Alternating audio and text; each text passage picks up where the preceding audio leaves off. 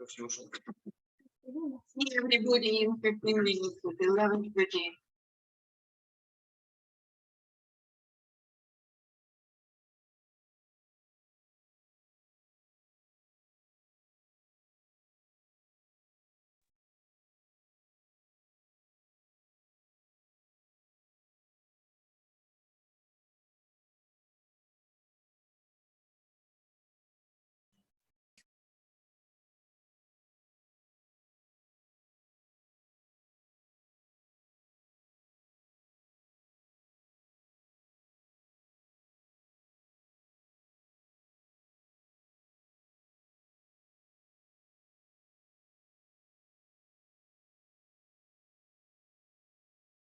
А можно еще Альбину попросить, чтобы остальным участникам тоже послала эту ссылку, что они в вебинар не подключались, там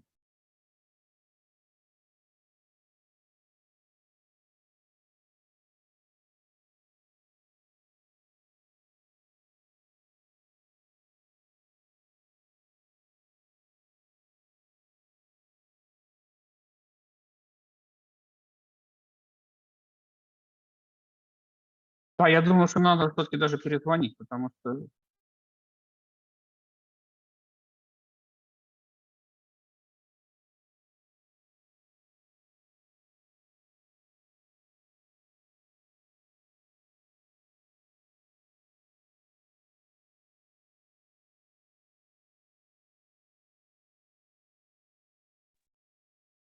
так, у нас перерыв до 11:30, в 11:30 продолжим.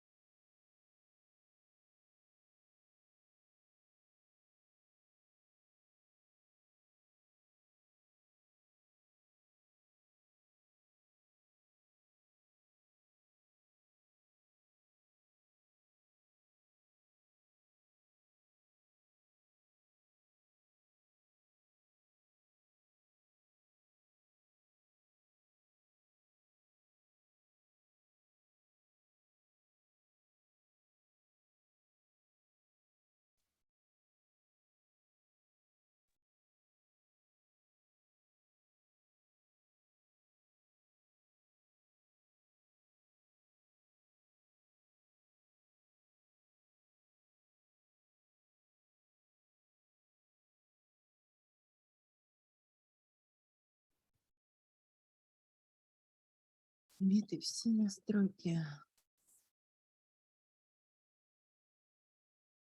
Ага.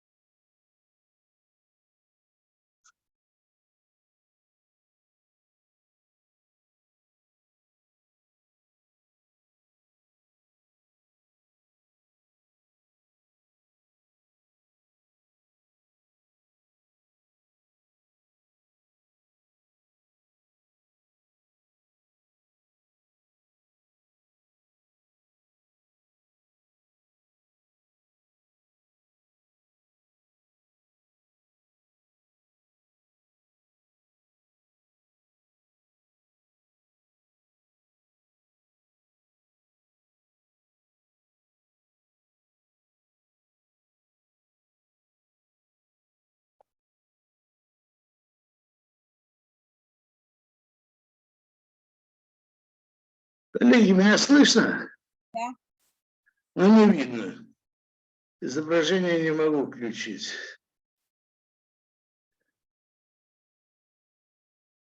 Ой, сегодня прям день чудес. Ага.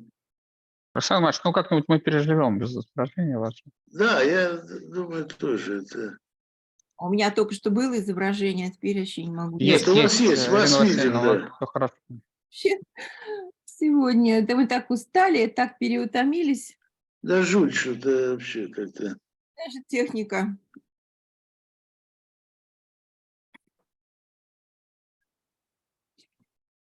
We see that Moscow time is 11:30. Да. I think it's a great time to continue, and I see that participants have already actually connected. I also encourage all PhD students to stay until the end of the seminar because firstly, the seminar is made for you, firstly, because this is a very good kind of place to exchange your research and to hear what your academic supervisors and other members of our academic community think about your research and give you advice. So I kindly encourage everyone of PhD students to stay with us until the end of the seminar. And I want to give the floor to Андрей Юрьевич Егоров, academic supervisor, Professor Karminsky, and his topic is financial implication of financial innovation. And Андрей, if you hear us, the floor is yours. You can start. Hello, colleagues. Сейчас demonstration. One moment.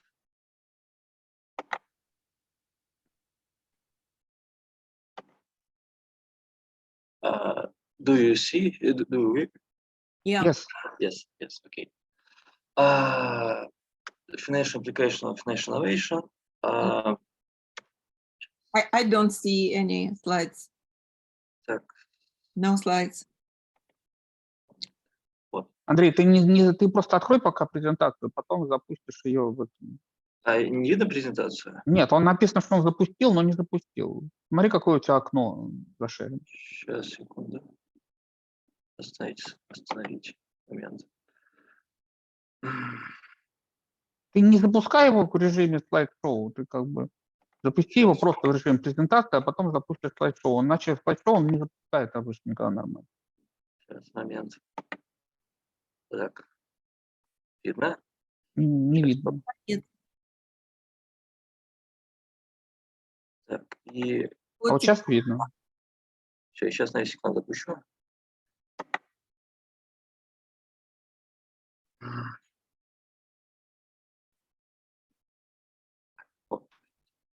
На экран?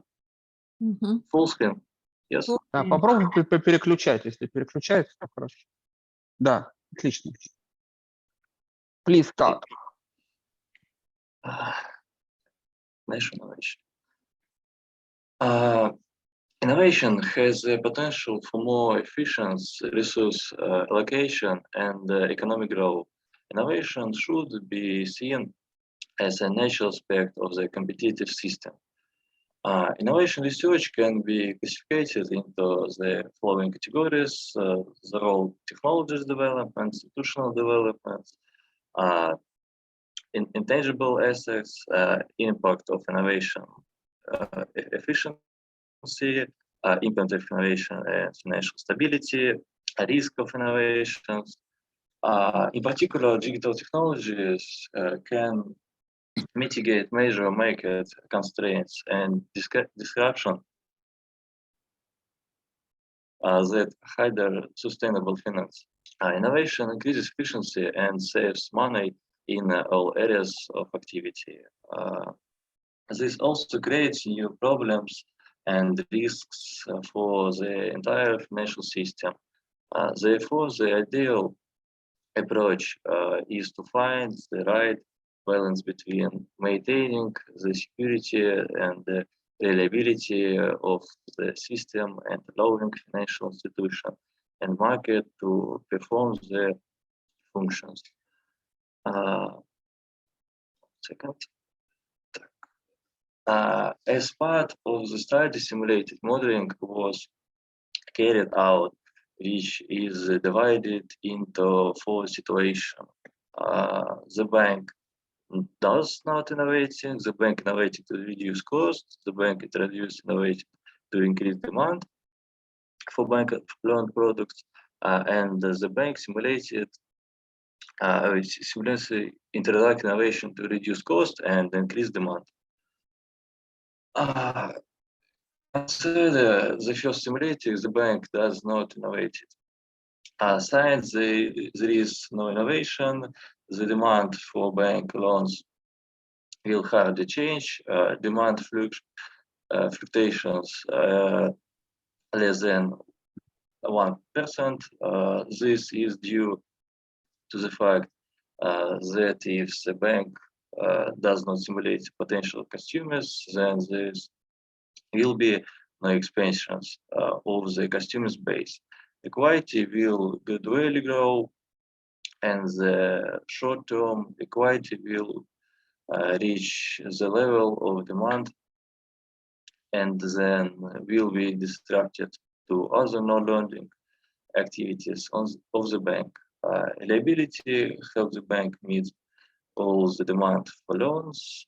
Therefore, liability are equal to the difference between the level of demand for equity reduced by some random factor. In the simulated liabilities are treated as current liabilities. The second simulated different from the first in that the bank introduced various innovations to reduce the level of non-interest expense. Due to this, the bank increases in its own capital faster. However, the share of non-interest expensive is quite small. Therefore, the cost reduction policy is ineffective. The third simulated and differ from the first in that the bank direct part of its income to stimulate demand. To do this, the bank introduced various services, conduct innovative marketing campaign, build new relationships with customers, etc. This increases cost, but also increases the amount of potential demand. Therefore, simulation considers simulated where bank simulates introduce innovations to stimulate demand of reduce cost. Demand of the first and second cases limited our changes. Demand of third and fourth simulation has a big advantage, and in the fourth case, the demand is greatest. Cost optimization allows you to free up more funds to stimulate customers and develop of company. In the first and second cases, the demand has not changed. Thus, the equity capital of the bank after reaching the level of demand has not changed. And due to a largest amount of refunds, in the first case, the bank increased its own funds faster. In all four cases, the volume of assets almost to fully satisfy all demand. This was achieved by increasing the volume of commitments. Earnings pretty volatility. This is due to the fact that with the growth of assets, the risk of losses in absolute term also increase.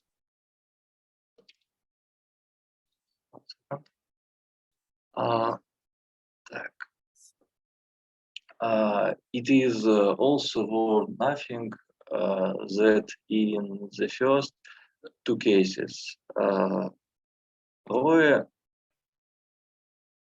is stable and below.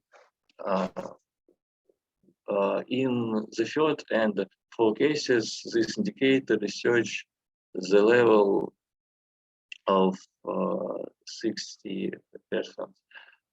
This is due to the fact that by introducing innovation to stimulate demand, that can increase the lending rate and reduce the deposit rate. Increase in prices does not entail the loss of consumers, as the bank seeks to increase its popularity and the level of consumers' confidence. In the absence of innovations and under the conditions of only cost optimization innovations, equity capital almost immediately reaches level 1. This means that the bank risks only its own funds. In the event of bankruptcy, only the founders will suffer, while the third and fourth cases are more profitable. The share of equity is quite small. This means that more than half of all assets are borrowed. In the event of a crisis, both bank owner and depositors will suffer. The modeling show in the work allows us to conclude that innovations are a significant factor in the development of the bank system. They help reduce bank costs and increasing demand for banking products.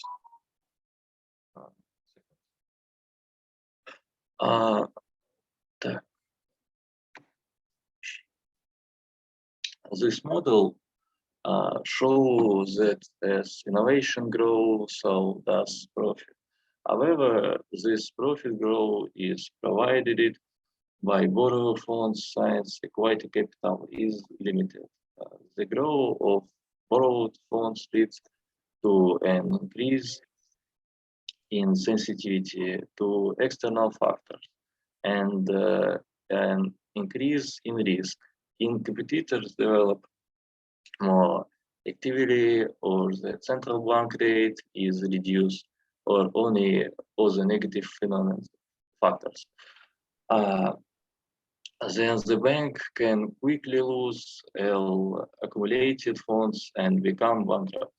This will lead to the bankruptcy of depositors and bank owners and may develop into a larger crisis. Will onset of the crisis, the number of banks decreases, which means that there is an opportunity for the emergence of new banks that introduce more advanced technologies into the activities. 1 second.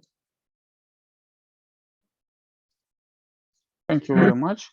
This model does not take into account such factors as economic growth in the country, inflation, regulatory restriction, and much more. In a future study, this indicator should be added to the model. This will make the model more complex, but it will take into account external factors. So thank you very much. Thank you, Andrei. Very interesting presentation, but I have any questions and some questions and concerns.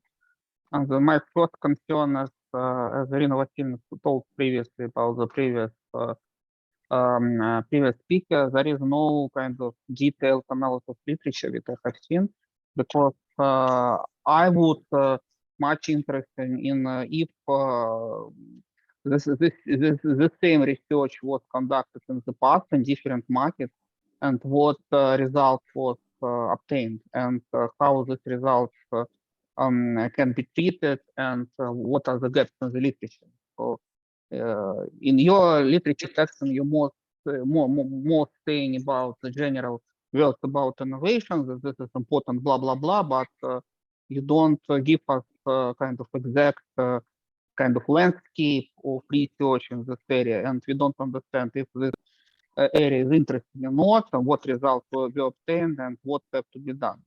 Secondly, you speak about the model all the time, saying I use the model, but we don't see your formal model on the slide, which it's very difficult to kind of hear the description of the modeling that you performed, because of course it's better to see what model did you use, what factors we used in the model, how they interact with each other, what simulation techniques did you use the simulation techniques based on the kind of previous literature results, so it's kind of your new your own model. And thirdly, you just put a chart on the graph, and the chart we see that the lines are kind of interlapped. It's absolutely impossible to understand what's going on the chart for various scenarios, because you have this magnet, yellow, red, and kind of blue, and this kind of colors are intertwined and overlapped. And for me, it was very difficult to understand the results that you have obtained. And you said that risks are changing because of implementing innovation. But I only can see the chart and I don't understand what metrics do you use to measure the risks and compare kind of the level of risk before and after. So it was difficult for me to understand. And my last questions, I don't understand really what kind of new things did you do in your research, and how this research, how the result of this research will be used in your future thesis. Thank you very much. Yeah. Egor, maybe you have some additional comments. Thanks for the... No, I think that's my question and comments will refer to yours.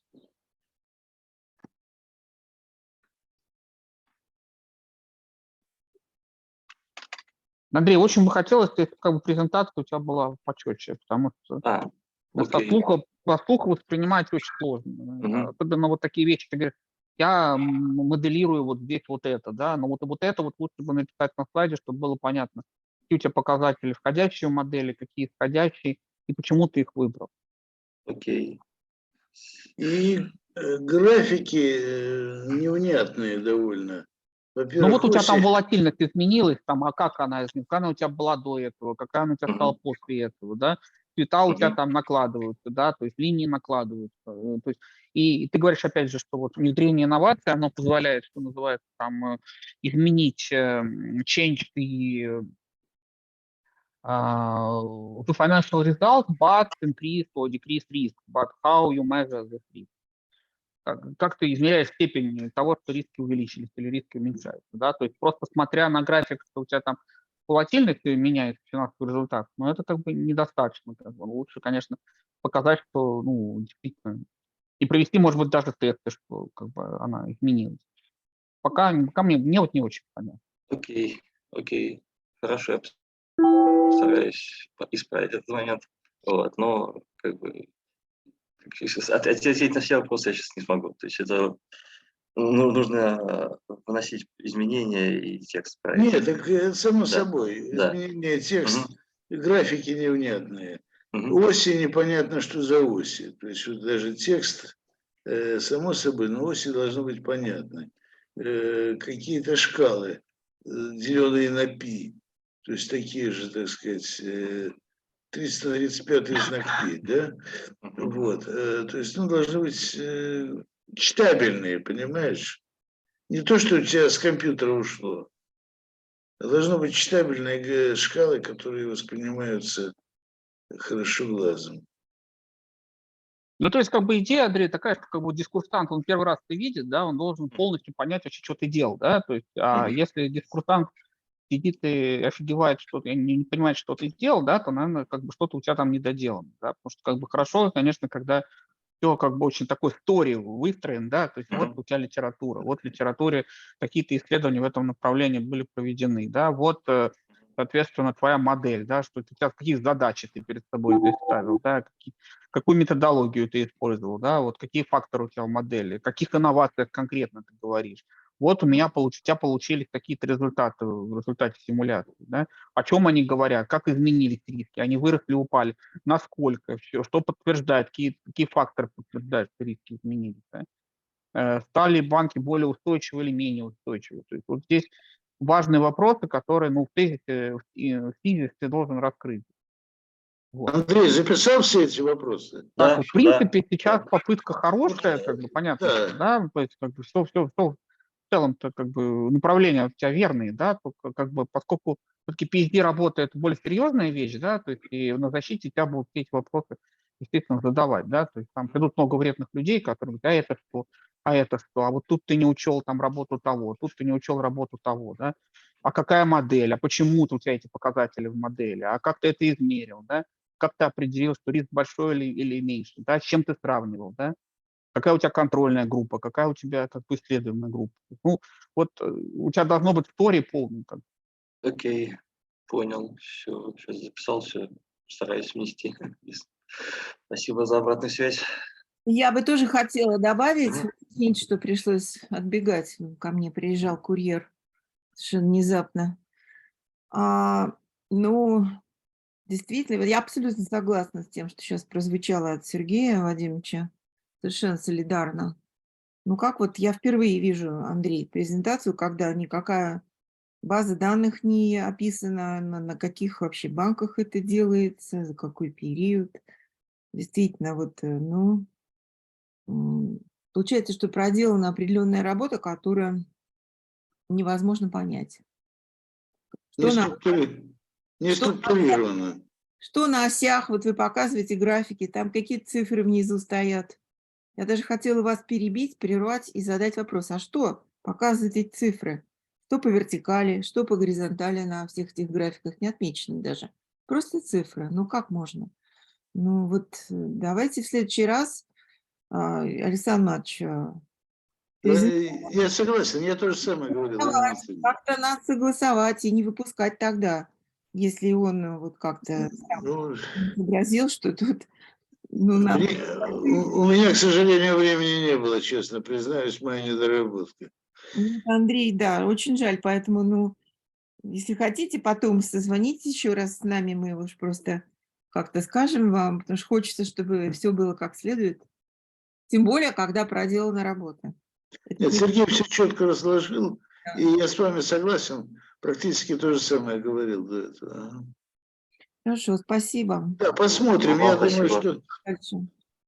пока еще не смотрел работу плотно его. Ага. Тут самое главное, даже и цели-то не обозначены. Ну, прекрасно, есть название финансовые инновации, и как бы и что, и какие у них финансовые последствия. А конкретно какие цели решаются? Именно в этом конкретном фрагменте. Почему такие цели? Ничего не понятно. Просто графики, графики, графики. Андрей, просто это...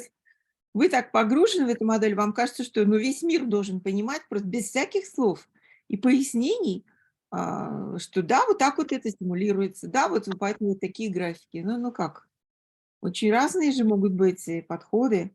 Удивительно, что потом вы правильно сам говорите, макро какие-то индикаторы, то, как они могли бы там в сценарии вашем участвовать, вообще не рассмотрено, тем более удивляет это, как можно так. Это же все-таки банки, они же зависят от регулятора, от каких-то решений там. Поэтому в каких обстоятельствах это все рассмотрено, ничего не ясно, анонимно все. Видимо, вы немножко перенервничали, значит, надо чаще выступать. Надо сделать вывод, что надо чаще выступать. Поэтому первое, что я делаю сейчас, используя свой административный ресурс, я прошу вас потом выступить более развернуто, может быть, со своей работой, с темой, и в том числе с этим фрагментом, на научном семинаре, как-то вот нас пригласить. Потому что мы хотим, чтобы был хороший результат, и, соответственно, его скорректировать по возможности в процессе работы. Я думаю, это после лета. Сейчас мы посмотрим, что там получается. Я, честно говоря, плотно не смотрел. Я думаю, это нужно сделать, за лето доработать, и потом... А выступать нужно чаще, может быть, даже на РЭК заявиться на молодежную секцию. Я считаю, что это обязательно.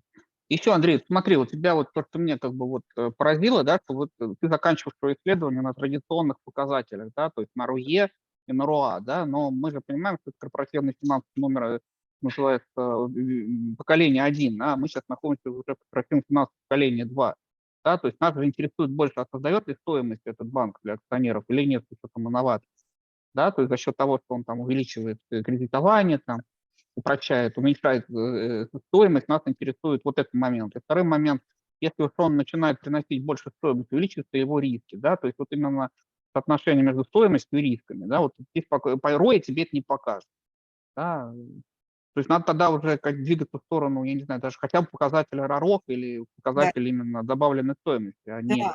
отталкиваться от классики вот этой вот ROI, ROA, которая уже, в общем-то, никому не интересна. Мы студентов за это ругаем, а получается, что у нас аспиранты это делают, да, это как-то выглядит некошерно. Сергей Владимирович, мы ругаем студентов на программе корпоративной финансы, а это все-таки банки. И, вероятно, когда он, ну, то есть ему надо с этим познакомиться.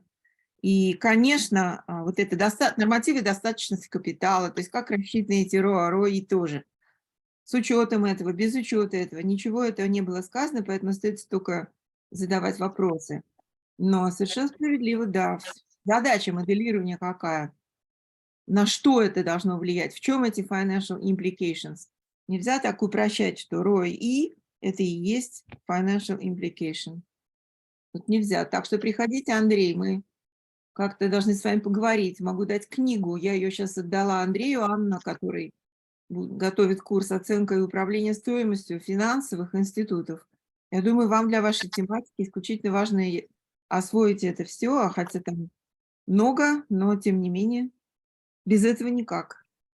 Спасибо. Андрей, еще есть прекрасная книжка у Лобанова, энциклопедия риск-менеджмента, вот бывшего руководителя департамента, не помню чего, в Центральном банке, вот, и у него много очень как раз показателей.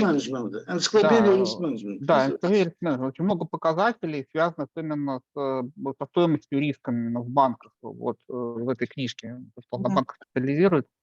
Вот, и там у него показано, что традиционные показатели плохо работают, и надо переходить уже к показателям именно стоимости с учетом риска, даже в финансовых институтах, поэтому вот обратите на это внимание. Давайте двигаться дальше, коллеги. Кто у нас следующий заявлен? По-моему, Архипова. Наташа Архипова. По-моему, там дальше в сессии. Да.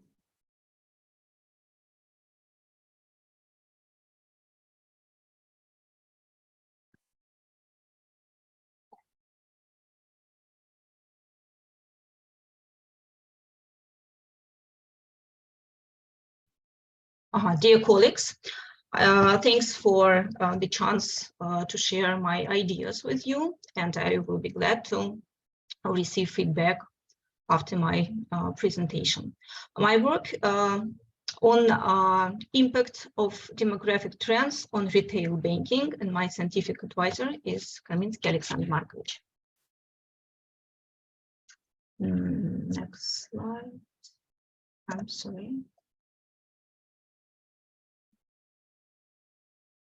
Sorry, I couldn't change the slide.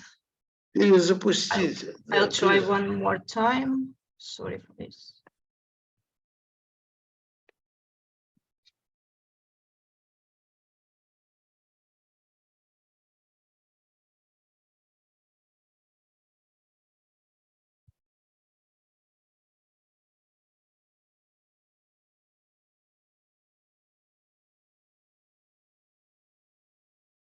F5. Next slide. F5. No? It doesn't work, Alexander Markovich. Ну, нужно положить на стол и зайти, подхватить со стола.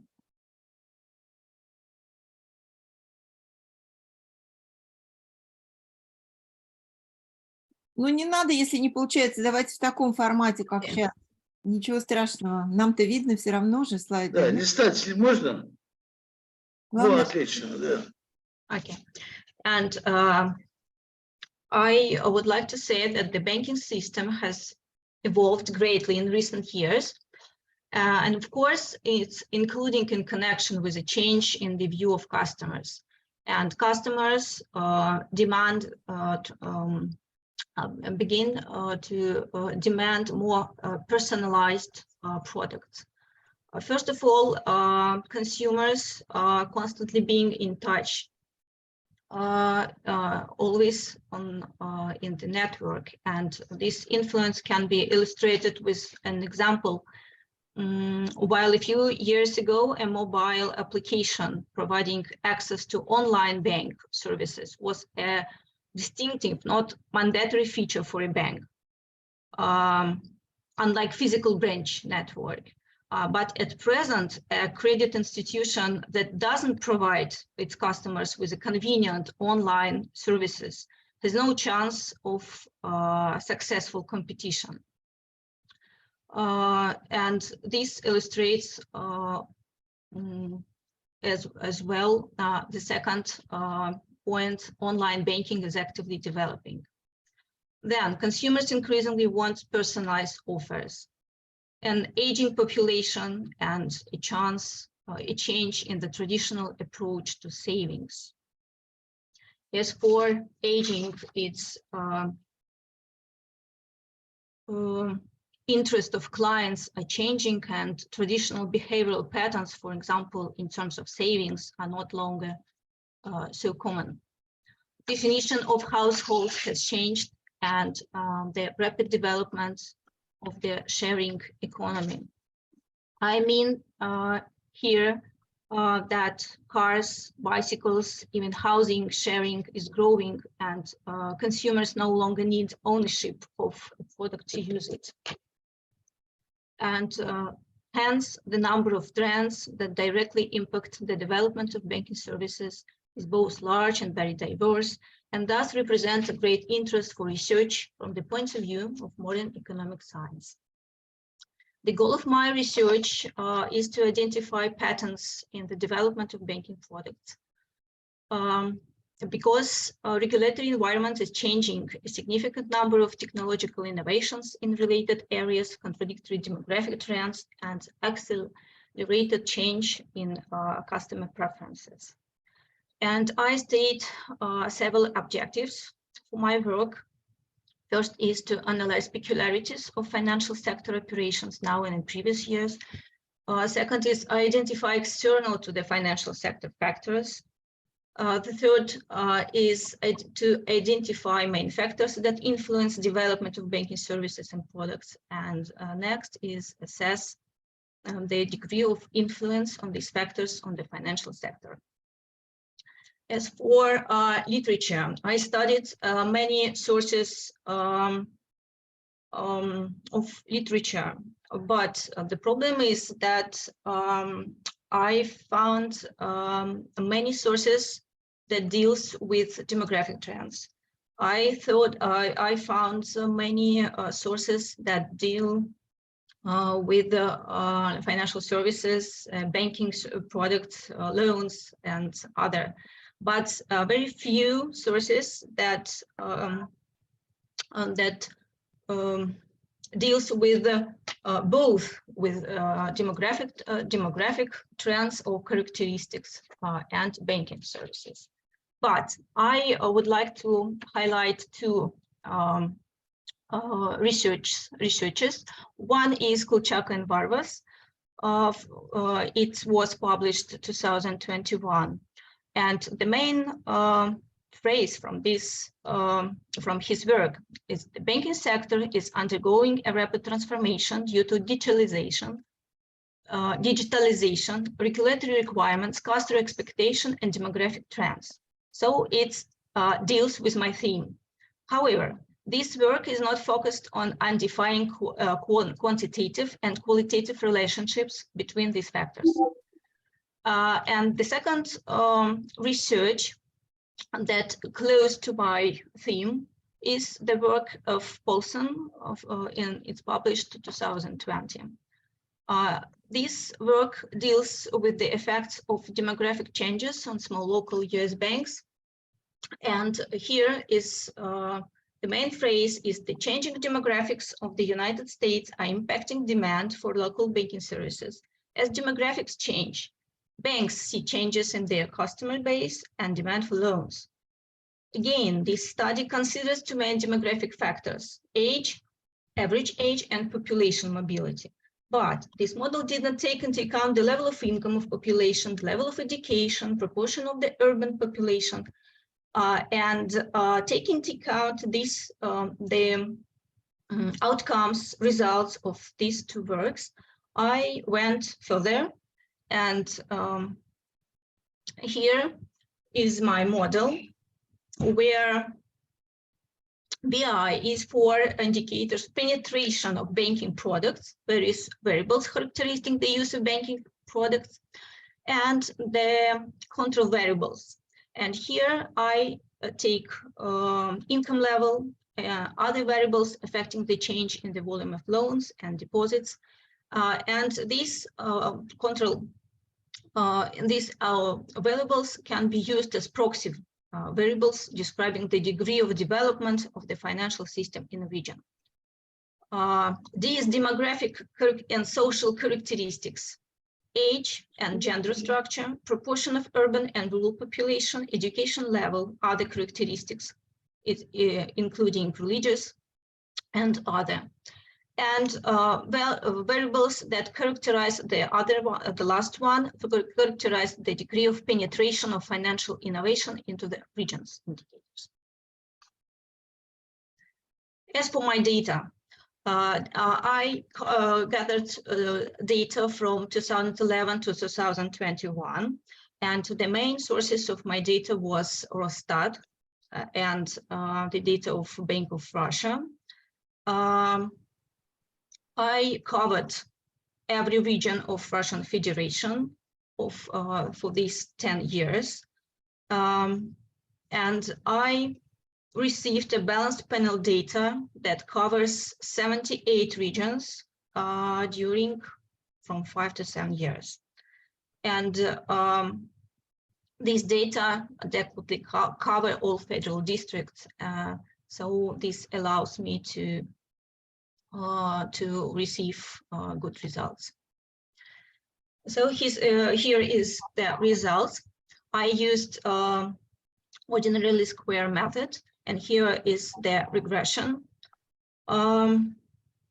These results show that statistically stable relationship exists between socio-demographic characteristics of the population of Russian regions and their demand for banking products, including retail loans. And let me clarify the variables here. As for loans, loans is a change in debt on loans provided by credit institutions to resident individuals. Monetary income is change in nominal money incomes on average per capita in the region.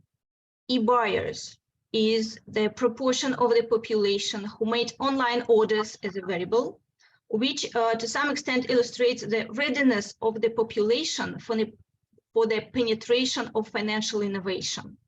Unfortunately, this data that the quantity of users who use online buyers. Health, provision with hospital beds for 10,000 people population.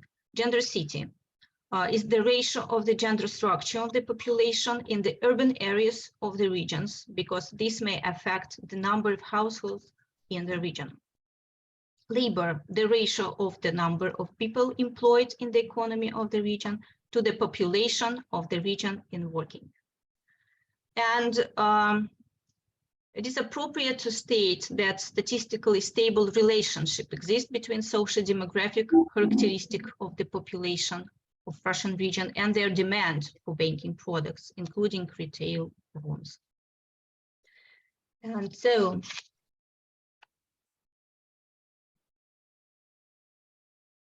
here is my results. The first one is I showed that there is a high influence on the dynamics of the distribution of retail banking products from the income of the population, and the history of lending on the regional level was revealed. It's quite common result, and I prove that it is as it. In the second one, the factors characterizing the non-financial social demographic characteristics of the population of the regions, such as quality of healthcare and financial literacy, also turned out to be significant. And the third one, that the statistical significance of the proxy variable assessing the impact of the penetration of financial innovation turned out to be low, significance at a 10% confidence level. However, within the framework of this model, this factor turned out to be the third one in terms of its influence on the dependent variable. Here's my novelty. What I introduce in by doing this research. I suggest a methodology for assessing the impact of demographic factors based on data from multinational states with a high level of inequality has been developed. The possibility of using regional data of countries in conditions where the national composition and economic characteristics of regions differ is theoretically substantial. Second is the methodology for studying the influence of demographic factors was tested on Russia data, and results we obtained that are consistent with theoretical postulates and economic intuition. And the third, the dependence of debt dynamics on the number of demographic factors and variables that indirectly reflect the development of financial innovations was confirmed. And where my result can be used. It will be useful for practical. The obtained quantitative estimates available will be useful, could be useful for credit institutions in terms of risk management and product development in various territories. And it's very likely that the findings can be sustainable at a qualitative level for other countries, where many regions, as in Russia. The identification of such interrelations will make it possible to fine-tune the regulation of credit institutions, not only in terms of their current financial condition, but also in terms of the medium and long-term policy of the Central Bank of the Russian Federation to develop the financial system in Russia. That's all my research, if you have questions. And here is the list of main literature that I used for this research. And if you ask me what I'm expecting to do next, in my research as of now, I calculated and analyzed loans, but I go further, and now I'm working on the same results, of same calculations, to find impact of demographic trends, demographic characteristics on the level of deposits. Наташа, спасибо большое. У меня вопросов несколько есть небольших. Первый вопрос. Вот я вижу, что вы используете абсолютные значения, как я понял, да, это объемов выданных кредитов, объемов... Прирост. Прирост, да? Просто вы там вначале пишете, что вас больше интересует penetration, да, то есть проникновение, да, может быть, интереснее penetration не ростом измерять, а именно, не знаю, долей, например, определенного вида кредита в общем финансировании населения. То есть, вот, может быть так. Второй момент, что очень здорово, но такой момент интересный, да, ведь, в принципе, прирост кредитов, он же зависит не только от демографии, он зависит от много чего еще, там, да, от процентных ставок, от макроситуации, от, не знаю, от стадии экономического цикла и всего остального, да. Вот у вас это где-то есть или вы планируете еще это сделать? Ну, конкретно, as for my research, this is the theme, and I'm concentrated on the demographic characteristics and the influence of changes in demographic characteristics to the demand for loans. And so it's a very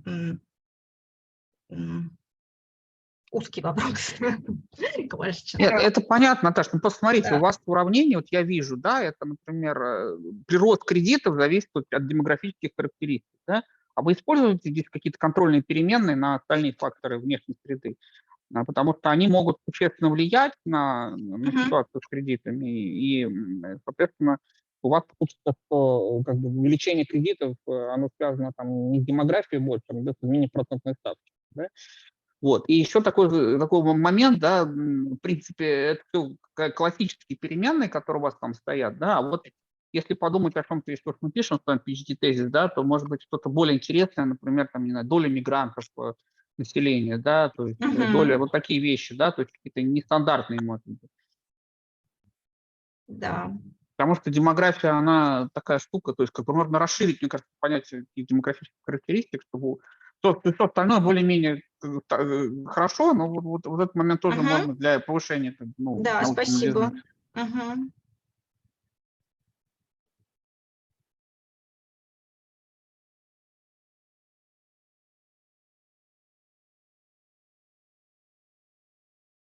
Таша, а можно вопрос по поводу модели эконометрической?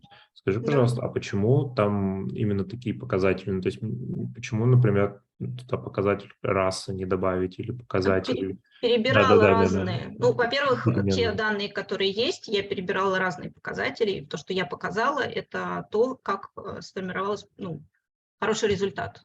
А так, конечно, я перебирала. Если он оказался незначимый, значит, я его выкидывала из рассмотрения.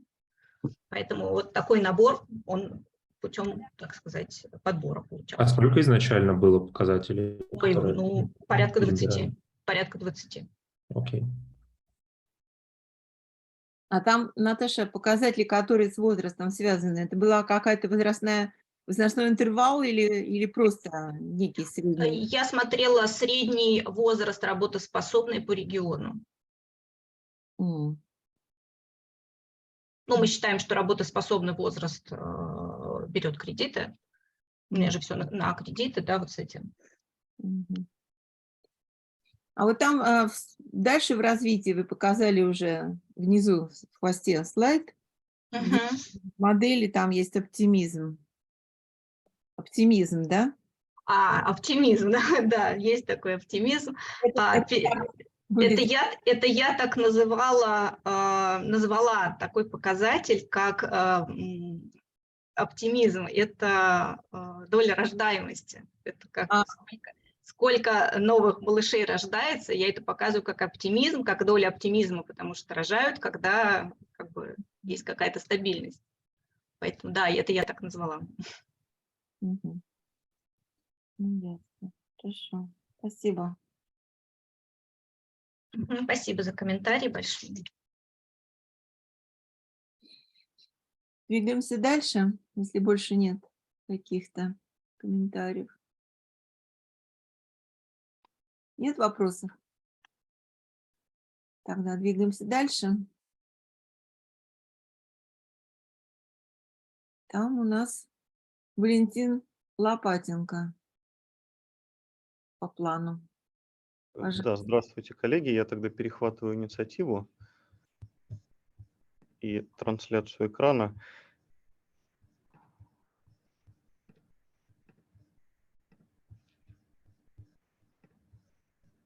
Так, подскажите, видно ли? Да. Мгм. Hello. My name is Lopatenko Valentin, and I would like to introduce you the topic of my research.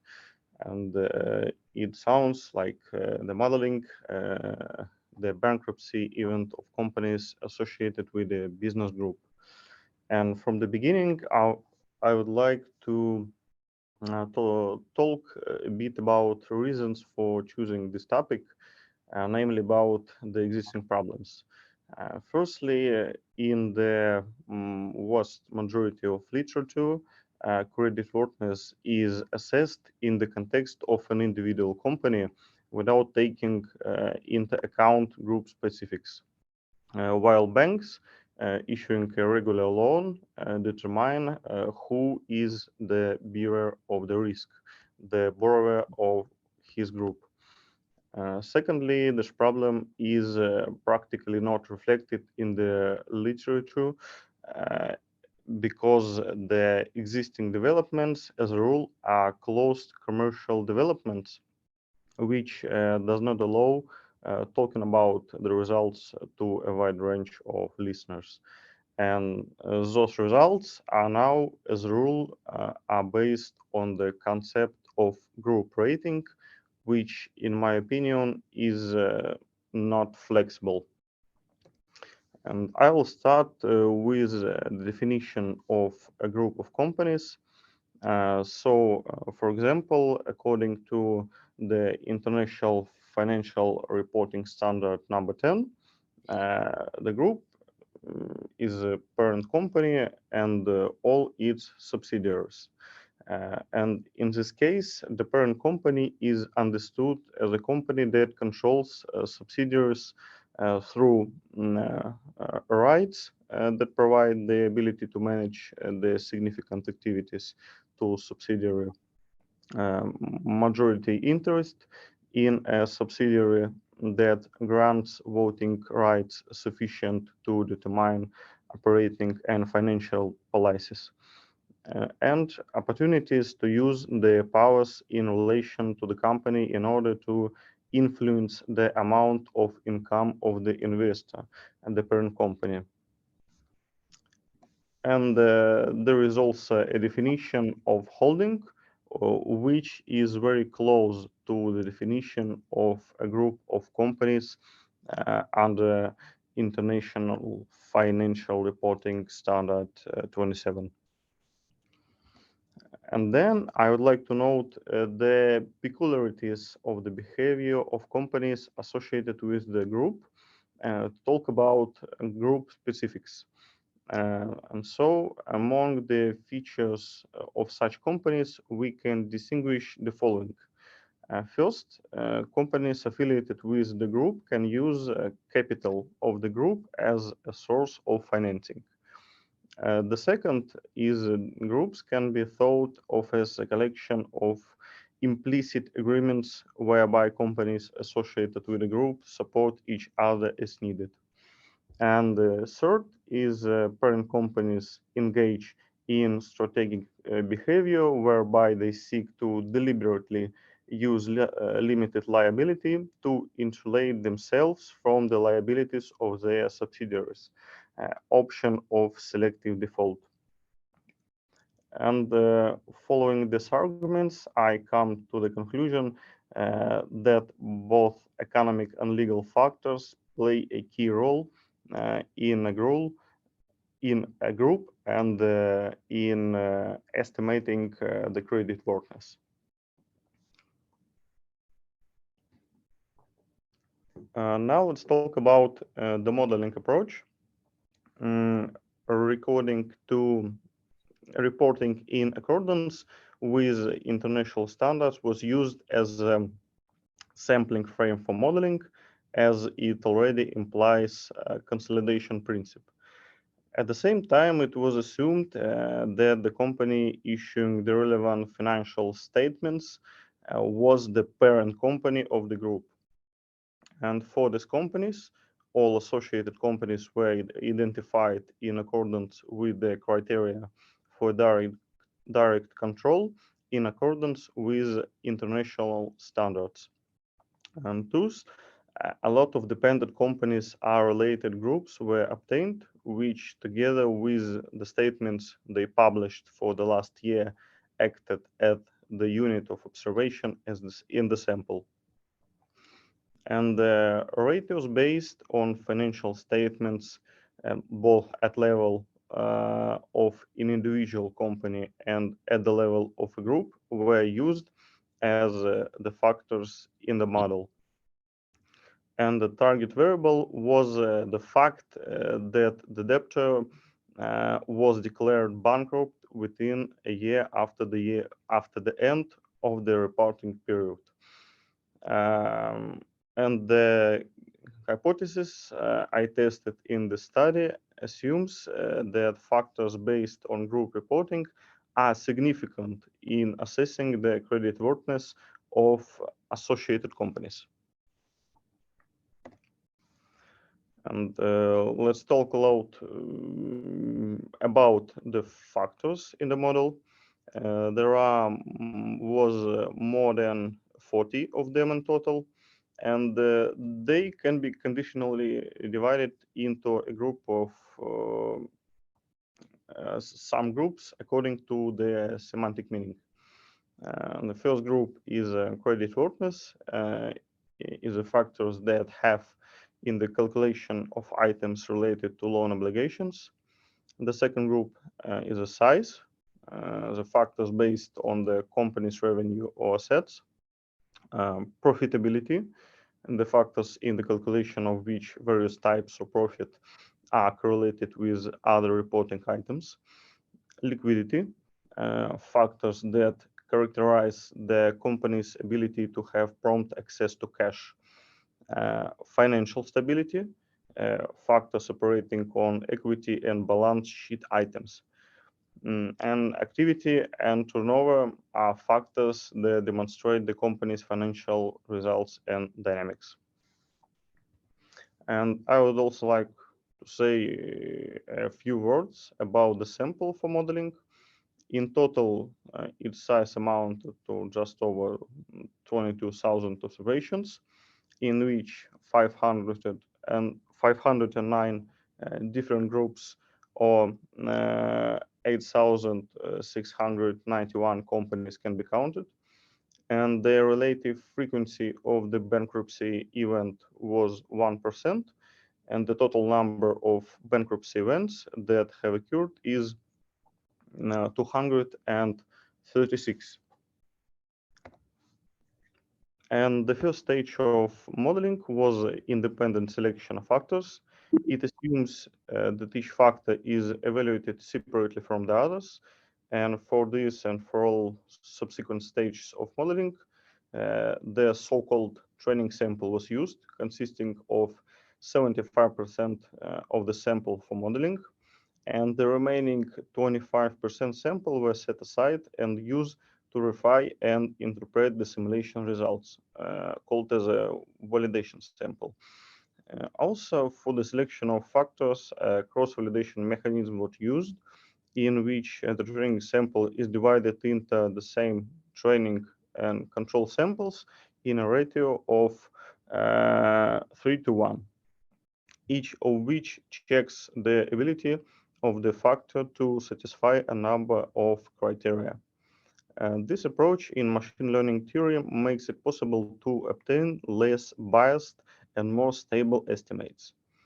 Also, all factors were transformed according to weight of evidence transformation algorithm, and a number of criteria were put forward for each factor. Firstly, its statistical significance at the 99% level. Secondly, their ranking ability is at least 5% of Gini coefficient. And thirdly, the absence of significant overfitting, which manifests itself in a drop in the ranking ability on the control sample or a loss of significance. Next, the joint influence of factors was estimated, for which pairwise correlations between factors were calculated, obtained at the output after independent selection of factors. And so for a pair of factors, the value of the correlation coefficient for which exceeded 0.7, the factor with a lower ranking ability was excluded. Next, as a stepwise regression algorithm was applied to the resulting set of factors. The algorithm involves the initial setting of some threshold values for the inclusion and exclusion of factor from the model. And next, the factor with the highest statistical significance, according to the Wald test, is included in turn. At the same time, significance is jointly evaluated at each step, and if the value of statistics for one of the factor exceeds the threshold value, this factor is excluded. The algorithm ends when there are no more significant factors to include in the model. And the final list of factors used for modeling is presented on the slide. There are 6 factors: accounts receivable turnover, the ratio of profit before taxes to balance sheet, the ratio of a group's debt to its balance sheet, the ratio of a group's profit before taxes to its revenue, the ratio of profit before taxes to net liabilities, ratio of net liabilities to revenue, and ratio of non-current assets to long-term liabilities. For modeling, logistic regression algorithm was used, and all factors are significant at 99 level, and the regression equation is also significant overall.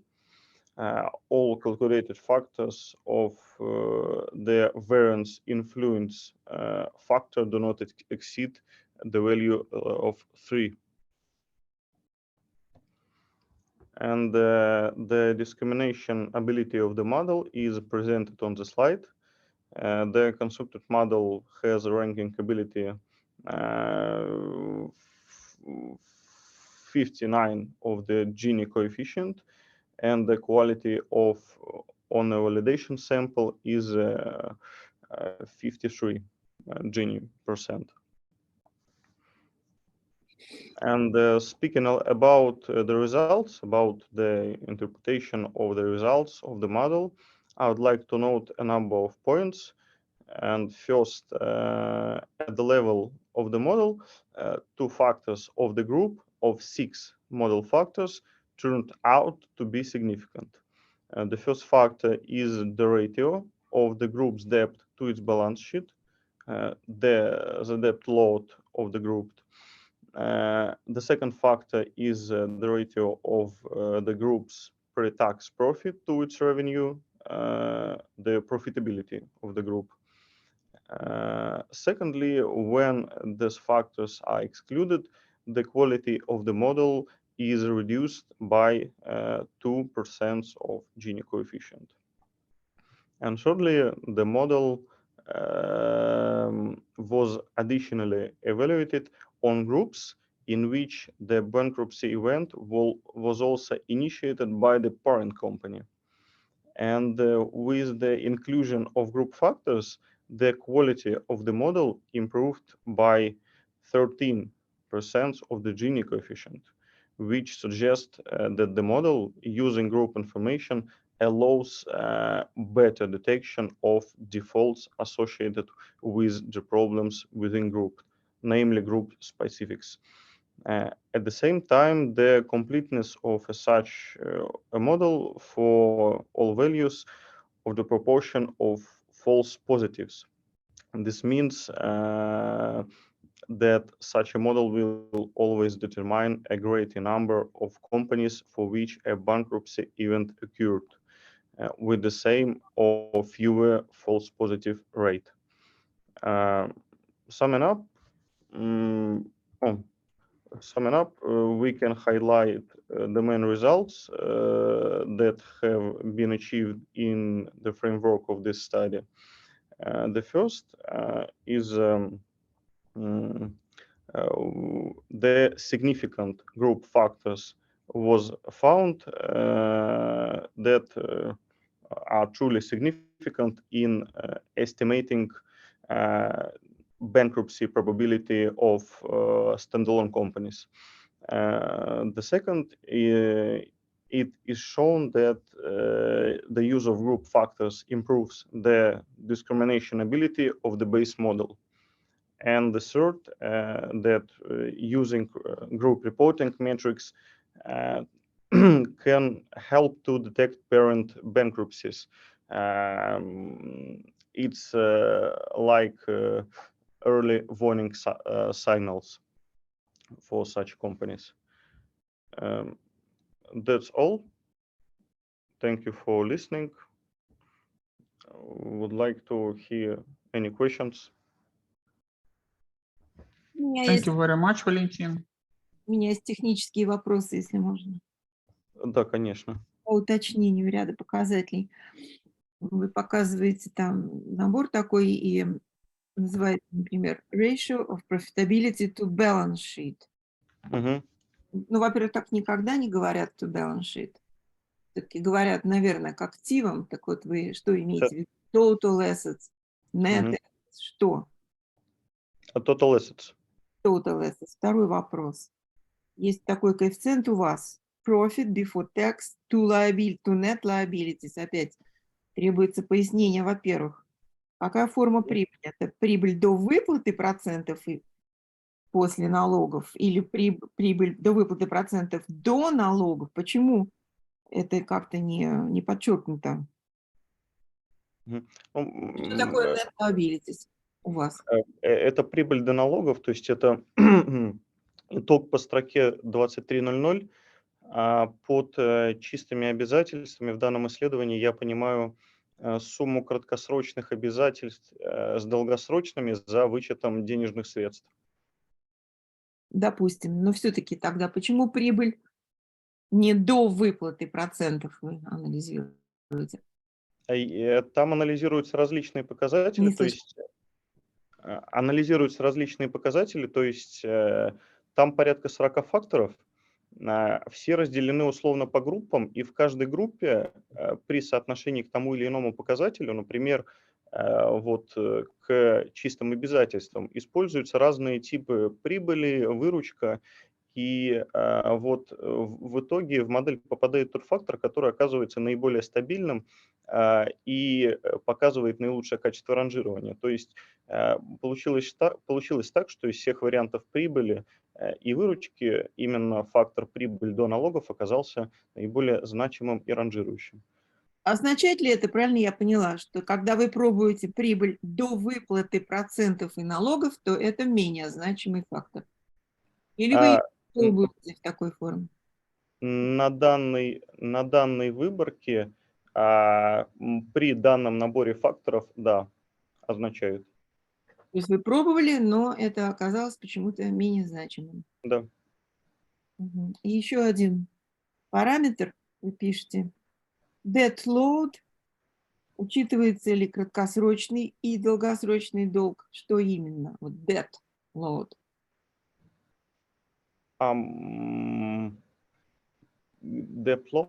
Да, под долгом учитывается сумма краткосрочных займов и кредитов, а также долгосрочных займов и кредитов. Это сумма показателей 14.10 и 15.10 соответственно. Спасибо. Да, спасибо. Сергей Владимирович, по-моему, вы тоже выступаете по этим работам, нет? Ирина Васильевна, да, в принципе, вы сказали, что я тоже хотел спросить. Ну, давайте какие-то комментарии попробуем сделать. Ну вот мне сегодня Валентина больше всего понравилось. Вот Наташа и Валентина работа понравилась. Вот. У меня тоже замечание, как бы Валентину быть почетче именно в своих ожиданиях и в своем обозначении переменных. Да, и как бы думать, какие, может быть, еще дополнительные индикаторы необходимы для использовать для оценки влияния непосредственно группы, да, потому что как бы на российском рынке много имеем странных компаний, которые формально группу не образуют, там не делают какие-нибудь стекольные заводы, но мы прекрасно понимаем, да, что они, в принципе, принадлежат одному владельцу и работают примерно как единая группа, да.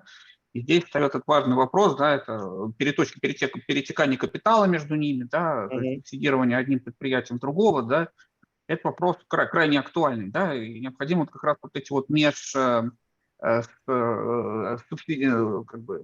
субсидии рефлинкса, они как-то должны быть все-таки учтены между ними, да.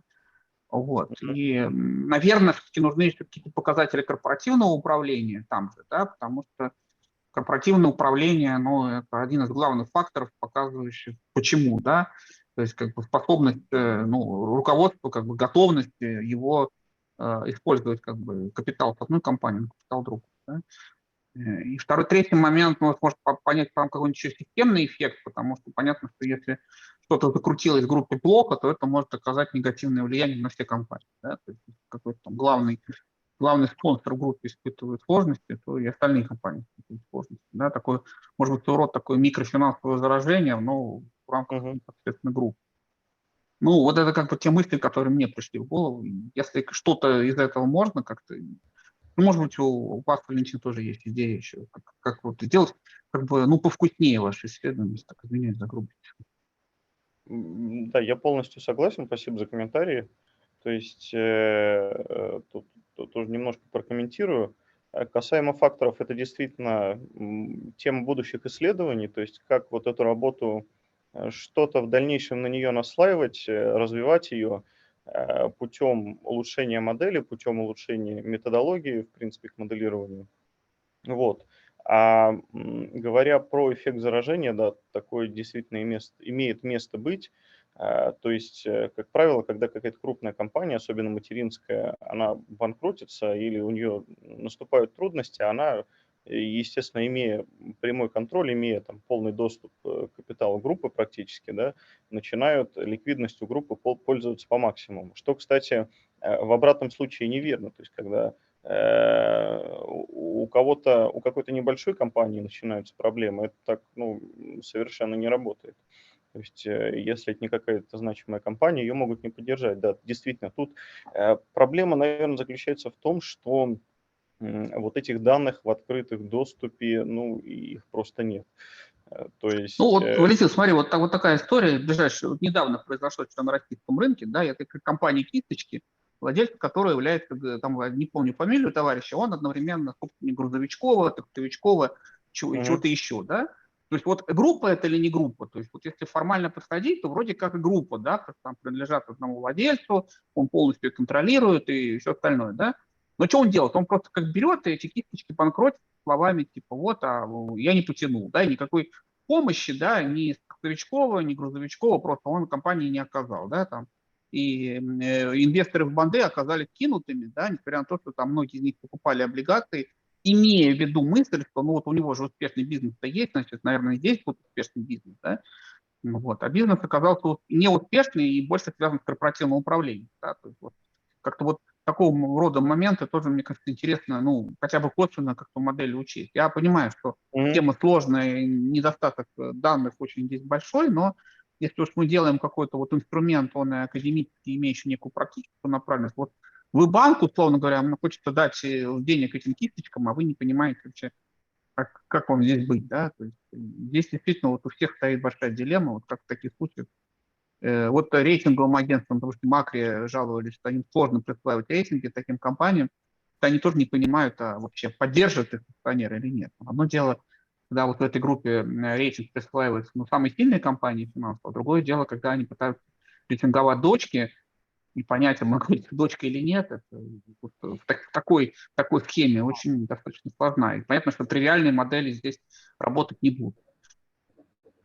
Ну, можно подумать, может быть, можно оценить фактор поддержки как отдельный.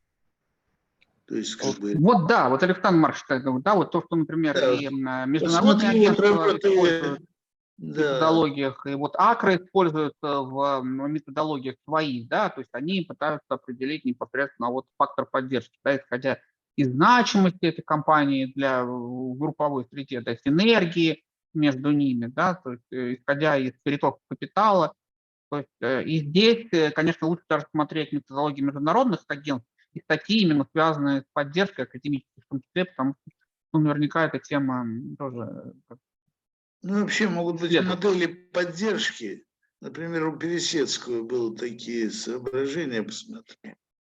Ну, что традиционными финансовыми факторами мы как бы, ну, частично только выявим, да, потому что проблема, она более сложная. Но это просто пожелание, то есть как бы вообще мне понравилось, что у вас было. Вы на самом деле очень такую важную тему затронули в контексте вообще этой тематики. Вот эта опция выборочного дефолта, опция значимости компании, точнее не опция, а показатель значимости компании. Тут вот, опять же та же самая проблема, но вот есть идея как-то пытаться это на уровне финансовой отчетности определять, то есть, возможно, по величине активов, да, но активы там тоже можно, если это какой-то балансодержатель, у которого какие-то, не знаю, заводы, оборудование там на балансе, да, это тоже можно перебросить, да, но там нужно изучать, какие у этого есть ограничения, потому что есть бенефициары, которые откровенно фродят, когда они понимают, что издержки на то, чтобы погасить обязательства и компанию вытащить у них больше, чем эту компанию просто задефолтить, они начинают перебрасывать активы, там никакого поручительства, никаких сдерживающих факторов нет, и, естественно, он без проблем ее дефолтит. Вот, поэтому, да, действительно, то есть в этом направлении я думаю в дальнейшем как-то, возможно, на финансовой отчетности, но также изучу еще, какие открытые источники есть, то есть тут, возможно, где-то можно и об арбитражных делопроизводствах информацию использовать.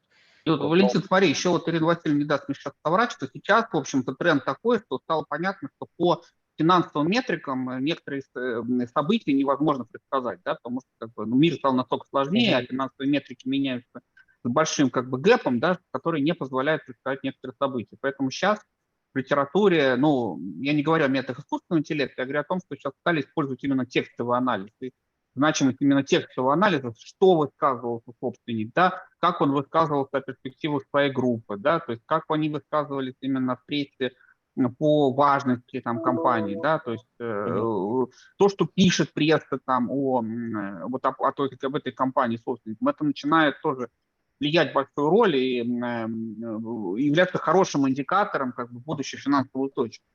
Да, то есть вот может быть, опять же, да, у вас PhD работа, предполагает, в общем, достаточно сложную работу, да, то есть подумать о именно использовании элементов текстового анализа тоже, да, потому что как раз текстовый анализ может вот как раз вот некоторые вещи корпоративного управления оценить, особенно в малых и средних предприятиях.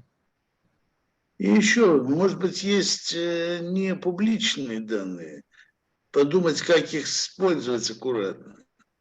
Ну, вот тут у меня проблема. Я вот недавно узнавал, я на самом деле вот, поскольку в одном банке работаю, да, там для магистерской диссертации я еще использовал, а вот в этом году нам категорически запретили какие-то данные, даже без указания там каких-то ссылок, хотя тут, ну, хороший есть кладезь информации там о групповых потоках, ну, внутри группы именно там, и каких-то качественных показателях группы, вот, то есть, как вы сказали, Сергей, качество корпоративного управления, например, ну и прочие похожие характеристики. Но, к сожалению, вот эту возможность обрубили, и вот приходится...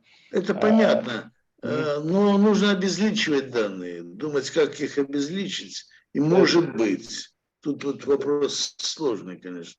Александр Маркович, запретили вообще в любом виде, в обезличенном, Ну, даже понятно, нет, понятно. Вот, ну, это было бы, была бы хорошая возможность, да, улучшить исследование. Коллеги, я хочу вернуться тоже с рядом комментариев. Вот сейчас вы сам говорите о том, что у вас есть, ну, некоторая внутренняя информация, которую запретили в любой форме использовать.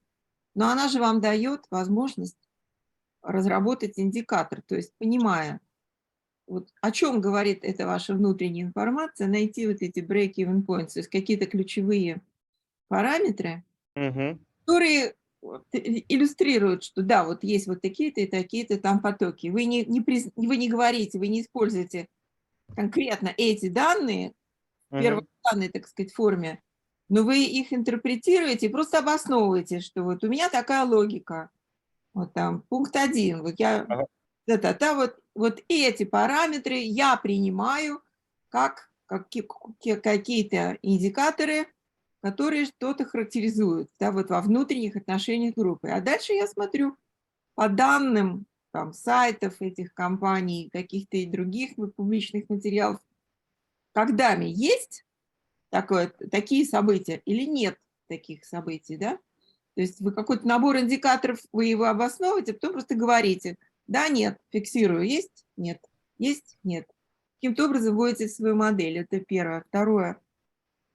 У нас в журнале «Корпоративные финансы», который, вот, собственно, журнал нашего университета, созданный мной в 2007 году, он в электронной форме и 4 раза в год выходит, была статья, не помню в каком году, то ли в 21-м, то ли в 20-м, то ли даже в 22-м, аспирантки из МГУ по внутреннему рынку капитала.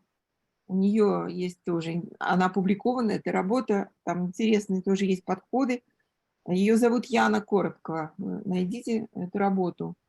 Спасибо.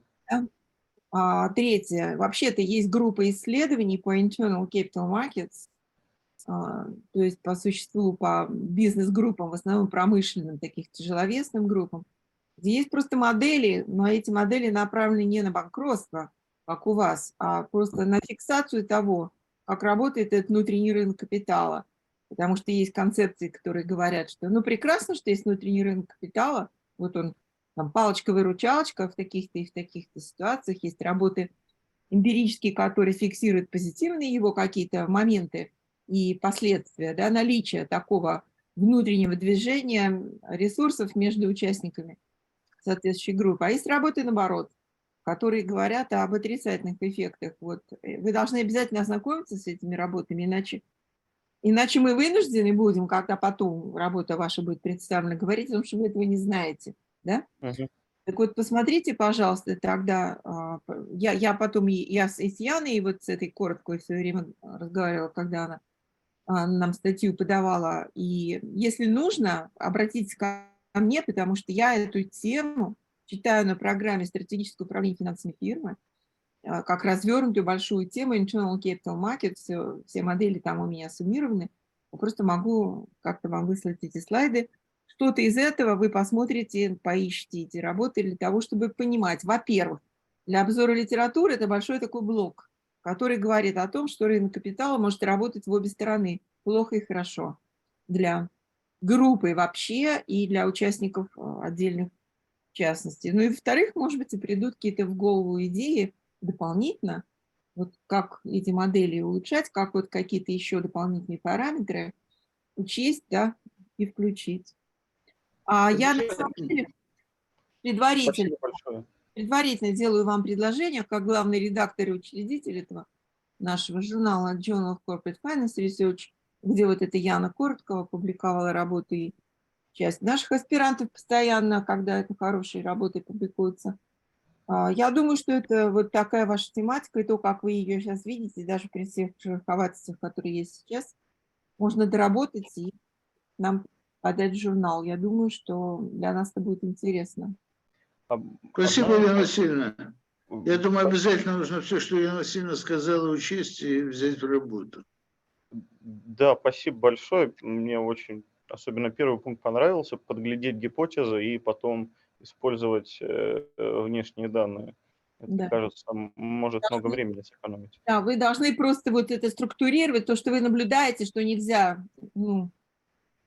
нельзя использовать впрямую в вашем исследовании, по понятным нынешних времен. Но вы должны выстраивать просто логику искать. Вот процесс обычно вот так проходит, без ссылок ни на что. Вот он такой процесс. Я так его вижу, я исследователь. И я поэтому вижу вот какие-то индикаторы, которые косвенно, но все-таки могут помочь как-то классифицировать там эти ваши компании, которые группа. И возможно отмоделировать, взять модель, настроить по параметрам и отмоделировать. Да. Потому что текстовый анализ, когда там какие-то очень разновесные компании, вовсе не обязательно даст много разных текстов, высказываний каких-то о всех участниках группы. Хотя все равно это очень правильная была ремарка у Сергея Ивановича. Спасибо, коллеги, за ремарки. Валентин, обязательно возьми все на заметку, и отработать надо. Я все записал. Спасибо большое. Я вот хотел еще по поводу публикации сказать, что и у меня есть готовая работа написанная, готовая статья. И единственное, я уже в один из журналов ее отправил, то есть если это как-то не противоречит. Противоречит. Противоречит, да. Потому что если, она же не может быть опубликована в 2 журналах. Поэтому подумайте.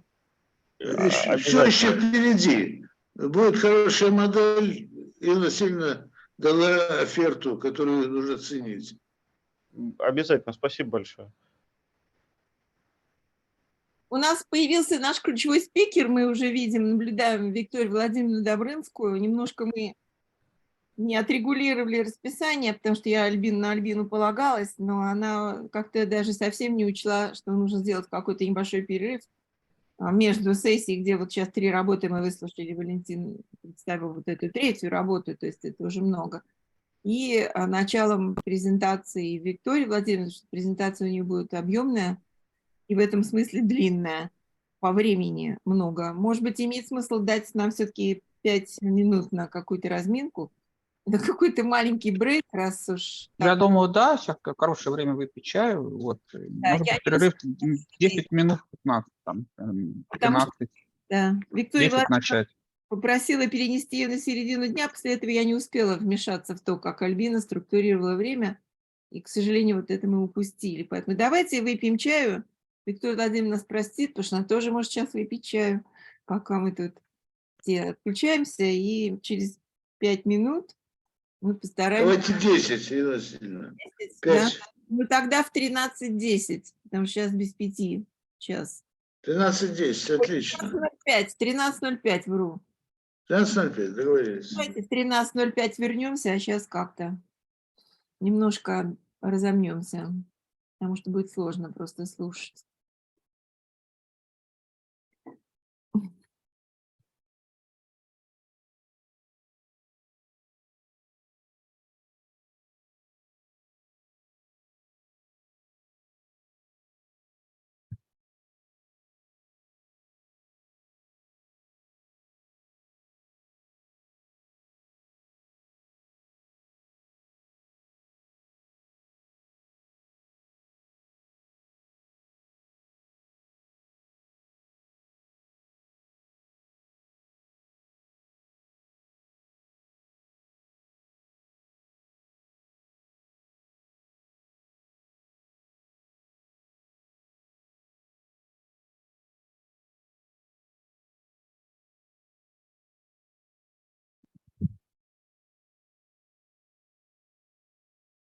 Нет, ну я ему сказал, перезвоните по возможности. Меня мучает вот эта мысль. Если он его возьмет,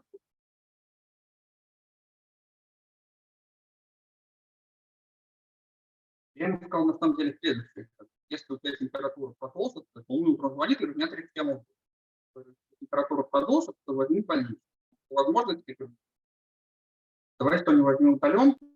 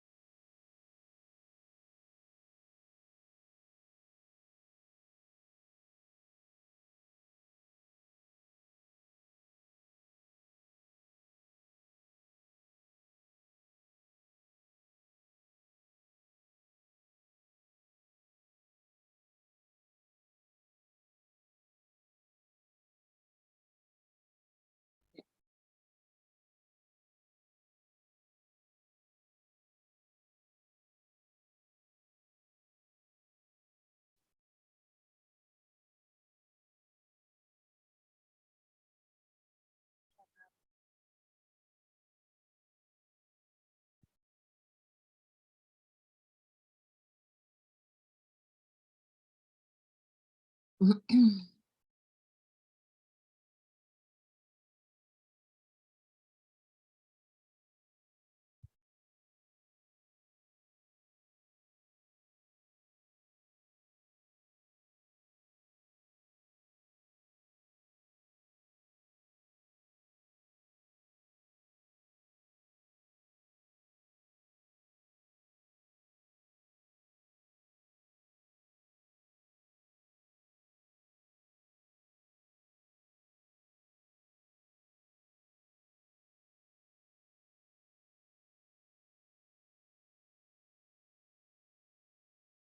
что, коллеги, кто где?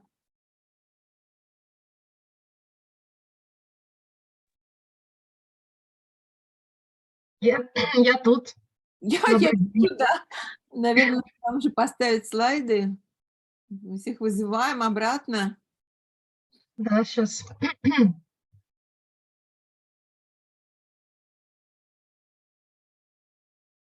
Так, видно мой экран? Да, видно, очень красивая заставка.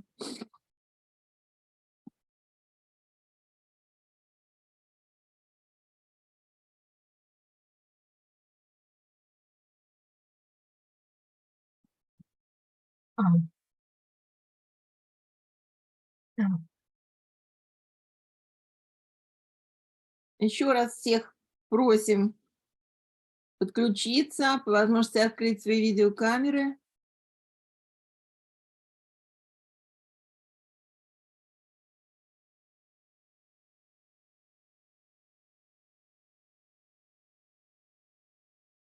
Ну что, тогда мы начинаем. У нас сегодня очень интересный доклад. Виктория Владимировна, известный исследователь на нашем факультете, специалист, который работает по международному контракту. Это значит, что у нее очень интересные работы уже опубликованы, и она их еще будет публиковать. И вот такая изумительная, таинственная тема, которую Виктория Владимировна нам предложила рассмотреть. Подготовьтесь к тому, что это будет большой объемный материал, и это здорово. Так что запасайтесь, делайте пометки, заметки. Актуальная тематика. Даю вам слово, Виктория Владимировна, если получился смешанный язык, поскольку с утра не все ребята в достаточной мере владели возможностью устно так хорошо говорить по-английски. Поэтому мы с удовольствием послушаем вас на любом из языков, как вам удобно. Хорошо. Добрый день. Ну, давайте, наверное, я по-английски буду рассказывать, поскольку уже слайды подготовила на английском. Конечно. Там все же понимают? Я думаю, да. Все англоязычные. Окей. Аспиранты обязаны знать английский. Аспиранты? Ну да, действительно. So today I will talk about downside risk pricing in cryptocurrency market. Just one second, let me. Okay. Yeah. So in general, I structured my speech as follows. I will talk a little bit about the overview of the cryptocurrency market, just its trends and the general description of the market, what's going on there nowadays.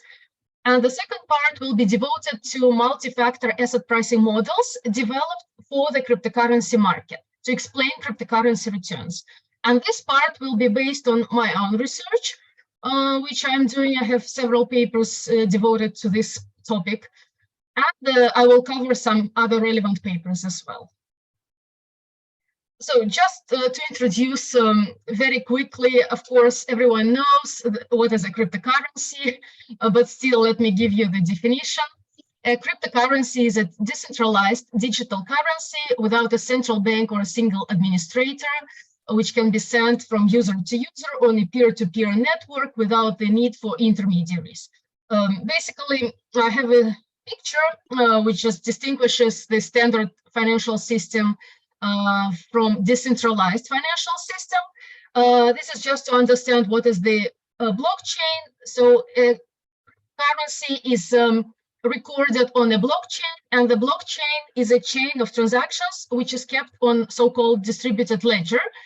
So there is no single exchange or bank or administrator. There is a network of computers where all transactions are recorded and stored all the time.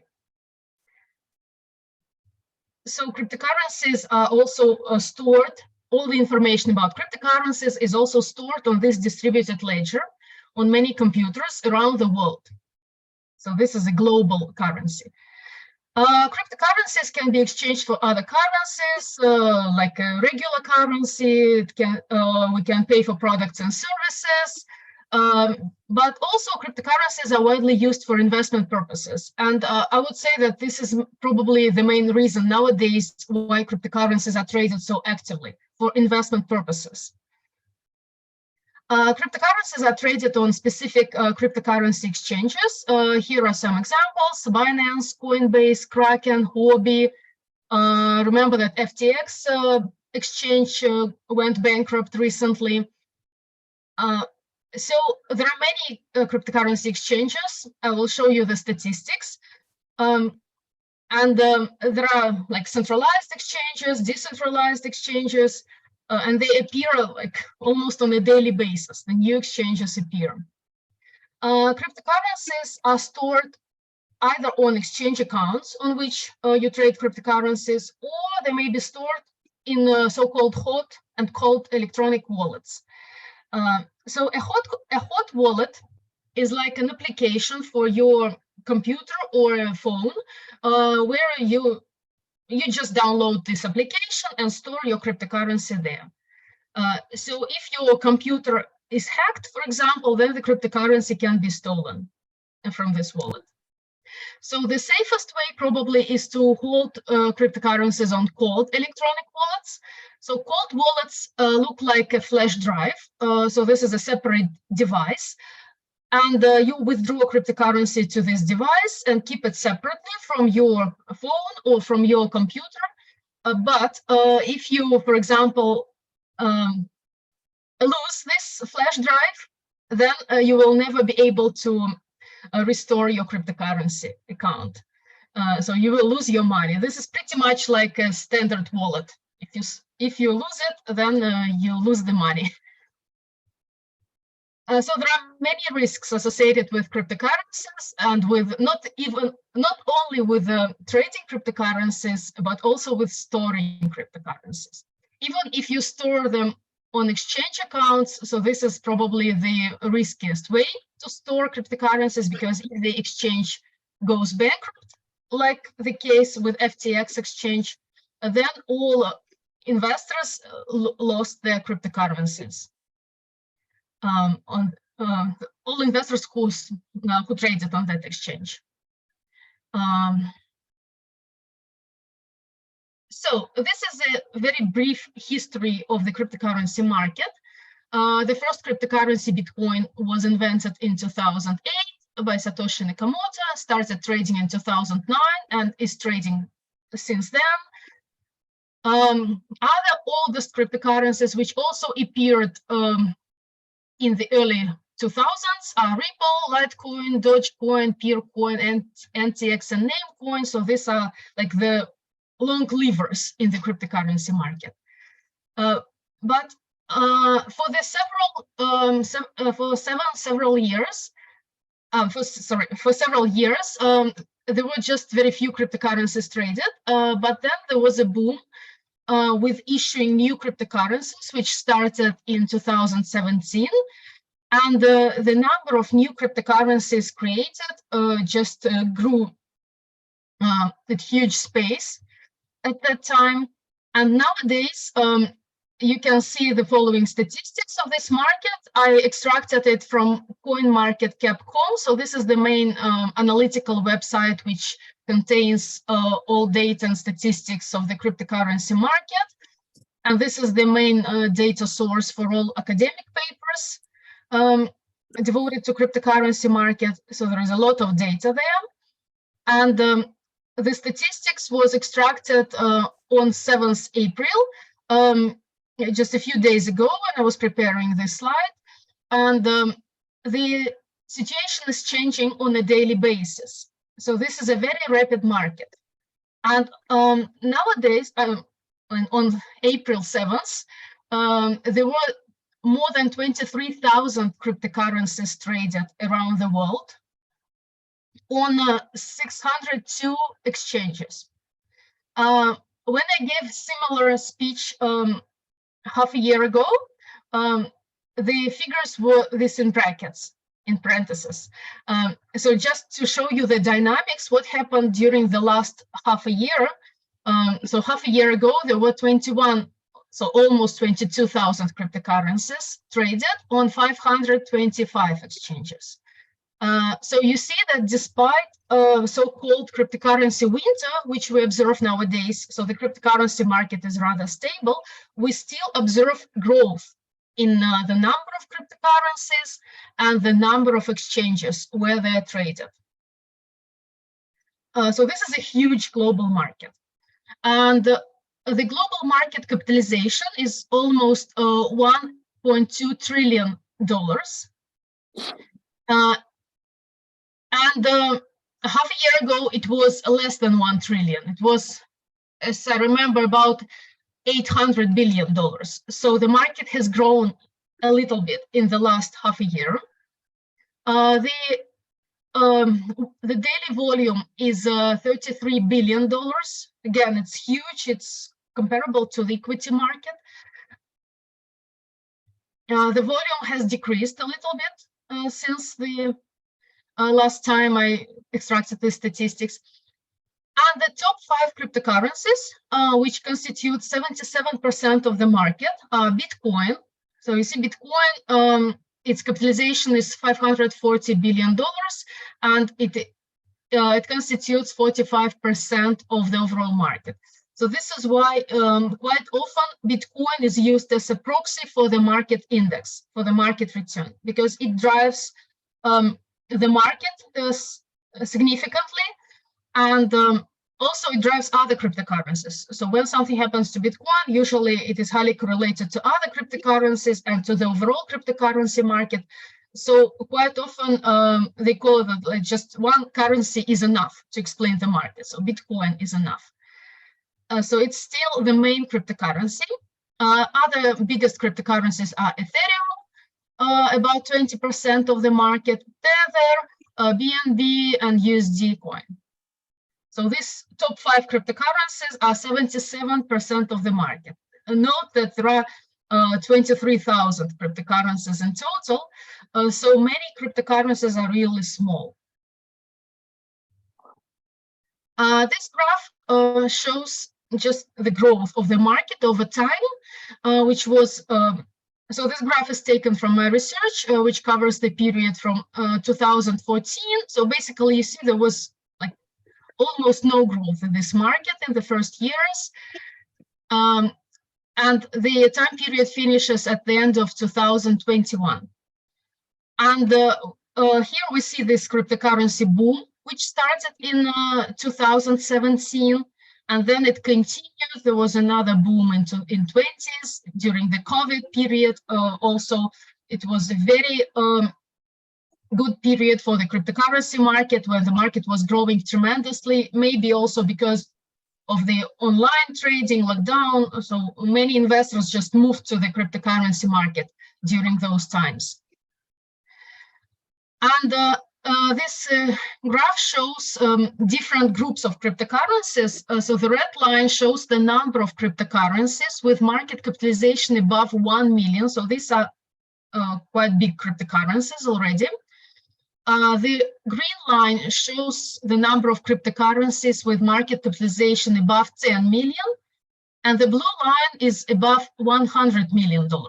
So this is the number of huge cryptocurrencies. You see that there is the total number is about 500 very big cryptocurrencies traded nowadays. Now let's talk a little bit about its returns and risks, because the market is quite unusual compared to the equity market. The returns on some individual cryptocurrencies are very weird sometimes.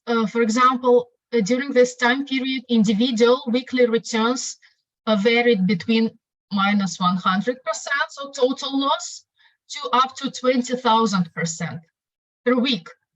So it's huge, huge volatility and huge potential returns. But this is, if we talk about individual cryptocurrencies, so it represents idiosyncratic risk. We also constructed the cryptocurrency market index, which is the capitalization weighted average of the whole market. By the way, this data is only based on cryptocurrencies with a market capitalization above $1 million. So we exclude the smallest cryptocurrencies, which are even more weird. And so the cryptocurrency market index constructed from this sample of cryptocurrencies had the average annualized return of 126% per annum. Again, compare it with the equity market, where the average return is about like 6-8% during this period. So it's more than 100% per annum. This is why this market is so popular, and it attracts a lot of investors because they hope to get this very high return. But the return standard deviation is also huge, almost 600% per annum. Skewness is positive. This is different from the equity market, which has a negative skewness. In the cryptocurrency market, the positive skewness means that there are occasional boosts, occasional jumps in returns, and kurtosis is also pretty big. The cryptocurrency market is also exposed to significant crash risk, and during recent years we observed many crashes. For example, there was a series of crashes in 2018 when the market capitalization dropped by 90%. There was Black Thursday, March 12, 2020. This was the outbreak of COVID-19 pandemic when the stock market crashed and the cryptocurrency market crashed as well. And then there was a series of crashes in 2022. And also, I will show you on the next graph let's just look at it. This is the dynamics of the market over the last 2 years. And in 2022, we observed the downward behavior of the market. And there were several crashes. For example, there was a failure of Terra USD and Luna, the stable coins. And also the cryptocurrency market lost some, many people tried to be more careful with this market after that, because before that, like all people believed in these stable coins, that they're stable, they're linked to the US dollar and nothing will happen to them. And then we observed this failure of these coins. So now nobody believes in stable coins anymore. Then there was bankruptcy of FTX exchange, another quite big and significant crash. And also there was a lot of skepticism about the cryptocurrency market, that these exchanges can crash and people can lose their money. So in general, the market has been falling because of this general situation, and I would say lower belief in this market. And the last year is called crypto winter because of this situation, because of this several events. But still many analysts believe that the cryptocurrency market has a good potential and it will grow in the future. Yeah, so there was a series of crashes in 2022, and the peak market capitalization, which we observed, like the global maximum of the cryptocurrency market, was about $3 trillion in November 21. And since then, the market has been declining. And nowadays, as I said, the market capitalization is just above $1 trillion. So it has decreased significantly. So you see also it in the graph. This is the global maximum of the market. And nowadays we are here. So this graph was extracted also on April 7th. Now let's move to the second part. multi-factor asset pricing. So nowadays we have almost, I would say, 10 years of data of the cryptocurrency market when a sufficient number of cryptocurrencies is traded. So it is possible to do some academic research and to provide some maybe new insights and some good tests of the models. So many, well, not many compared to the equity market, but this is a emerging literature of the cryptocurrency market. So people are trying to understand which risk factors are priced in the cryptocurrency market. Is the market, like, does this market behave according to the same laws as the equity market?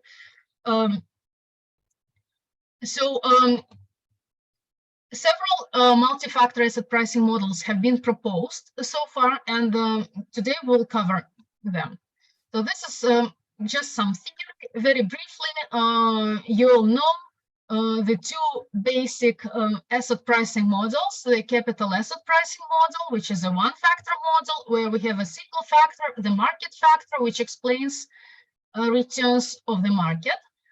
So expected returns on an individual cryptocurrency equal to the risk-free rate plus the risk premium, and the risk premium is proportional to the market beta of a cryptocurrency, so the exposure of the cryptocurrency or just any asset to the market factor times the market risk premium.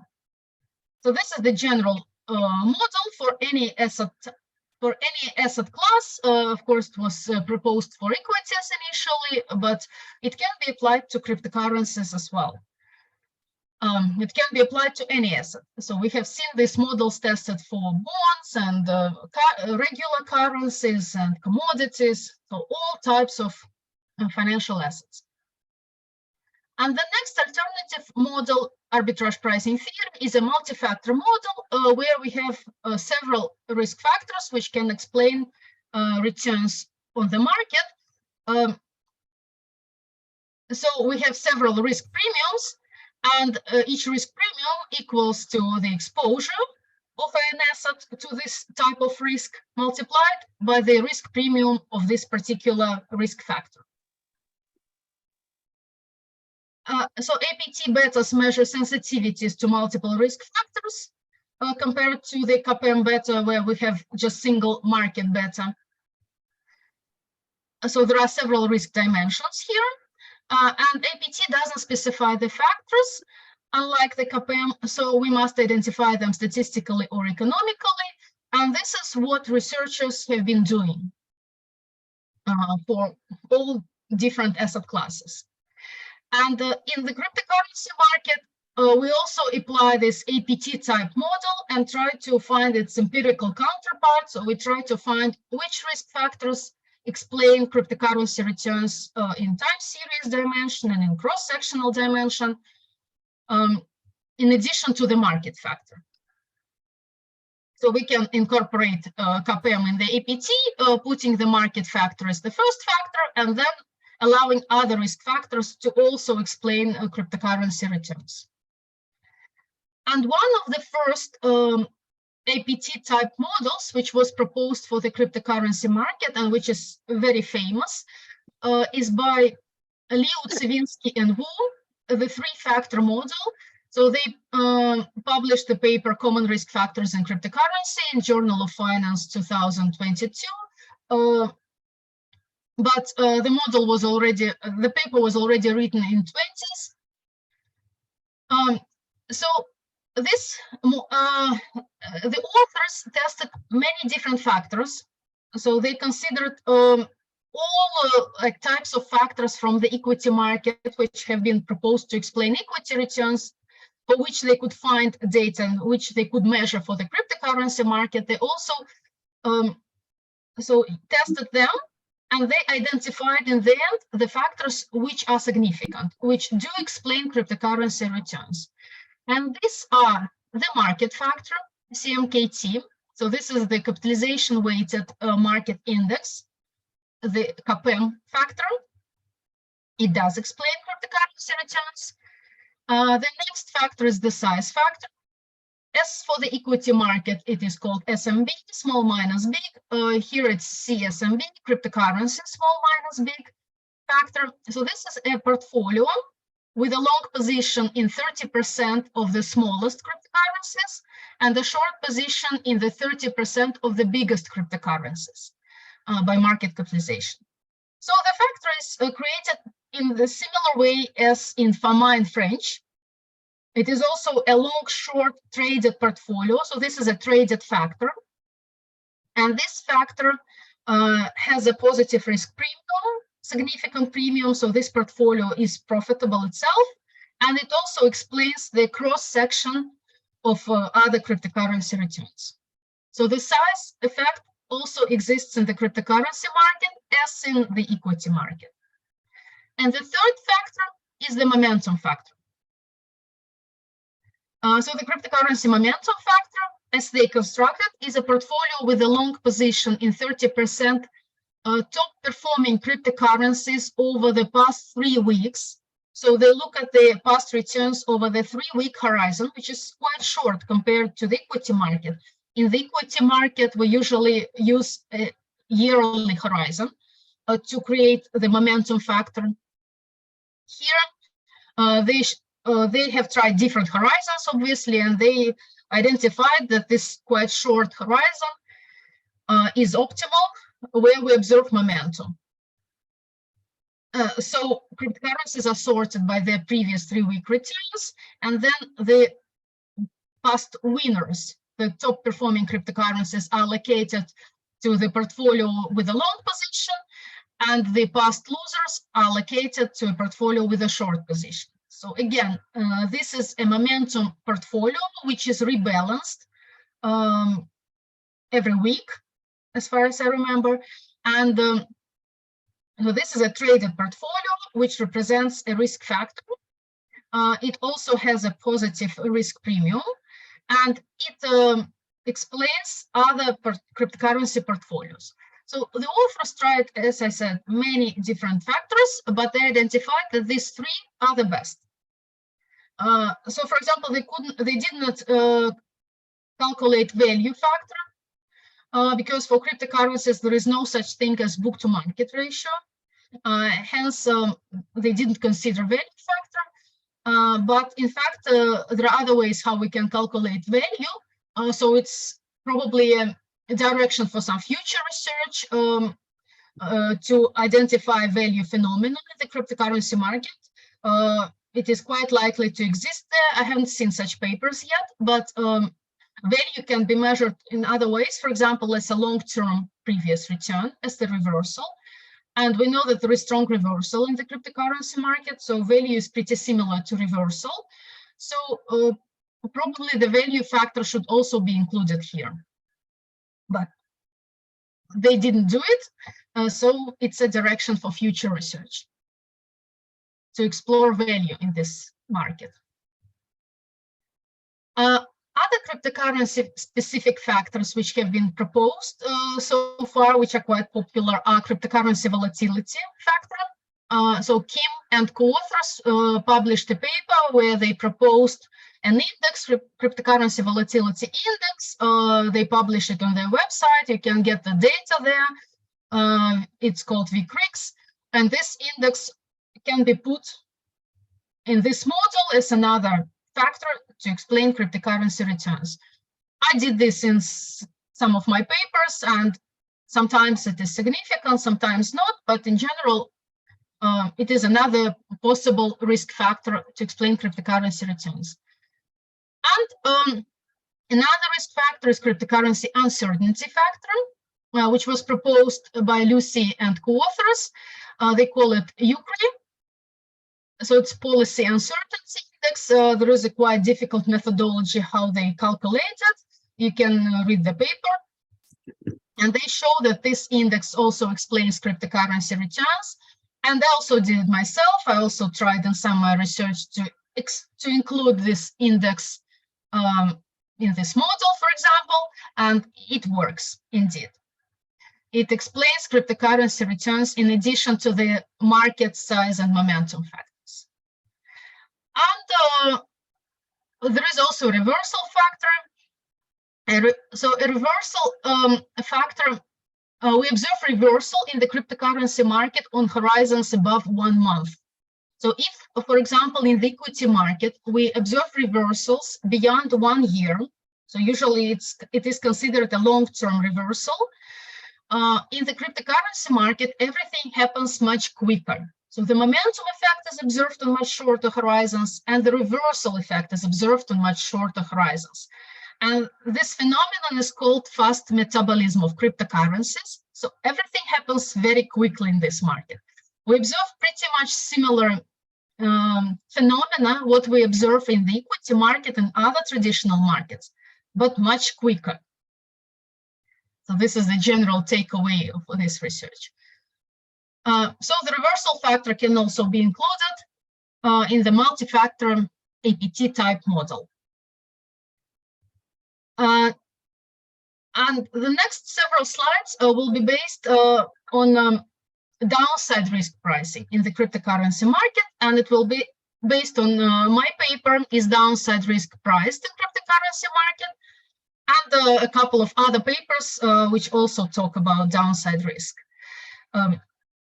So far, we didn't distinguish between upside and downside risks. So all these are general factors which are observed in no matter what's going on in the market, whether it's growing or falling. And however, we know that upside and downside risks are priced differently in financial markets. There is a loss aversion or disappointment aversion, that people do not like losses much more than they like gains. So they do not care about gains that much, but they care about losses a lot, because they lose generally, like when the overall market is falling, and if a particular asset is also falling at the same time, it means that it has quite high significant downside market risk. So it is falling together with the market. So this is the downside market risk, falling together with the market. And this risk is very bad for investors, because investors lose their portfolio in general. So their portfolio is diminishing. And at the same time, if an asset performs poorly, it also contributes to the loss of the portfolio, and this is very bad. So investors do not like it, and they require a high risk premium for such assets. And we have seen empirical evidence for the different upside and downside risk pricing in traditional markets for stocks, currencies, commodities. There are several papers about this, which document that upside risk is not that important for investors, but downside risk is much more important. The downside risk premium is much more statistically significant than the upside risk premium. The upside risk premium is almost insignificant in most research. And we know that cryptocurrencies are prone to crashes in general, are often associated with fraud, bubbles. So there is a lot of downside risk in the cryptocurrency market. So the motivation to study downside risk is because it is important in general. We know there is a theory for this. And in the cryptocurrency market, we observe downside risk, quite significant downside risk. So the question for research was, how is downside risk priced? How are various cryptocurrencies exposed to the overall cryptocurrency market losses? This was the first question. So this is the measure of downside market risk across different cryptocurrencies. Is higher downside risk compensated by higher average returns? And is downside risk priced in the cryptocurrency market similarly as in traditional markets? So this is a cross-sectional analysis. In this paper, I look at how different cryptocurrencies are priced with respect to their exposure to the downside risk. Some theory behind this, why downside risk is priced, and what's the model to formalize it. Actually, the original idea is that upside and downside risks are priced differently is not new, it's quite old. It goes back to Roy, Markowitz, Bava Lindenberg. In these very early papers about the stock market, the authors already talked about the differences in upside and downside risk pricing. But later, this idea was formalized and confirmed empirically for the stock market in the paper by Ang et al. 2006 for equities. Later on, there was a big paper by Litau for different asset classes in 2014, and another one paper about regular currencies and equities where also downside risk is tested. So in all these papers, and there have been some other papers as well, of course, later on. So all these papers show that upside and downside risks are priced differently. So we can represent the theory as the so-called 2-beta CAPM. Remember that in the regular CAPM, excess returns are proportional to regular beta times the market risk premium, which was lambda. Right here. If we put the risk-free rate to the left, we have excess returns, which are proportional to beta times lambda, the market risk premium. Now, what we do, we decompose the beta into two components, upside beta and downside beta. So the upside beta is also beta, it's covariance with the market over the market variance, but conditional on the market growing market. So the overall market should be growing. So we look at the exposure to the growing market. And the downside beta is the exposure to the falling market separately. So betas are estimated in this regression. We can basically include a dummy variable for the falling and growing market, and then we estimate like downside beta separately, and when dummy equals to 1, this would be the upside, and the beta minus plus gamma would be the measure of the upside beta. So this regression allows us to estimate downside beta and upside beta separately, like to decompose. And the regular beta is just the weighted average of the upside and downside beta. Just if we weight them with the proportions of periods with upside and downside situations, we will get the regular beta. So this 2-beta CAPM is just a decomposition of the regular CAPM into these two parts. There is another specification which is called the downside risk CAPM, which can be derived from the 2-beta CAPM just algebraically, but it has a more convenient representation. So basically it comes from the equation. So equation 2 is derived from equation 1. But it is more convenient to test. So what we have here is the excess returns equal to the regular beta times lambda. This is the market risk premium. So this is the standard CAPM component. And then we have the so-called extra downside beta times lambda minus would be the premium for this extra downside risk on top of the beta risk.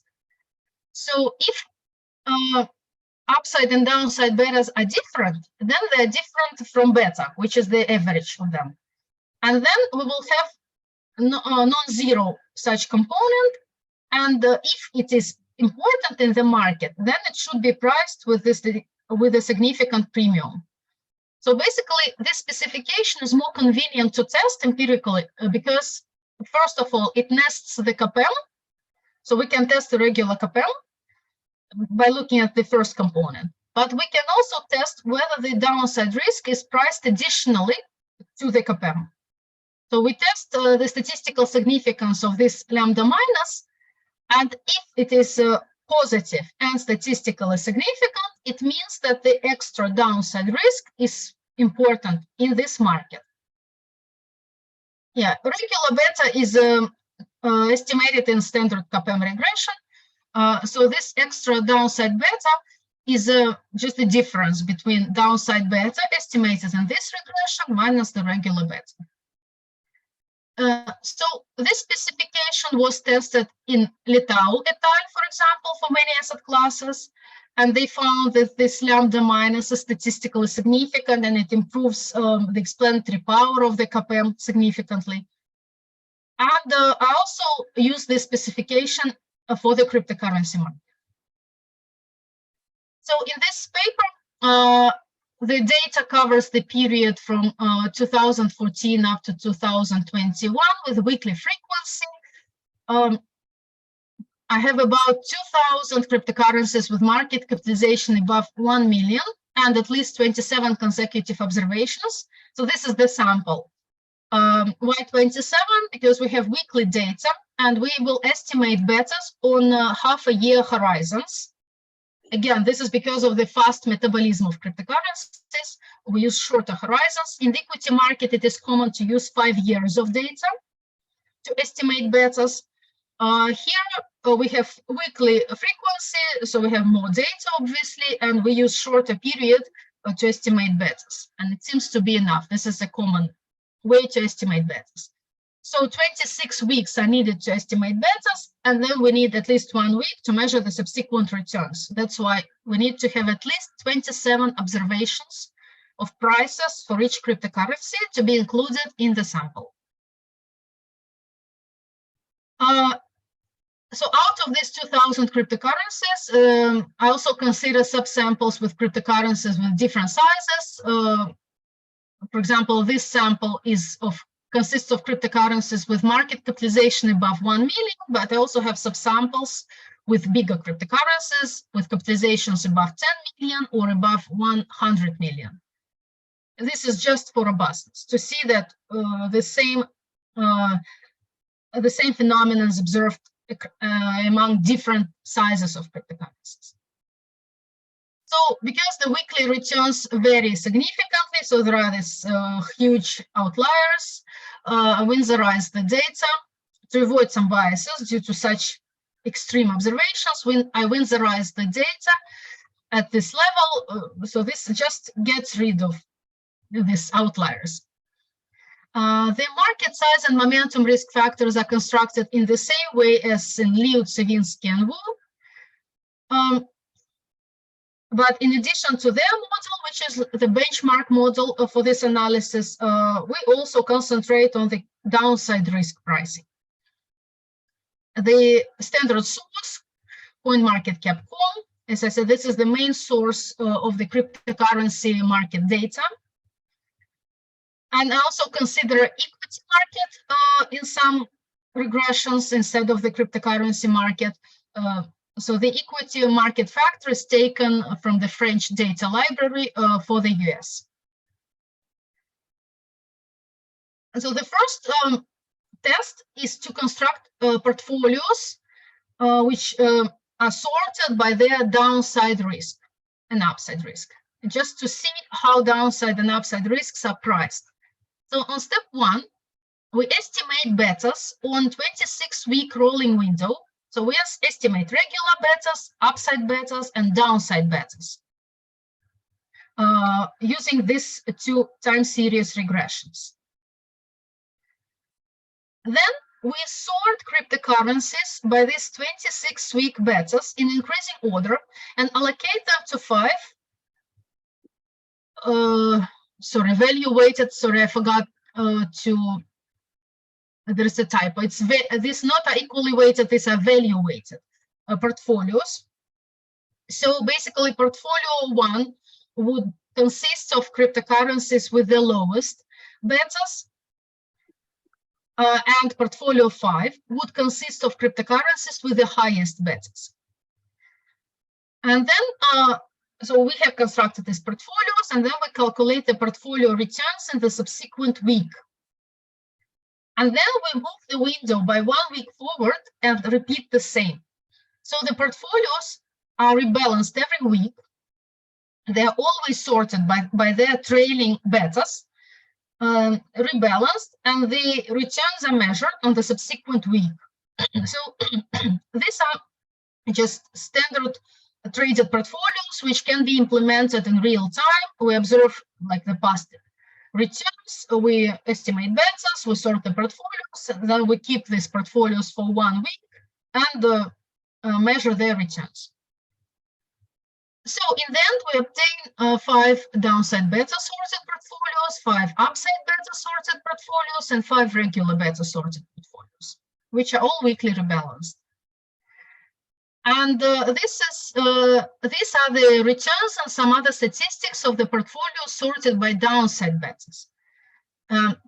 So if you look, for example, at this part, at this panel, the downside beta is increasing from portfolio 1 to portfolio 5. So this is how portfolios were sorted, obviously. This is why we see that different cryptocurrencies have different downside risk, which is close to 1 in general, but there is some dispersion. In fact, the difference between the average downside beta of portfolio 5 and the average downside beta of portfolio 1, it's 0.44, and it is statistically significant. So there is a significant spread in downside risk exposure across cryptocurrencies. And now look at the returns, average annualized returns of these portfolios. Again, we observe an increasing monotonic relationship from 0.76. So this is 76% per annum. These are annualized returns, which are quite big, 76% per annum. Even here it's 138% per annum. So the returns are very big, but this is just the market. The market provides such returns. We see a monotonically increasing pattern of returns.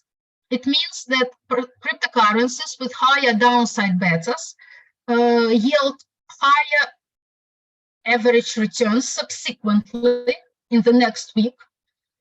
And the return on the 5-1 portfolio is 62%. It can be considered as like the downside risk premium.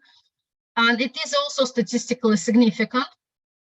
So the spread in the downside risk is statistically significant, and the premium is statistically significant.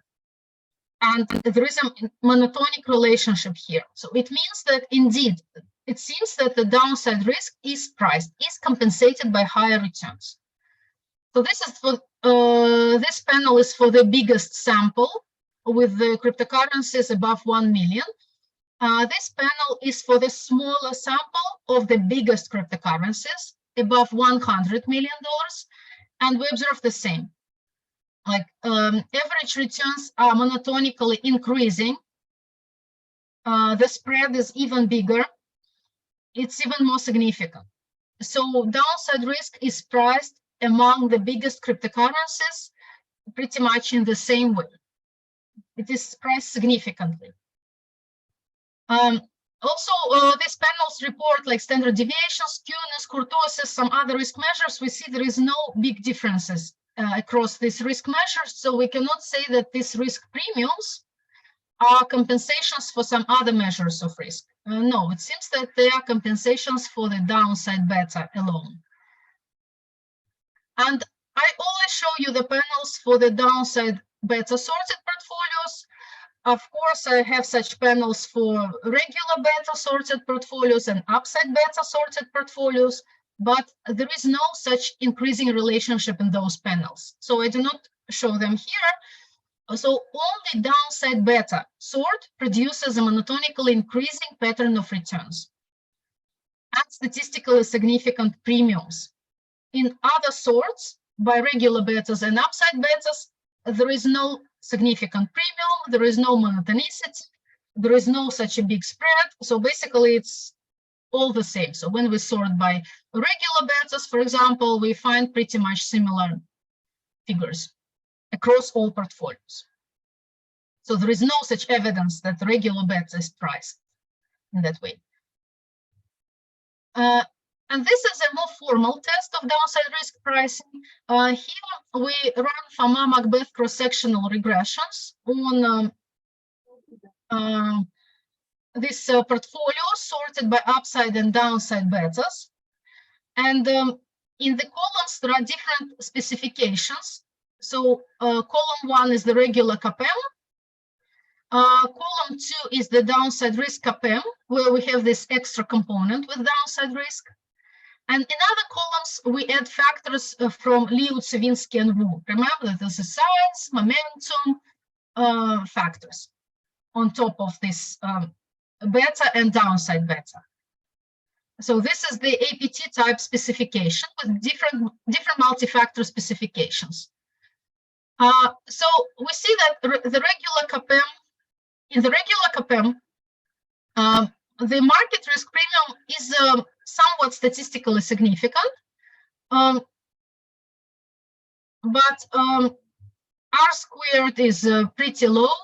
When we add the second component, this extra downside beta, and estimate its premium, this is lambda. So 1.76 is the lambda minus, and we see that it is very high in the economic terms. It is highly statistically significant.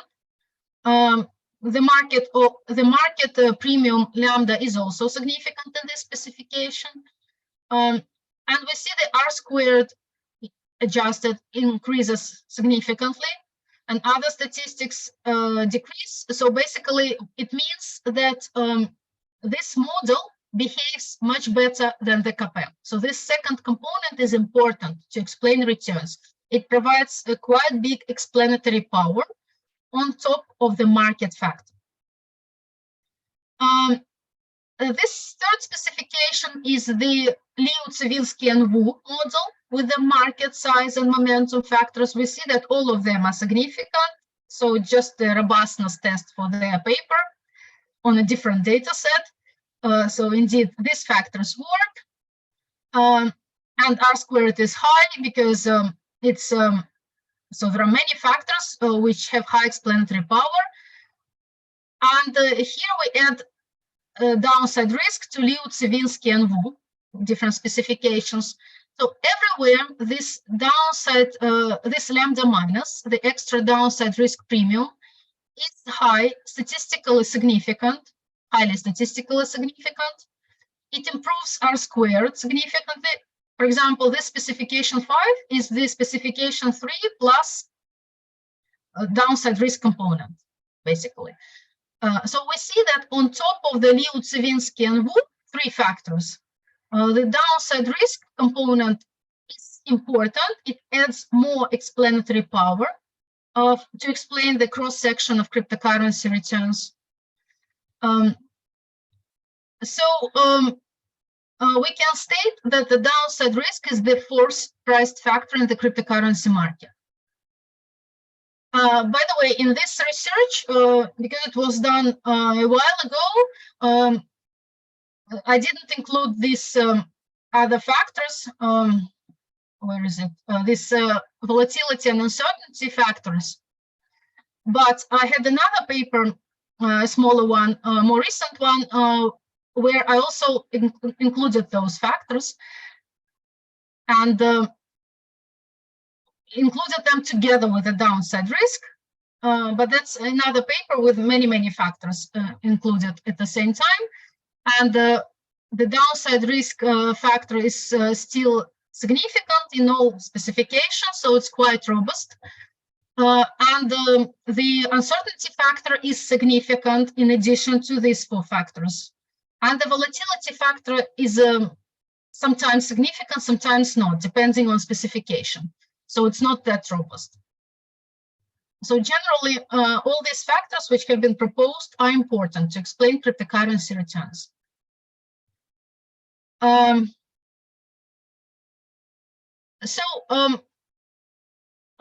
of course, in the paper, there are many other tests, but I didn't want to include all of them. There are many robustness tests. What is interesting is this analysis when instead of the cryptocurrency market factor, we used equity market factor to explain cryptocurrency returns. Oops, sorry. So in this model, lambda would measure the beta and lambda would measure the exposure of each cryptocurrency to the stock market factor and the stock market risk premium. And what we find here, that this downside risk component is also significant if we use the equity market factor. And when we test the regular CAPM with the equity factor, it is statistically significant. But when we include this downside risk component, the equity factor itself, the regular beta, becomes insignificant, but this downside risk becomes significant. And in these columns, I included both the equity factor and the cryptocurrency market factor as two market factors. They are not highly correlated.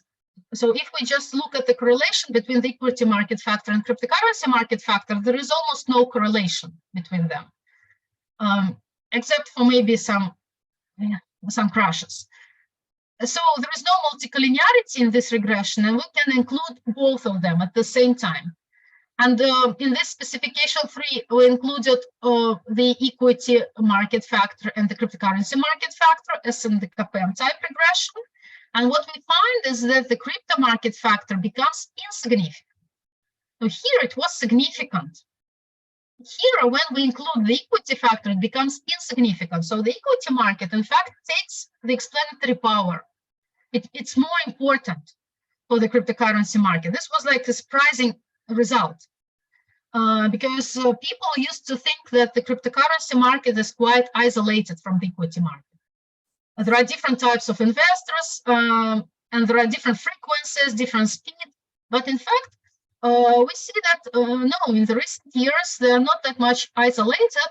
And the equity market has even higher explanatory power for the cryptocurrency market.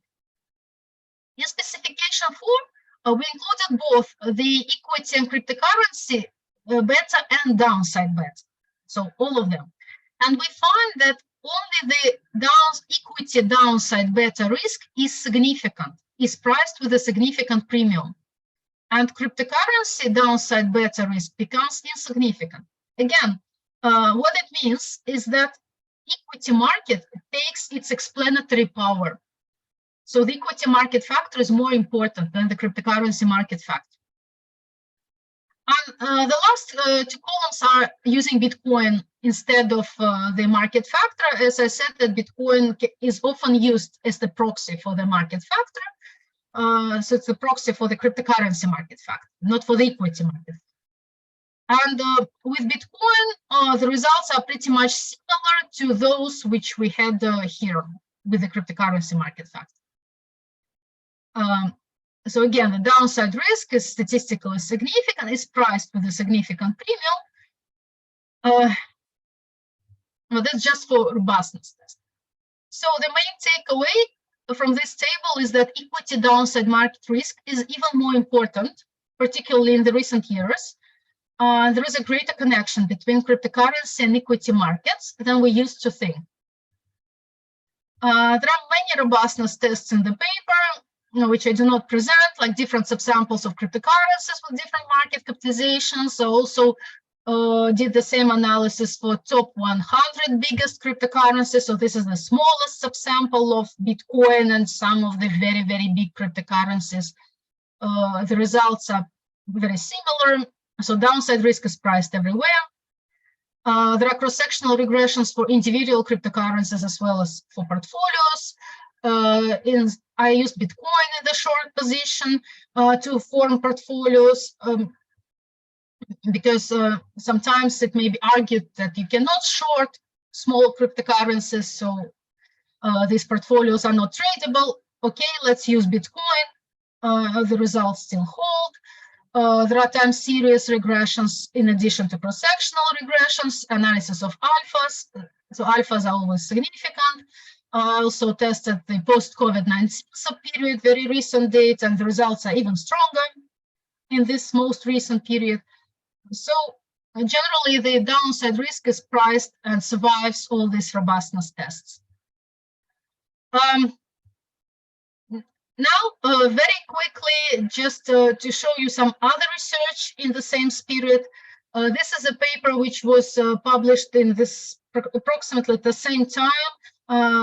When my paper was written, it is also about downside risk, So I came across this paper when I was like searching for some other literature.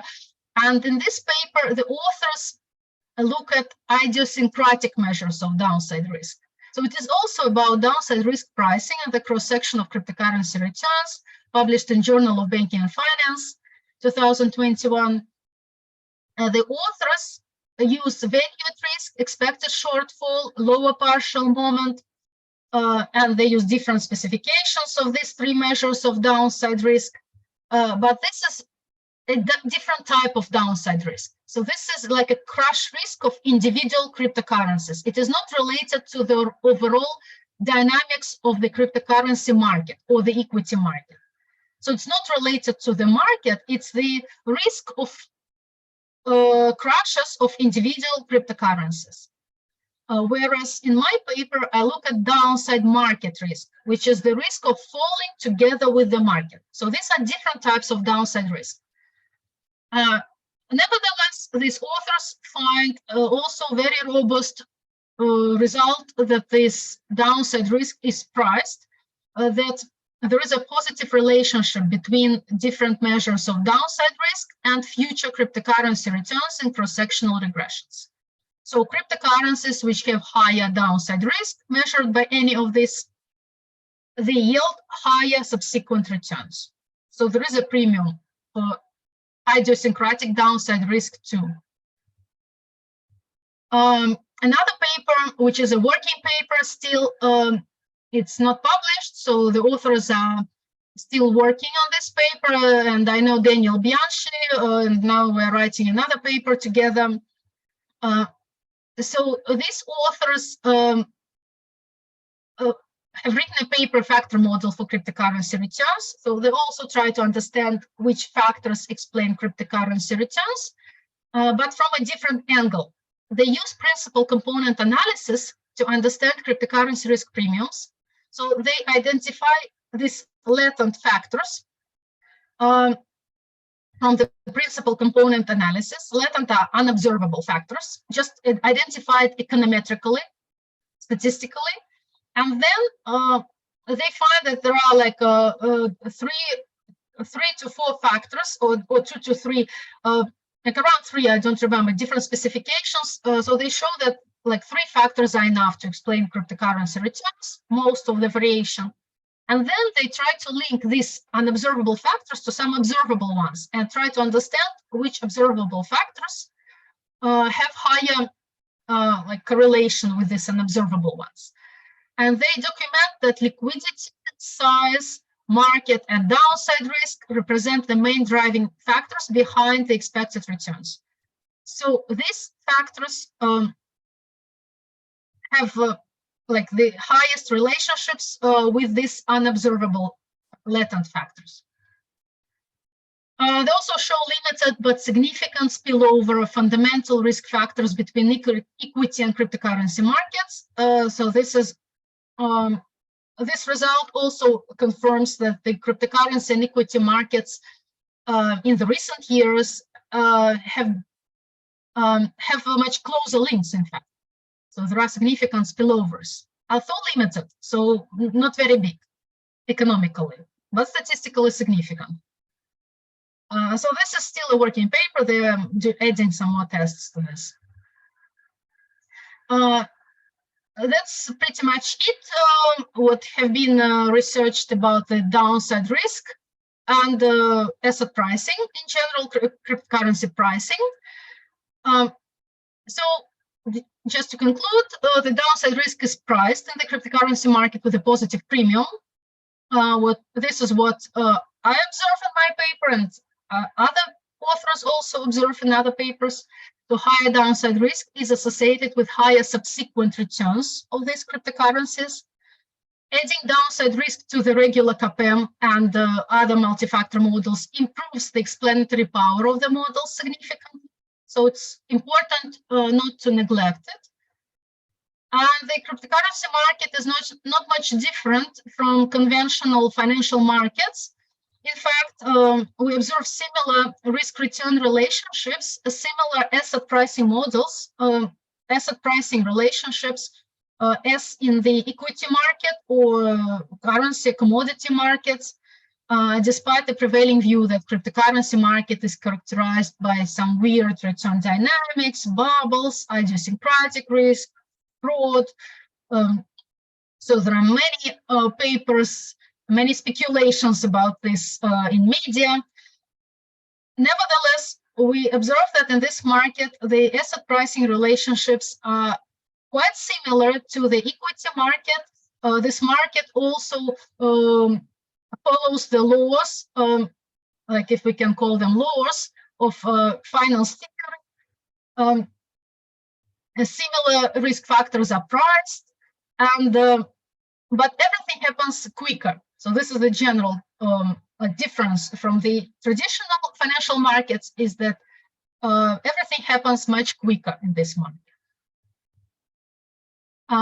This is all. Thank you for your attention. This is my website where you can see and you can download all papers, including this one which I presented and some other papers. This QR code leads to this website. So you're welcome. If you have any questions, you may ask. You may also send me an email. We can discuss anything, we can meet. If you are working, if you're writing your thesis in this area, like we can talk, discuss something, I could suggest something to you. So you're welcome. Вот большое спасибо, Виктория Владимировна. Продолжительная очень насыщенная презентация. Тем не менее, она так хорошо структурирована. Я для студентов, для аспирантов наших сейчас хочу подчеркнуть.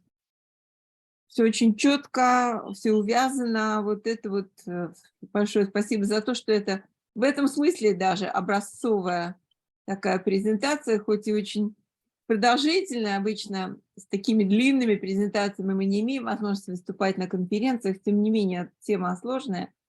Действительно оправдано вот так много деталей и пошаговая увязка, что очень важно. Ну, на конференции я бы только там 6 слайдов рассказала из своей статьи, и все. А тут я рассказала еще про обзор рынка и про другие статьи, и да. Такое, сделала мини-лекцию. Правильно, это получилась приличная лекция, в смысле ее наполнения, очень здорово. Мне кажется, это исключительно полезно, именно как вот такой пример того, что хорошо воспринимается, да, потому что это вот так продумано, проработано, очень интересно, и вы показали свои подходы. У меня есть 2 вопроса, я думаю, что есть вопросы и у остальных. Вот у вас такой был слайд, где вы говорите о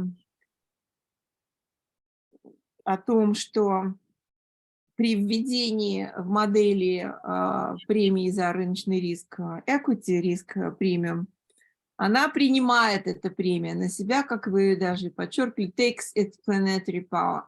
Да. Как-то все, значит, несколько смещаются акценты. Поэтому первый вопрос, на ваш взгляд, все-таки чем это можно объяснить? Вот почему до этого считалось, что не очень эти рынки связаны и не очень ведут себя какими-то трендами, как функционалами какими-то одинаково, а вот все-таки эта работа показывает, что это не совсем так. Вот, а что за этим стоит? Да, статистически это мы видим. А какая легенда за этим? Почему это так? Да, я поняла. Но это, кстати, не только эта работа показывает, это много работ уже в последнее время показывают. И, ну, я имею в виду даже те, которые вот сейчас пишутся, потому что эта работа, она была в 2020 году еще написана, ну, то есть я там все апдейтила в последнее время, потому что она там revise and resubmit, вот. Но в целом уже довольно старая работа по этим рынкам криптовалюты меркам, потому что работы выходят вот буквально в режиме онлайн постоянно.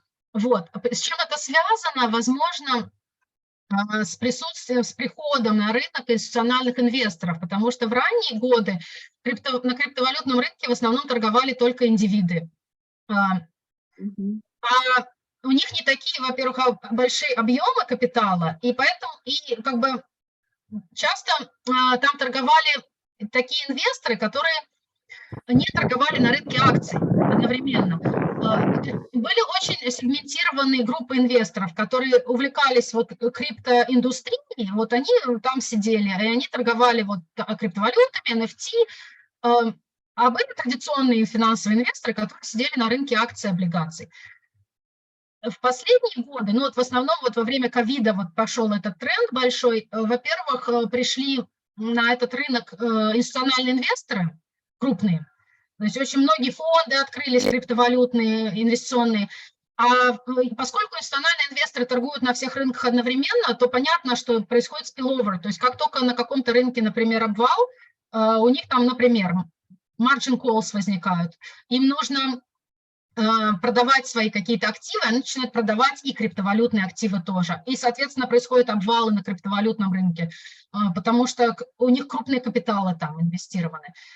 Когда, наоборот, бум, то, соответственно, они туда и туда инвестируют тоже, а оба рынка растут. То есть более сильная связь возникает за счет того, что крупные инвесторы торгуют и там, и там. Плюс индивиды тоже, многие обычные инвесторы с финансового рынка пришли на криптовалютный рынок и стали торговать там. Ну, это, конечно, не те объемы капитала, но все же. То есть многие как бы частные инвесторы диверсифицируют сейчас портфель на разных рынках уже. То есть это тоже уже стало так достаточно популярно.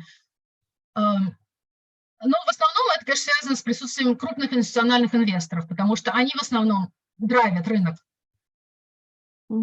Спасибо. Но тем самым вы, скорее всего, уже ответ на мой второй вопрос невольно дали, потому что второй вопрос был о том, чем объяснить этот spillover, да, эффект между этими типами рынков. Но тем не менее, спасибо. Ну, да. Ребята, еще у кого есть вопросы? Ирина Васильевна, можно пару слов? Конечно. Да, Виктория, большое спасибо за доклад. Я хотел бы сказать, что полностью поддерживаю то, что сказала Ирина Васильевна, но хотел бы добавить, что это интересно не только для студентов, аспирантов, но иногда и для профессоров, которые не занимаются узкой этой темой. Это раз. Второе, хотел бы такое предложение. Будет Российский экономический конгресс в Екатеринбурге в сентябре месяце. Тематика эта за счет интереса Института экономики к этой тематике будет там. Если вы надумаете туда дать сообщение, мне казалось бы, это было бы уместно. Вот, и я готов дать более детальную информацию, да, она есть и на сайте ФЭНа. Еще один вопрос. Можно вас попросить презентацию прислать? Да, конечно. Вот. И третий вопрос. Я думаю, что тематика, которая, ну, скажем так, актуальна, да, по-прежнему, и акценты расставлены, мне кажется, правильные. Детально вопросы не хочу задавать, потому что длинный профессорский доклад, чего здесь спрашивать. Нужно как-то беседовать более детально, если что. Спасибо большое еще раз. Большое спасибо. Да, мы с вами можем побеседовать, конечно. Мы же Да, у коллеги. меня, к сожалению, картинки нету, у меня что-то не работает компьютер, поэтому, как там говорит, покажи личико, не смогу. Я уверена, Виктория знает, кто вы. Это сейчас не такая уж большая проблема. Да, У кого еще есть вопросы? Коллеги, а можно вопрос тоже задать? Конечно. Да, Виктория, спасибо большое за презентацию. На самом деле очень интересно, очень интересные факты для себя подчеркнул в том числе. Вот, типа, особенно price and pricing, поскольку я не специалист в price and pricing, но тем не менее тоже вот для себя подчеркнул отдельные моменты. И, знаете, такого общего характера вопрос, вот есть ли какие-то, ну, так называемый specific, может быть, factors, которые были открыты в прайсинге именно вот когда начали исследовать cryptocurrency market? Или это просто вот старые модели начали проверять и смотреть, что работает лучше на cryptocurrency markets по сравнению с equity, например, markets? Есть, да. Они просто, эти работы, они такие достаточно, ну, мелкие в плане значимости, поэтому я их не стала покрывать, но, ну, то есть они опубликованы в журналах низшего уровня и более такие специфические. Но есть факторы специфичные для криптовалютного рынка. Люди исследовали там тип протокола, например, на котором криптовалюта выпущена, показывали, что это как-то объясняет доходности. Там есть какие-то там mining costs, вот есть модели, связанные вот с технологией, вот производства, там какие-то electricity fees даже загоняли. Есть факторы специфичные для крипторынка, которые тоже как-то пытаются с помощью них объяснить. Плюс, сейчас где это, ну вот это, подождите, где это, я вот здесь вот показывала это. Вот эти факторы, они, в принципе, все специфичны. Вот Uncertainty Index, он специфичный, такого нету аналога для рынка акций. Это чисто криптовалютный фактор. Volatility Index – это копирка с VIX для рынка акций. То есть вот эти факторы, volatility, reversal – это все, да, копирки с традиционных финансовых рынков. Вот этот фактор новый. И вот есть еще факторы специфичные именно для рынка, вот как я сказала, связанные с производством вот этих криптовалют, майнингом, протоколами. Ну, наверное, да, в основном вот это. Спасибо большое. И еще второй тоже вопросик небольшой. Вот смотрите, а вот как-нибудь можно ли сказать, что time matters для cryptocurrency маркета? И вот если, например, вот holding periods, да, взять long-term и short-term holding periods, для тех же криптовалютных рынков, они будут такими же, вот то, что называется, например, долгосрочный период инвестирования, да, и так далее, по сравнению с equity markets? Или уже есть какие-то статьи, которые говорят, что там по-другому время работает, да, по-другому как бы ну, вот здесь как раз про это и было, что намного все быстрее, и если у нас на рынке акций как бы long term это считается свыше года, то на рынке криптовалют уже свыше 1 месяца уже long term получается. Потому что мы наблюдаем те же эффекты, которые мы наблюдаем в долгосрочном периоде на рынке криптовалют. На рынке акций свыше года мы наблюдаем их свыше 1 месяца вот на рынке криптовалют. А short-term, соответственно, на рынке акций мы обычно используем месячные данные, и у нас в течение года, как бы до года, это все short-term на месячных данных. Например, дневные данные, это у нас уже high-frequency data, это там immediate term. То вот на рынке криптовалют дневные данные, это уже short-term или недельные данные. Вот это short-term считается. Все, что в пределах месяца, это short-term. И у нас эффекты есть и на дневных горизонтах многие. Там, например, reversal эффект есть на следующий день, там next day reversal. То, что на рынке акций есть такой же феномен short-term reversal, это reversal в течение месяца. То есть, если, например, цена растет, мы наблюдаем в течение следующего месяца небольшой reversal, а потом momentum эффект. А потом уже reversal на горизонтах больше года, long-term reversal. И вот такой же short-term reversal наблюдается на рынке криптовалют, но только он происходит вот в течение дня, а не месяца. Понял вас, спасибо огромное. Ну, все немножко по-разному, естественно, в плане горизонтов. То есть тут нет такой строгой математики, чтобы переложить. Но в целом мы видим, что все эффекты значительно быстрее происходят, и поэтому мы используем более высокочастотные данные. То есть принятым является недельные данные использовать, а не месячные. Можно еще вопрос? Они пробовали под соотношение частот на разных рынках посмотреть? Вот если есть повтор, то, наверное, вот сравнить частоты в частотной области. Ну, в каком плане? Мы же не можем в одну регрессию загнать данные с разных частот. Посмотреть частоты на одном рынке, на другом и сопоставить частоты. Ну, это такой импровизированный вопрос. Ну, не пробовали здесь. То есть вот здесь интересно. Да? Вот может быть интересно уйти в частотную область и там провести сопоставление. Ну, посмотрите. Да. Тут не пахнет поле, я согласна. Можно, ну вот и аспирантам тоже можно подумать в этом направлении. Да. Можно взять один и тот же феномен и посмотреть его на дневных данных, на недельных, на месячных, на годовых и сравнить, как там он себя ведет. Да, я просто как человек, занимавшийся радиоэлектроникой, просто вот немножко смотрю с другой стороны. Может быть. Может, да. Нет, ну, в основном все на недельных данных делают. Есть на дневных данных исследования. Ну, и на месячных вообще тоже Вот, есть. перейти в частотную нишу вообще. Пространство, так называемое. Ну ладно, все. Большое спасибо, Виктория Владимировна. Спасибо. Немножко раньше закончили, в смысле нашего опять графика, но, наверное, это не страшно. Мы давайте сейчас договоримся, как мы опять смещаем, может быть, наш перерыв формально.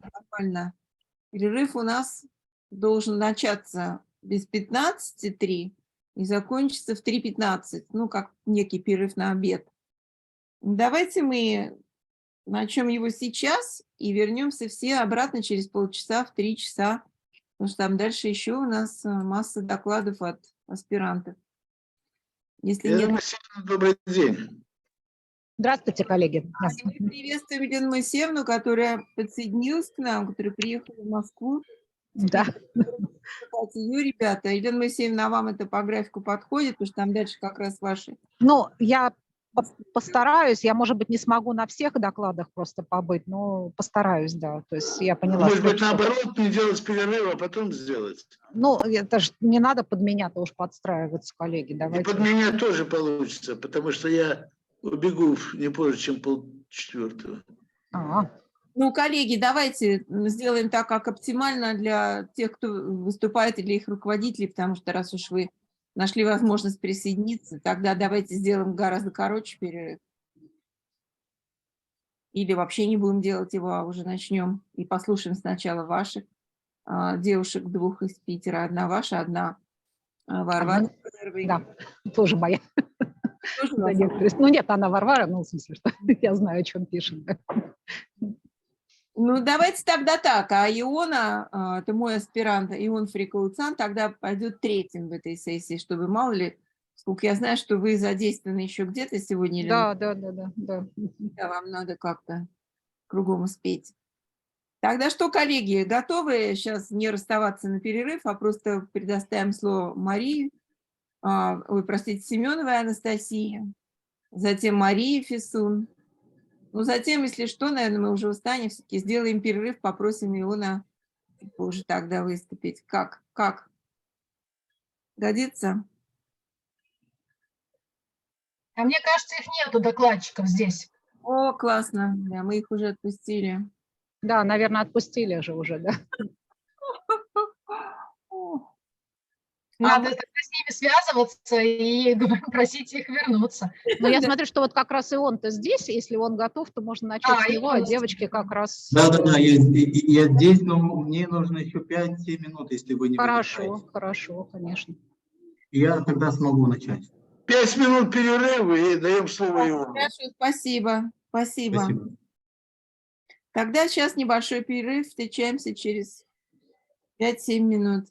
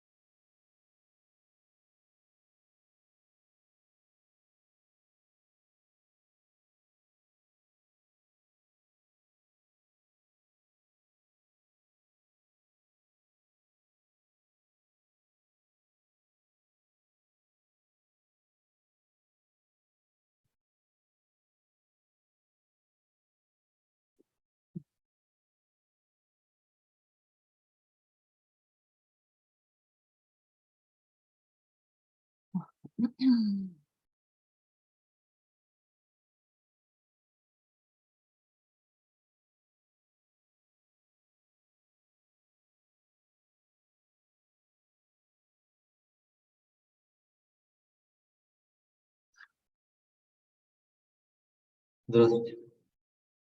Да, добрый день. Ну что, вы успели то, что вы хотели доделать? Ну, в принципе, да. Ну что, мы тогда приступаем. Я приветствую Юрия Яковлевича, который, я вижу, сейчас уже нас догнал. Вот большое спасибо вам, что вы Взаимно приветствую. нашли время. Ну что, предоставляем слово Иону Фрикоуцану. У него есть соавтор, это стажер нашей лаборатории корпоративных финансов Егор Пашков. Пожалуйста, расскажите в 2 словах, кто вы, что вы, потому что, наверное, не все вас знают. И приступайте. Экран, видно экран чисто? Презентация? Да. So we can start actually. Yeah? Yeah.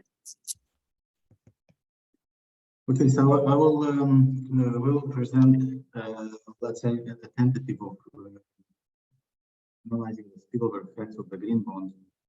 Какой звук его? Мне очень... Звук какой-то неустойчивый, как-то ближе, может быть, надо сесть. Как сейчас слышно? Сейчас немножко лучше, вот старайтесь так как-то. Okay, so basically the idea of the research is to understand how the different assets interact with the green bonds market from emerging capital markets and which direction is affected. I mean, Тоже просьба громче, Ион. громче? Okay. Okay, so все, может быть, я виноват. Все, я виноват. Okay, let's go to the structure. We will talk about a little bit about the background of the research, then the scope of the research, short literature review, hypothesis development, data variables, and research methods, and some interpretations of the results, conclusions.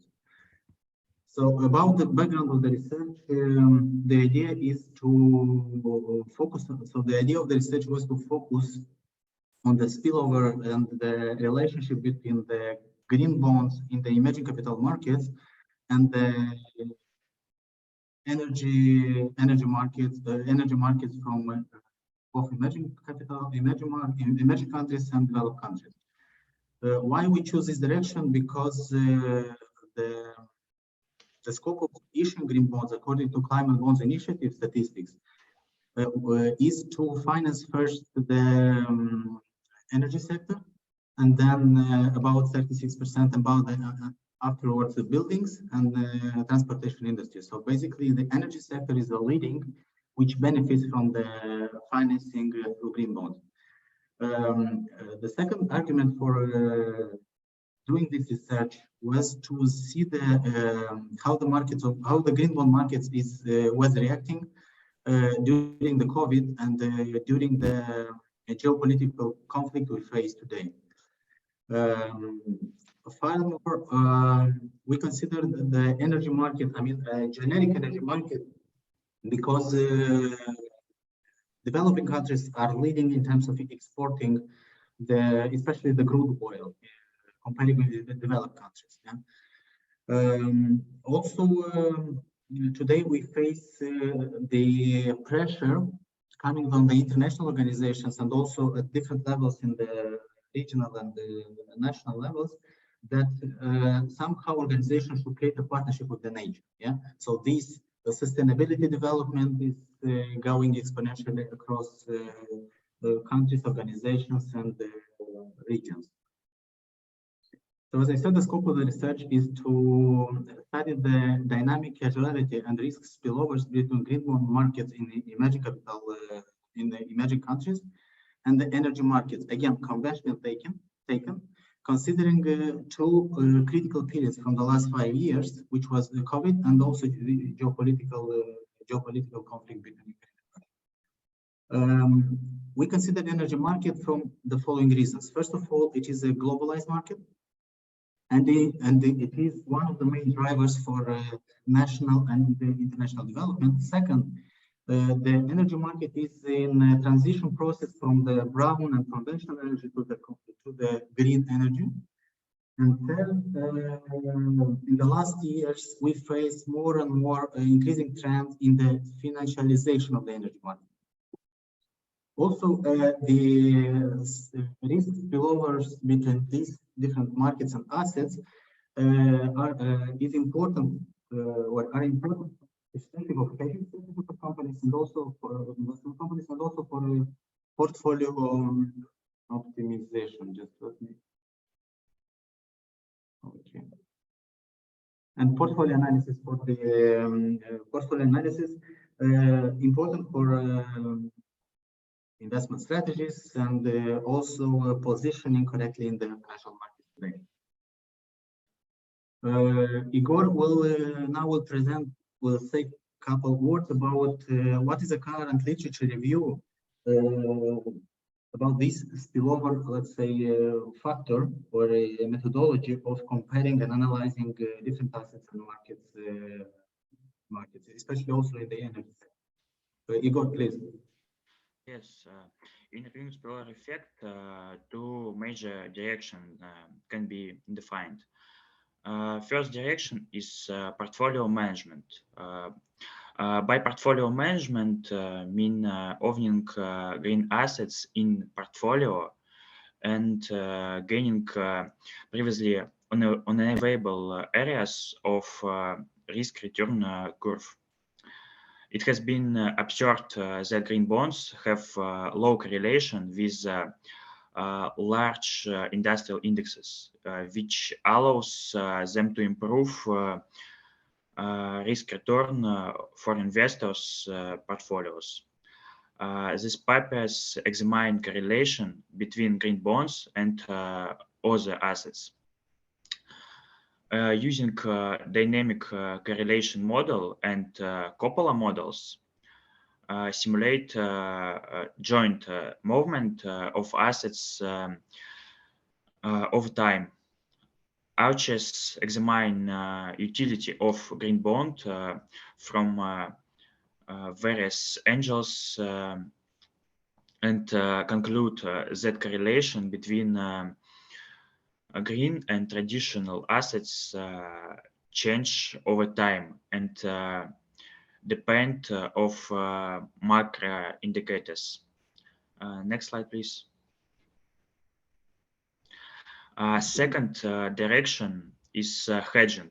By hedging, we mean buying assets that will help reduce losses in a crisis.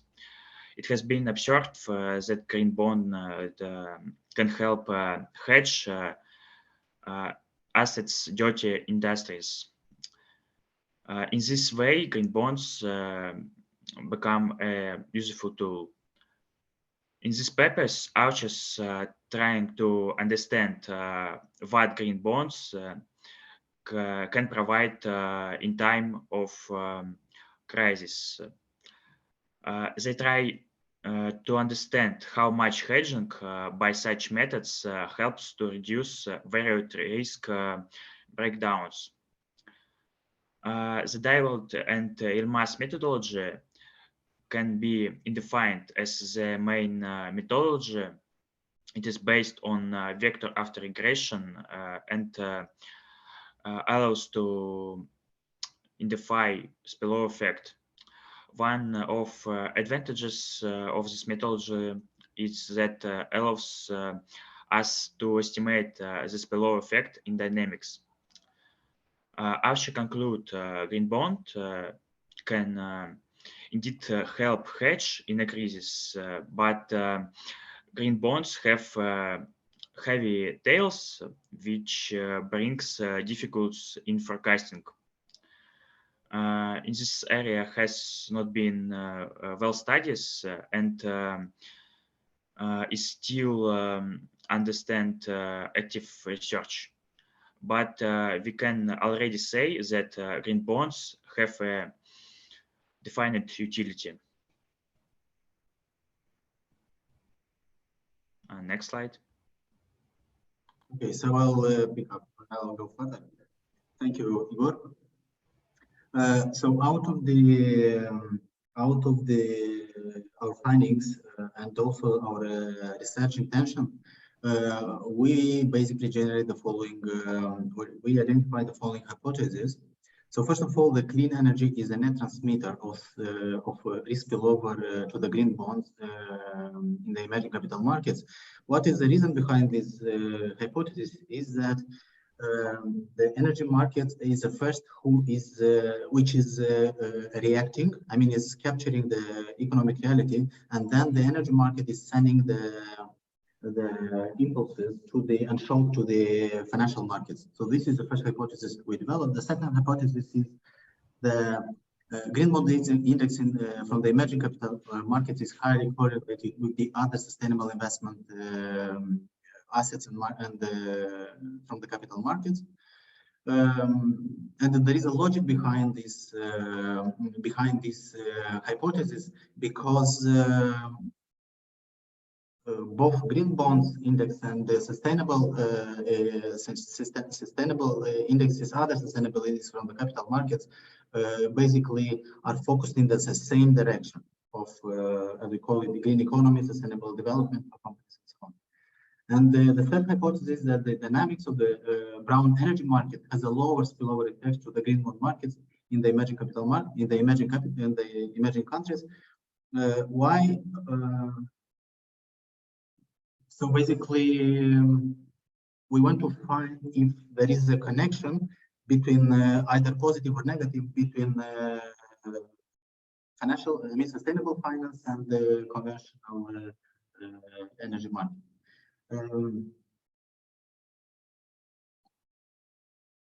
So basically, besides the spillover, as we said, the additional effect, the supplementary effect of the spillover analysis will be to identify the hedging ratio. I mean, how out of this information we can use it for the hedging in the capital markets, and also how we can build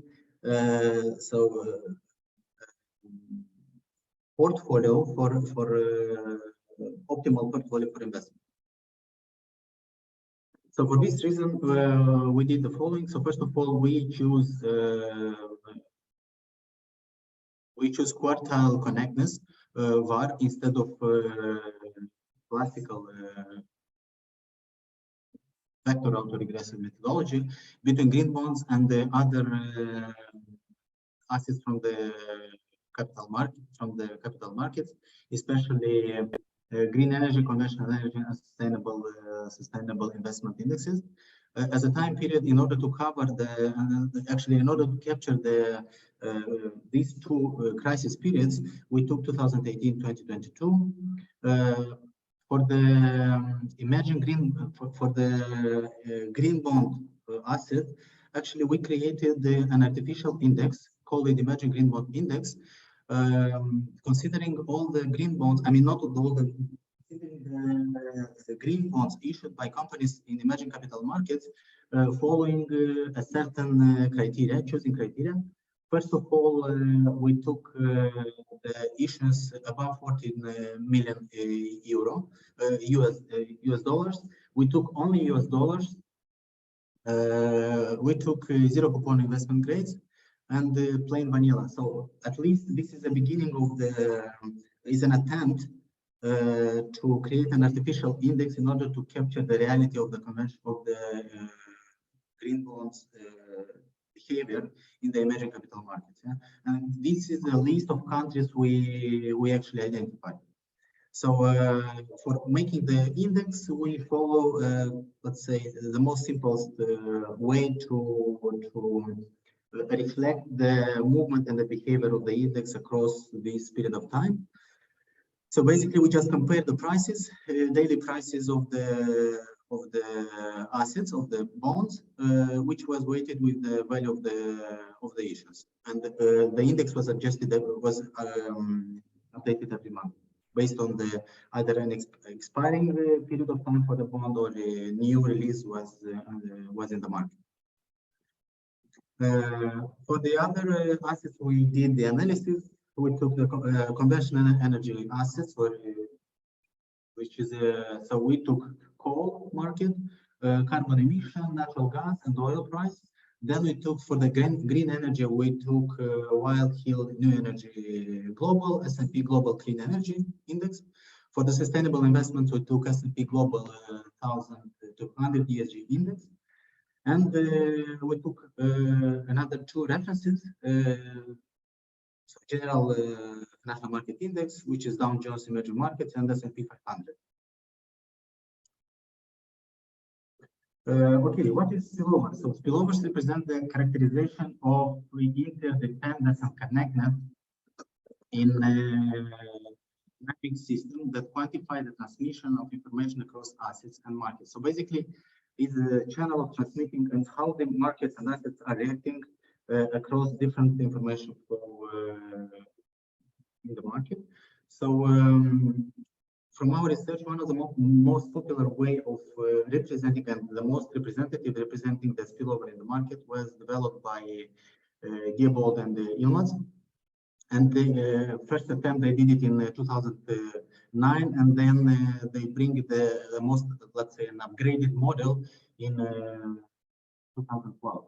So why their model is the best fit comparing the other model is because of it eliminates the result dependence on the lag order, or in other words, it is invariant to the variable ordering. Second, it can determine the net disseminator of risk spillover and the role mechanism of various assets in the transmission of market information. So basically, with this model, we can calculate the net effect of the spillover. Either it is a receiver, or is a sender of the spillover in the market. Yeah?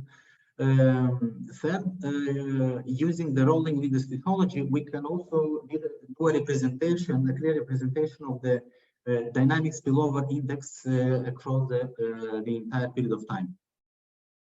Another specific of this model is that it measures the volatility spillover using forecast error variance decomposition from the using actually generalized vector autoregression. And here is the analysis. Maybe now it's just for our representations and analysis. What are these advantages of other methods used for representing the spillover effects in the market? So comparing with multivariate GARCH or GARCH model or GARCH DCC.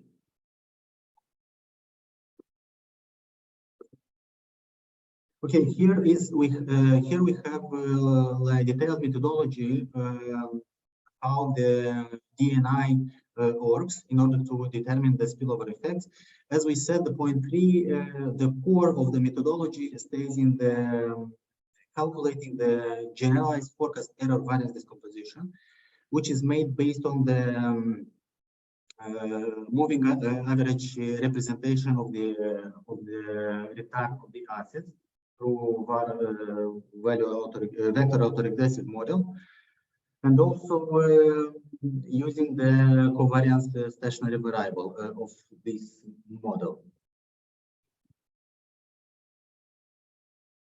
Using the generalized forecast error variance decomposition, further the authors are building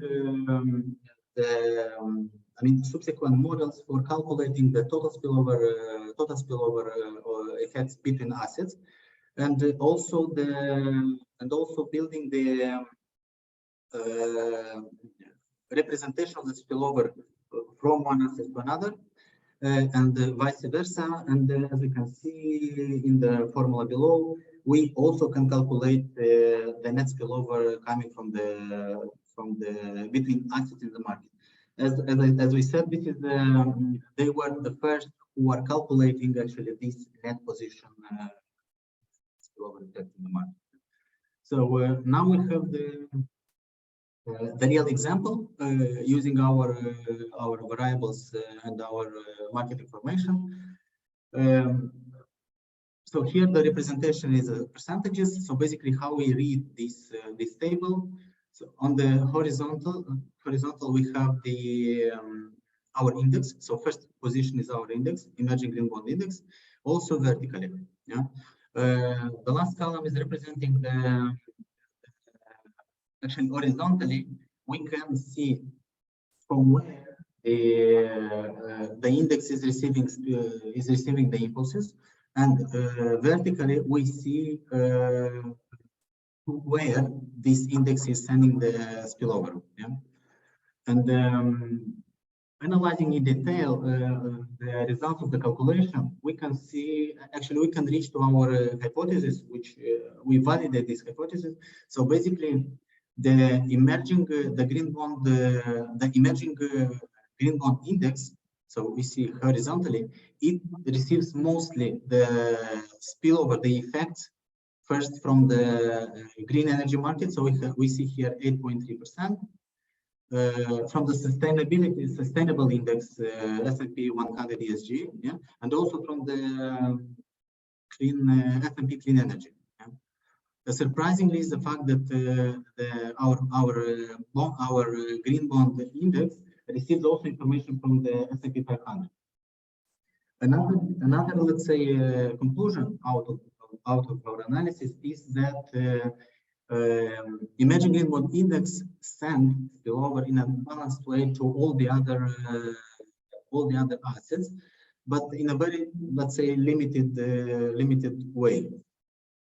For example, emerging green bond index sends specific to only to S&P 1200 ESG and also to S&P 500. I mean above 5%. All the other, all the other sending directions are quite balanced between all the assets, which makes quite difficult to draw a relevant conclusion. The third conclusion coming from this table is that why we choose also S&P Green Bond Index, basically the same parallel asset. We choose it for robustness check, and as we can see,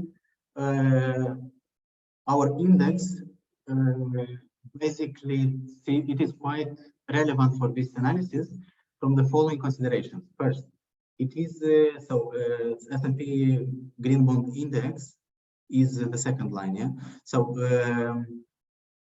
equally it receives from again from the Wild Hill New Energy. It receives 15% from the S&P Global 200, 1,200. I mean from the sustainability asset, and also it receives from S&P Clean Energy Index and S&P 500, which tell us that our artificial green bond index from emerging countries is robust.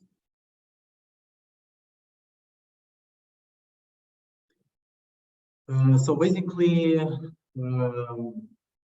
here are the conclusions, which I already was drawn from the table.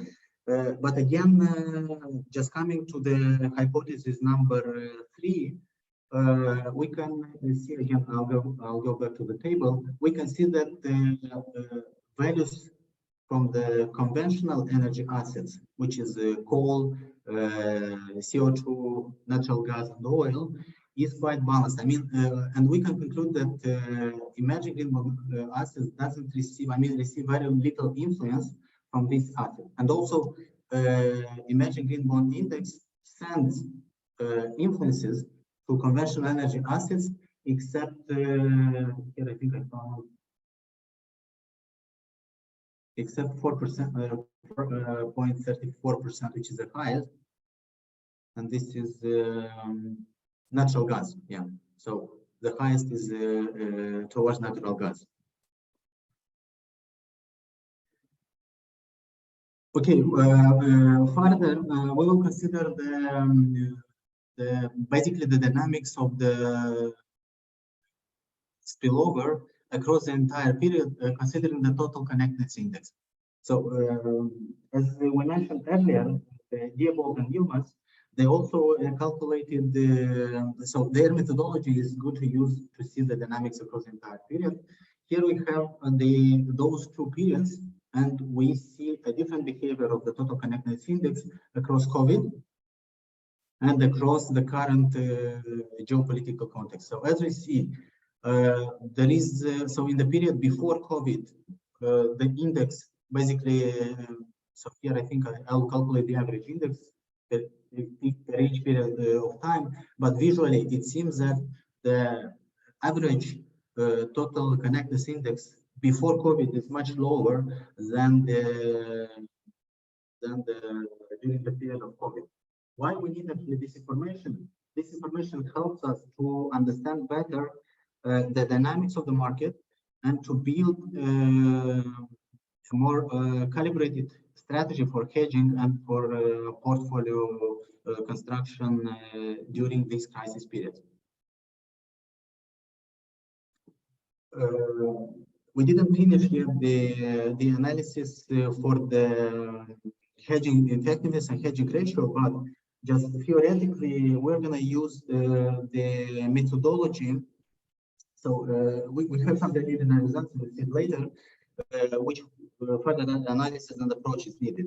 So first of all, we're going to follow the Kroner and the Sultan approach to calculate the optimal hedging ratio for the pairs of assets we had in before we have analyzed before, and we will compile basic information from the spillover effects with the hedging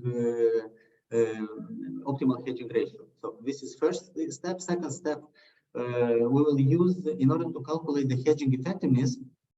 We need also to identify the optimal portfolio weight as optimal portfolio weight, considering these two components of the conditional covariance between asset I and J, and also the conditional variance of the asset J in our case. Yeah. So basically, the hedging effectiveness is to show the variance, to show actually the percentage of reduction in the variance of the hedging and unhedging position in the market, as it is shown here below. So this is actually the first attempt, as I said, to analyze information and to analyze information from the perspective of hedging ratio and hedging effectiveness. So first column is actually a hedging ratio, and it shows us how much it costs to hedge a long position of dollar with the short position of long position of dollar of emerging green bond index with the short position, for example, in our case, in the first line, with short position of S&P green bond index. But we are not faced with the result because we have quite high P for the reasonable cost for hedging, while the hedging effectiveness is quite low across all the indexes which connect to the emerging green bonds with our artificial green bond index. Therefore, here a further analysis we have to undertake just to see whether this is an error in the calculation, or the preliminary conclusion which I see in this case might be that our index, emerging green bond index, is quite stable in the shocks which are happening in the market. So basically, that's it. Ну, коллеги, какие есть вопросы? Тематика непростая, звук был не очень устойчивый. Наверное, точно есть вопросы, хотя бы на пояснение подходов. Ирина Васильевна, давайте попробую. Давайте. Да, но я, может быть, не столько вопросы, сколько, ну, скажем, утверждения какие-то. Просто первый, на самом деле. Йон, вы 3-й год аспирантуры? Да. Сколько публикаций сейчас есть? Ну, я с практической точки зрения чуть-чуть. Одна высшая школа экономики и две еще в другом контексте. Еще раз, не слышу. Одна? Одна и следующая идет, да. Сейчас, я не расслышал. Одна публикация где? Одна публикация, еще вторая в работе. Все, понял. Одна публикация, вторая в работе. Но это нужно форсировать. На мой взгляд, я вот слышал Йона перед этим и сейчас. Прогресс существенный, он чувствуется. И нужно фиксировать, наверное, с точки зрения, ну, скажем так, с точки зрения практической для подготовки диссертации. Наверное, публикации надо делать. Вопрос относительно смотрели ESG рейтинги, ESG индексы. Вот как связаны эти тематики? Появляется ли в Green Bonds тематике проблема ESG рейтингов? И работает ли она как-то? Вот прямо в данной ситуации взаимосвязь становится, она построилась вот здесь. So I'll try in English. So basically, if we connect, as you asked, the connection between green bonds and ESG rating, okay, we can see it here. So we have emerging green bond index. We took by purpose the S&P Global 1200 ESG, which here we have companies basically which are reporting ESG, and let me see details of the index. So it's a broad-based market cap weighted index that is designed to measure the performance of security meeting sustainability criteria. So basically here we connect these green bonds with ESG investments. Okay, thanks. It's maybe all I want to ask. Коллеги, еще вопросы, пожалуйста. Можно, да, вопрос? Ион, спасибо большое. Thank you very much for interesting presentation. I have just a clarifying question about the construction of the index, because the presentation does not contain the statistics actually about the construction of the index. So can you please clarify why these countries, how the issues were distributed among the countries, and probably some other clarifications. So how did you construct this index? Okay. Thank you for the question. Indeed, I think I have to include here more information. Плохо слышно. Вы, пожалуйста, я понимаю, вы эмоционально говорите, вы движетесь. Очень прошу, не двигайтесь. Как только вы куда-то поворачиваетесь, мы ничего не слышим. Невнятно. Okay. Now it's better? Ну, стойте. Yes. Да. Okay. So basically, we extracted, we considered all the emerging countries in the data extraction. And basically, these countries are a result of our selection criteria. So it's not what we choose, but these countries are the results of the existing green bonds in the market. Based on the selection criteria, we put it here. So minimum 40 million USD of bond issues, zero coupon, and the most important aspect is that we choose the US dollars as the baseline currency of the issues. So these countries basically are the results of our data extraction.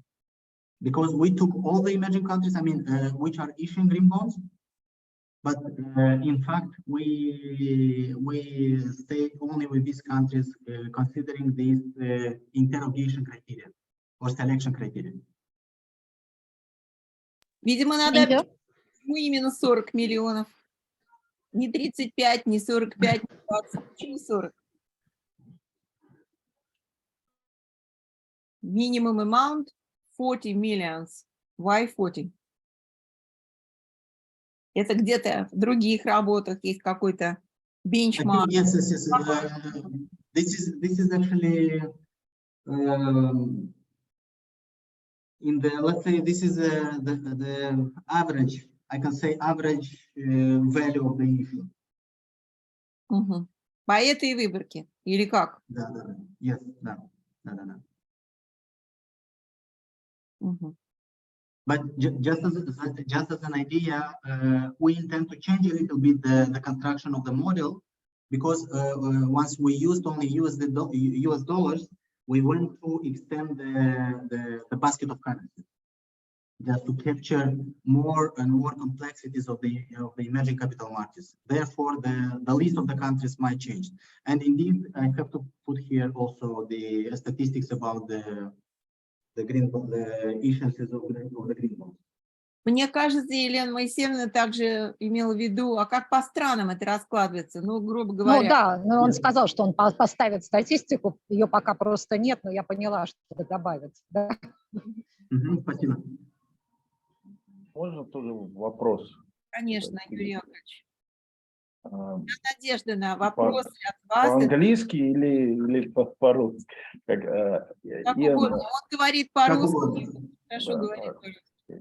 У меня, собственно, вопрос вот, ну вот в целом, значит, по подходу, то есть, ну вот понятно, что индекс, наверное, ну, естественно, имеет смысл, а вот все-таки вот эти изучение этих спиллов, то есть они же предполагались для того, чтобы, ну, вот этот подход с этими спиллов, он предполагалось изучать рынки, чтобы понимать, ну, собственно, когда, допустим, торгуешь какими-то акциями, на какие рынки еще смотреть, да, то есть, ну, вот понять, какие рынки там близки. То есть вот какой смысл смотреть Юрий Яковлевич, там еще была идея, знаете, какая в большинстве последних работ, что если спилово с зеленого рынка на незеленый, можно ли использовать, например, зеленый рынок, как зеленые облигации, как инструмент хеджирования, да, то есть, например, или, вот, что они, например, у них волатильность меньше, чем по доходности, чем у обычных, или у других активов, например, которые... но это получается как asset allocation, да, проблема. А здесь же, я так понимаю, что просто взаимосвязь, ну, фактически вот это, да, вот эта вот матрица, да, ну, вот почему просто вот не посмотреть на корреляции там или какие-то там, ну, вплоть до каких-то регрессий, почему вот именно spillover, ну, с точки зрения какого-то экономического смысла, не просто метод, а вот с точки зрения экономического смысла, почему spillover? Чтобы ответить на вопрос, я добавлю еще именно методику, потому что, как там ранее показал, что именно методика по DNY, она показывает, откуда актив получает и куда он дает реакцию. Да? Вот в этом. А spillover, вот если посмотреть на этот график, удобно тем asset-менеджерам построить стратегию по хеджированию. Либо хеджирование, либо строить портфель. Да? Мы просто взяли вот эти активы рандомли. Не то, что рандомли, но исходя из логики бизнеса. Да? И вот мы увидели вот эту картину. А здесь не только вот, здесь можно понимать, как какая взаимосвязь между газом и угля. Да?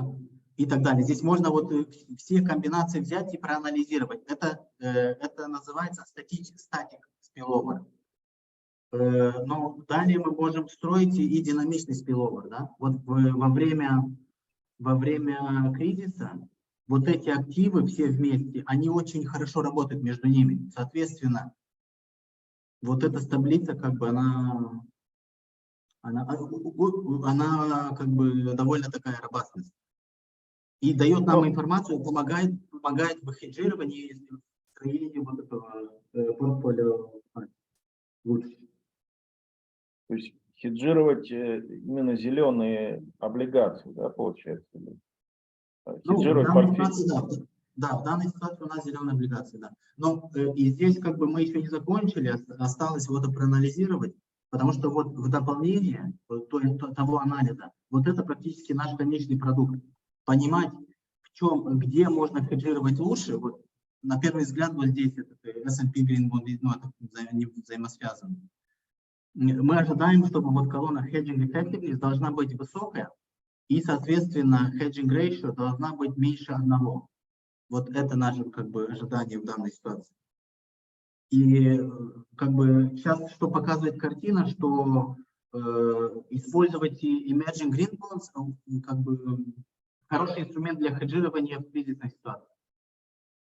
Он как бы не реагирует на oil price, Ну, здесь, я так понимаю, у вас получилось по P-value, я, правда, не очень понимаю, как это посчитать, но ничего нельзя, да, использовать для хеджирования. Да. Понятно.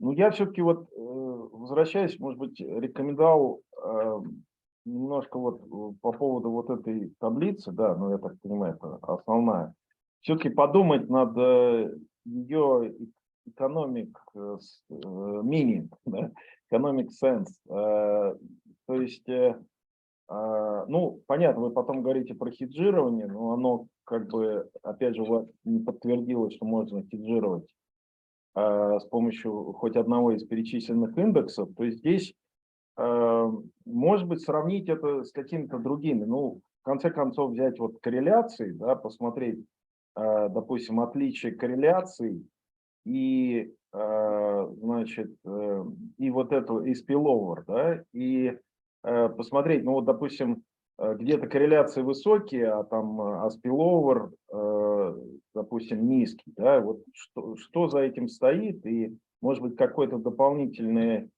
может быть, какую-то информацию из этого извлечь, да, то есть как-то проинтерпретировать эту историю, потому что, ну, вот, пока вот это сложно интерпретировать. Юрий Яковлевич, мы посмотрим, во-первых, по литературе немножко еще побольше, да, почему метод расчет spillover более как бы предпочтительный вообще в этом случае. А во-вторых, да, я думаю, и он может уже. Здесь то, что вот специфика вот данных результатов следующее, что мы выбрали quartile VAR, да, vector autoregression, на 50%, медиана 50%. Здесь очень, как бы, здесь интересно посмотреть и на quartile 5% и 95%, потому что есть другие работы, и посмотреть, как себе, вот как этот Emerging Green Bonds себе как бы what is the behavior of the Emerging Green Bond Index considering quartile 5% and 95%. This is something in addition to compare.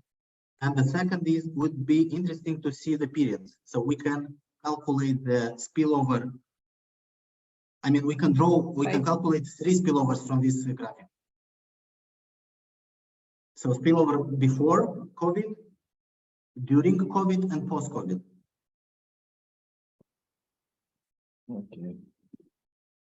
Okay. Thank you. Thank you. Еще есть какие-то комментарии, коллеги, или переходим к следующей работе? Спасибо большое. Тогда давайте переходим дальше.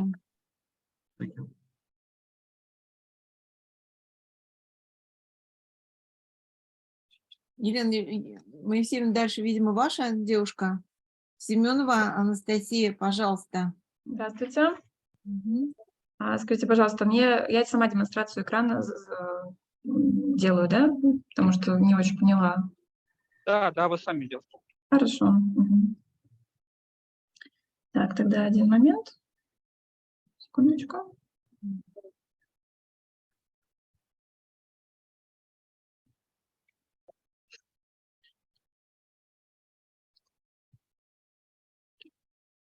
Скажите, пожалуйста, виден ли экран? Да. Порядок. Замечательно, спасибо. Так, сейчас я запускаю. Good afternoon. I would like to present you my paper in progress called Green Patterns of Growth, Firm Size Dynamics, and Environmental Innovations Financial Gains. So to begin with, I would like to state that this paper is one in the series of papers in my research dedicated to environmental innovations and financial performance relationship. And within this study, we research the moderation effects of the firm size dynamics. So if we turn to the relevant literature on the topic, we'll find out that there are three main directions that state the relationship between environmental innovations and financial performance. So the first direction of the papers state that the relationship is purely positive. The next two state that the relationship is ambiguous or even negative. So there are lots of possible reasons for this ambiguity. So among them are different methodological approaches, indigeneity, special reverse causality problem.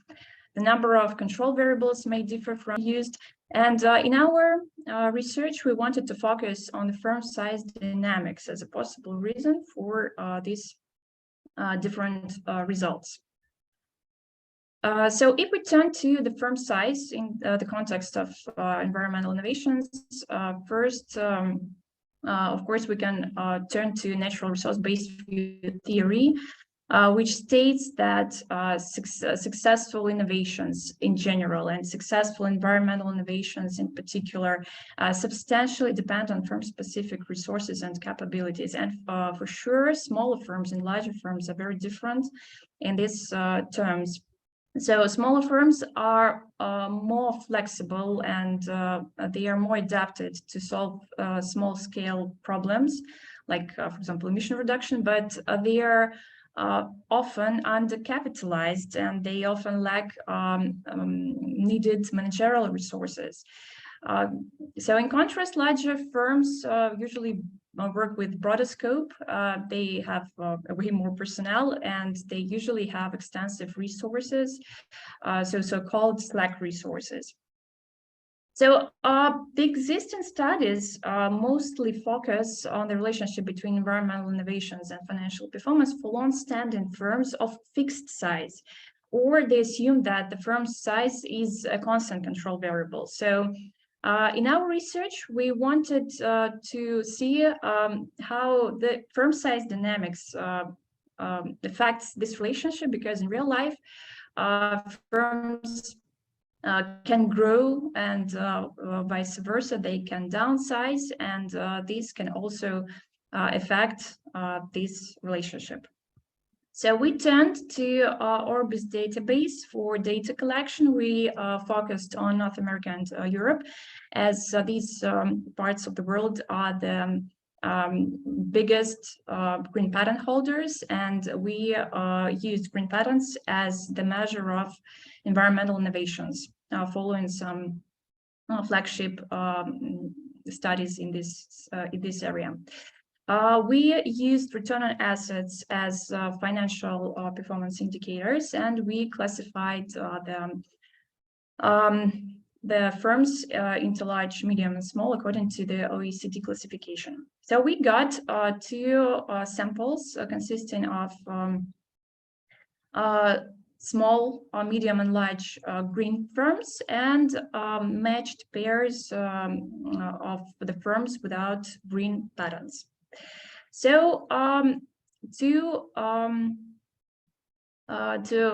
estimate and to check our hypothesis, we used two approaches. So first, we estimated the effect in the long time perspective. So we studied the effect for the period of 8 years, and we used 4 metrics to estimate. So the first metric, which is the difference between firms' return on assets of the first year and of the last year, indicates to what extent the firms were on average financially successful during the studied period. The second metric, which is the median value of the return on assets growth, shows the main tendency of firms' return on assets changing over the study time. The third metric, it is the range, actually the difference between maximum and minimum return on assets values. And finally, we had the slope of return on assets values changing within this time period, which actually represents the linear term of return on assets dependency from time.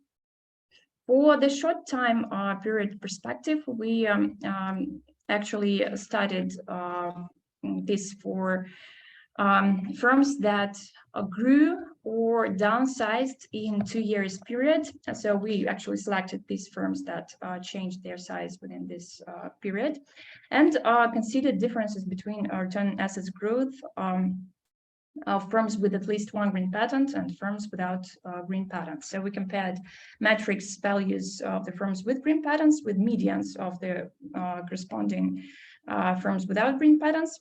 And we also used paired versions of one-sided T and Mann-Whitney U tests. So the results are the following. So here I would like to say a few words about the way the results are presented. So we've got C1, C2, and so forth comparisons. So they are about the different matched pairs of the firms. So the first one is about the growing firms, and we compared green firms and non-green firms. The second one is about the downsizing firms, both with green patents and without. The third one, like C31, C32, and C33, they are about comparing growing firms with stable size firms in terms of sizes. And the fourth one is about, so we decided to look specifically at small firms that grew within the studied period and compared them with large firms that were stable sized. So the results show that so firms with at least one green patent financially gain more than growing firms without green patents throughout this time period. So if firms downsize, then firms with green patents show worse financial results. So growing firms with at least one green patent show better financial results than stable-sized firms with at least one green patent. And surprisingly, so small firms that were initially small, but they grew later on, they show better financial results compared to stable-sized firms with at least one green patent. So if we turn to the short time period for 2 years, so here we see that actually the average costs of introducing environmental innovations do not outweigh the financial gains that the companies, green firms, gain with this. So actually we see that in 2 years period, the growing firms with green patents do not show any better results than firms with green patents. Downsizing firms generally show that their results are even worse than of the firms without green patents. So we are in the process of theoretical discussion of these results, but I would like to say that our results comply with some studies in this field, that there is a certain time lag between the introduction of the latest green patent and the financial gain that it might bring to the firm. So here we see that a 2 years period is even not enough to see the first gains, and this complies with the results of previous studies that state that generally it takes around like 2-3 years to gain the first results. And So the main contributions, the main findings are that green firms that grew fast. In long time period show better results than stable sized firms, and even though those stable sized firms were with also implemented green patterns. And if firms downsize, then so the presence of green patterns is a certain factor that makes the financial performance decreasing more in comparison with the firms that did not have any green patterns. So to sum it up, I would like to state that growth speed and the length of the considered time period are significant factors that impact the assessment of the financial results brought by green patterns, and we should include this in our studies related to the financial implications of the environmental innovations, as their ignorance might lead to the biased results. Overall, that's it. Thank you very much. I would be happy to answer your questions. Анастасия, спасибо. Не убирайте, пожалуйста, этот слайд. Мне кажется, он сейчас понадобится, когда мы будем задавать вопросы. Коллеги, у кого есть вопросы?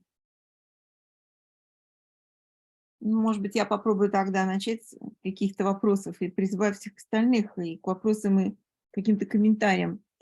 Вот мне не совсем показалось убедительным ваше обоснование. Почему именно сайз надо было рассматривать?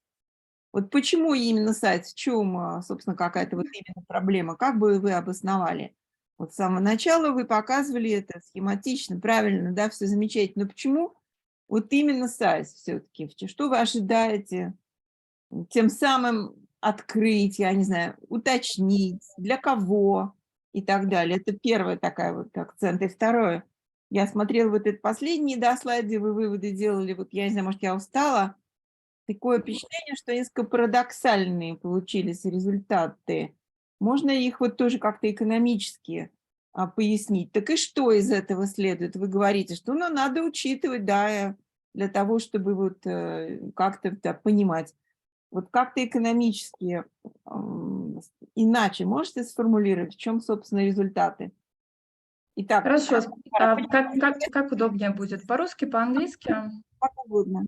Да, спасибо. Значит, давайте тогда начну с первого вопроса. Значит, речь идет даже не столько о размере, сколько о динамике размера. Потому что исследования конкретно именно размера, они у меня уже есть, и, соответственно, здесь я уже углубляюсь в эту тему и говорю о динамике. То есть речь идет о том, что в большинстве исследований, которые посвящены именно вот этой проблеме, связи и, собственно, взаимоотношениях экоинноваций и финансовых показателей, они не учитывают то, что компания может расти, а может уменьшаться в размере на протяжении там, всего периода, когда за весь период, пока идет исследование. И, соответственно, вот этот момент, он для меня показался достаточно интересным, потому что достаточно часто компания может либо вырасти, либо наоборот. И как наличие инноваций, зеленых инноваций, экоинноваций в этом случае может повлиять на финансовые показатели. Является ли это фактором, скажем так, отягощающим, то есть это ухудшает каким-то образом financial performance, либо наоборот, это способствует тому, что компания, у которой есть, например, в данном случае зеленые патенты, она перформит лучше, чем ее коллеги без них. Давайте сразу, да. Размер вашей интерпретации. Размер. Это что? Размер интерпретации? Нет, вот ваше понимание, что такое размер. Размер компании в данном случае я придерживаюсь классификацию ESG, то есть есть компании малые, средние, большие, и я отталкивалась от количества человек, которые работают в компании. То есть по количеству занятых. По количеству занятых, да, я об этом говорила в своей презентации, да. Я могу образовать, да. Спасибо. Да, если размер выборки интересует, то здесь он представлен вот в верхней строчке, то есть вот там где 57, там 163, вот это все это размеры выборки. Ну, это если вдруг. Ну, теперь вот тогда увяжите, пожалуйста, с вашей метрикой размера ваши полученные результаты. То есть количество занятых – это метрика. Большая, маленькая и так далее компания. И скорость изменения, быстрее или медленнее она увольняет своих сотрудников или принимает своих сотрудников? Да, собственно, вот те выводы в экономическом плане, да, которые вы просили меня интерпретировать. Значит, интерпретация здесь такая, что если компания, вот здесь у нас 8 лет период рассматриваемый, на протяжении этого периода росла, и, скажем, у нас вот были выборки компаний, которые из маленьких за этот период становились большими, и это прям достаточно быстро было. Это означало, что компания нашла либо свой, скажем так, product market fit, либо она резко смогла наладить производство какого-то продукта, который нашел большой спрос, либо, скажем, могла получить инвестиции, что также сказывалось положительно на ее финансовых показателях, либо нашла способ каким-то образом оптимизировать свои расходы, что, в частности, могло, например, быть в результате внедрения экологических инноваций, потому что ряд экологических инноваций как раз связаны с тем, что, например, у нас технологически перестраивается производство и начинает очень аккуратно, хорошо использоваться ресурсы текущие. И, соответственно, для таких компаний наличие грин-патента хотя бы одного, оно повлекло за собой улучшение, скажем так, increased financial performance по сравнению с теми, у кого этого не было. И здесь важный момент какой. Когда мы рассматриваем в короткой перспективе, то компания не успевает, скажем так, восполнить те потери, те expenditures, которые они потратили на внедрение экопатента, теми, скажем так, financial gains, которым этот патент им принесет. То есть 2 года – это слишком мало для того, чтобы увидеть какой-то положительный эффект. Соответственно, на более долгосрочной перспективе этот эффект виден.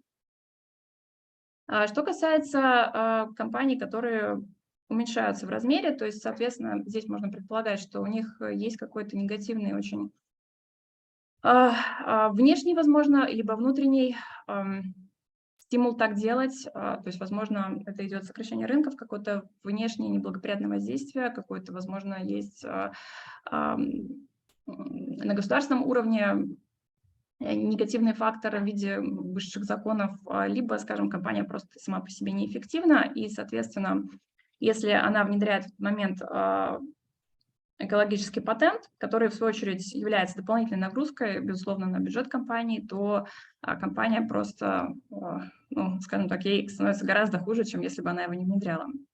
И здесь уже не важно, то есть долгосрочная перспектива, краткосрочная, то есть в любом случае внедрение экологических патентов добавляет проблем. Здесь, опять же, вот как я сказала, мы еще в процессе именно составления, скажем, такой theoretical discussion, но я могу сказать, что вот этот момент очень важно учитывать, когда речь идет о, может быть, государственной поддержке, государственном стимулировании или наоборот, то есть не стимулировании, а именно каком-то жестком законодательстве относительно необходимости внедрения инноваций для компаний разного размера. Почему? Потому что самыми уязвимыми являются, безусловно, малые компании, и именно они вынуждены иногда внедрять инновации для того, чтобы comply with the laws, и, то есть, чтобы соответствовать законам. И если они, будучи в плохом состоянии, когда они, скажем так, из middle превращаются в small, да, и в этот момент им нужно внедрять инновации, то, скорее всего, это может компанию убить в долгосрочной перспективе даже. Поэтому вот эти моменты, на мой взгляд, они важны. они важны для анализа, и учет именно вот firm size dynamics – это важный фактор, который необходимо учитывать. Я благодарю вас за ответы. У меня есть несколько ремарок все-таки. Ну, во-первых, я считаю спорным способ отражения размера через занятость. Надо, видимо, делать параллельно еще, смотреть, с выручкой, как все это как-нибудь корреспондирует или нет. Потому что может оказаться, что крупные компании, те, которые по вашей метрике занятости крупные, неэффективны были в начале.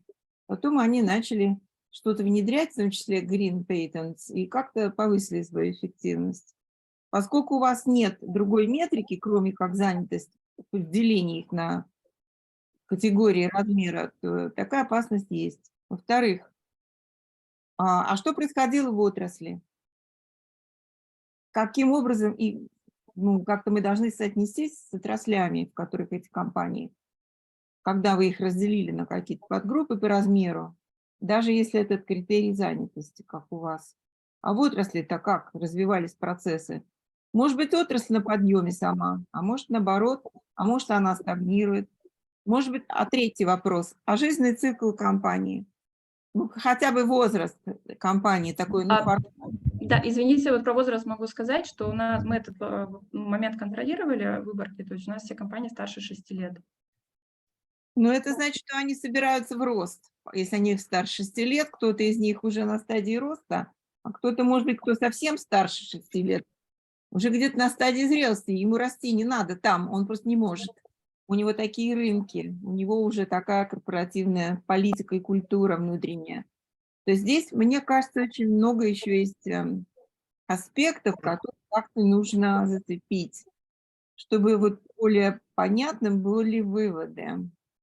Потому что, получается, видите, вот предпоследний баллет здесь, на этом слайде, на периоде длинном финансовые результаты компаний, которые сокращают свой размер, то есть занятость, параметр занятости у вас, у них ситуация хуже, чем те компании, которые не имели этих green patents. Вот это тем более какой-то очень такой странный вывод. А вот они внедряли green patents, потом по какой-то причине решили downsize осуществить, то ли они фокусировались, что такое downsize. В этом случае тоже непонятно. Вероятно, это еще одна история. Когда они downsize осуществляют, может быть, они избавляются от каких-то, поскольку они были диверсифицированы, вероятно, от каких-то подразделений, и просто начинают фокусироваться, у них какой-то переход стратегии осуществляется. Вот здесь так много вот этих дополнительных нюансов, которые, наверное, нельзя не ввести каким-то образом, важно найти как. Иначе это не совсем как-то понятно. И мне кажется, что очень важно какой критерий размера использовать. Да, я благодарю вас за комментарии. То есть эта статья, она в процессе еще. То есть результаты, это первый результат, который мы получили. И у нас есть, безусловно, идея относительно анализа по индустриям, потому что это супер важно. То есть нам как минимум нужно соотнести по индустриям, потому что это то примерно, в чем варятся и те, и нам нужно посмотреть. Вот. И огромное спасибо отдельное за другой способ деления, то есть через занятость, вернее, не через занятость, через финансовые показатели, потому что... Еще один способ выражения финансовой эффективности, может быть, взять хотя бы тогда уж return on sales, потому что assets – это сильно связано с технологиями, да, есть капиталоемкие бизнесы и есть некапиталоемкие бизнесы. И тут невольно уже что-то вмешивается. Абсолютно, да, согласна. Да, ага. Пытаться это увязать.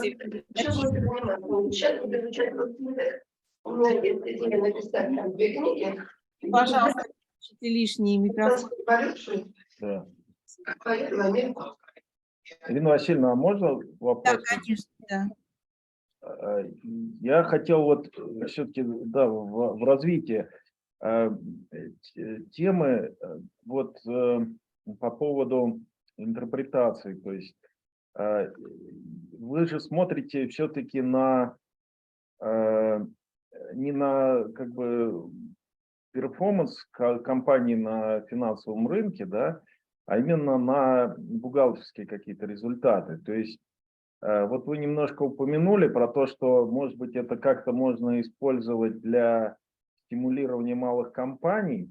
Но вот мне все-таки не очень понятно. То есть, ну вот какой вывод? То есть мы должны обязательно приобрести один, то есть компания должна приобрести один зеленый патент, чтобы у нее все было хорошо. Вот какой там для менеджмента, какой вывод из вашего исследования? Или вот кому это может быть адресовано вот в этом направлении, если подумать? Вот что вы можете, как вы можете прокомментировать этот момент? Да, спасибо большое за вопрос. Я думаю, что на текущий момент могу прокомментировать так. Компании обязательно нужно, прежде чем внедрять экологический патент, проанализировать, какое сейчас вообще, какое состояние финансовое сейчас в компании и какое состояние в отрасли, как вообще в целом компания себя чувствует, как раз вот по причине того, что будет вот этот time lag между тем, как этот патент будет внедрен и как что-то, какие-то результаты первые финансовые они получат. Это первый момент, чтобы этот период прожить легко и спокойно. Вот. И это вот что касается именно рекомендаций компаниям. Но вы же, Да. извините, но вы же не знаете, вот финансовые результаты будут получены от этого зеленого патента, особенно там для крупных компаний один патент ничего не играет роли существенной.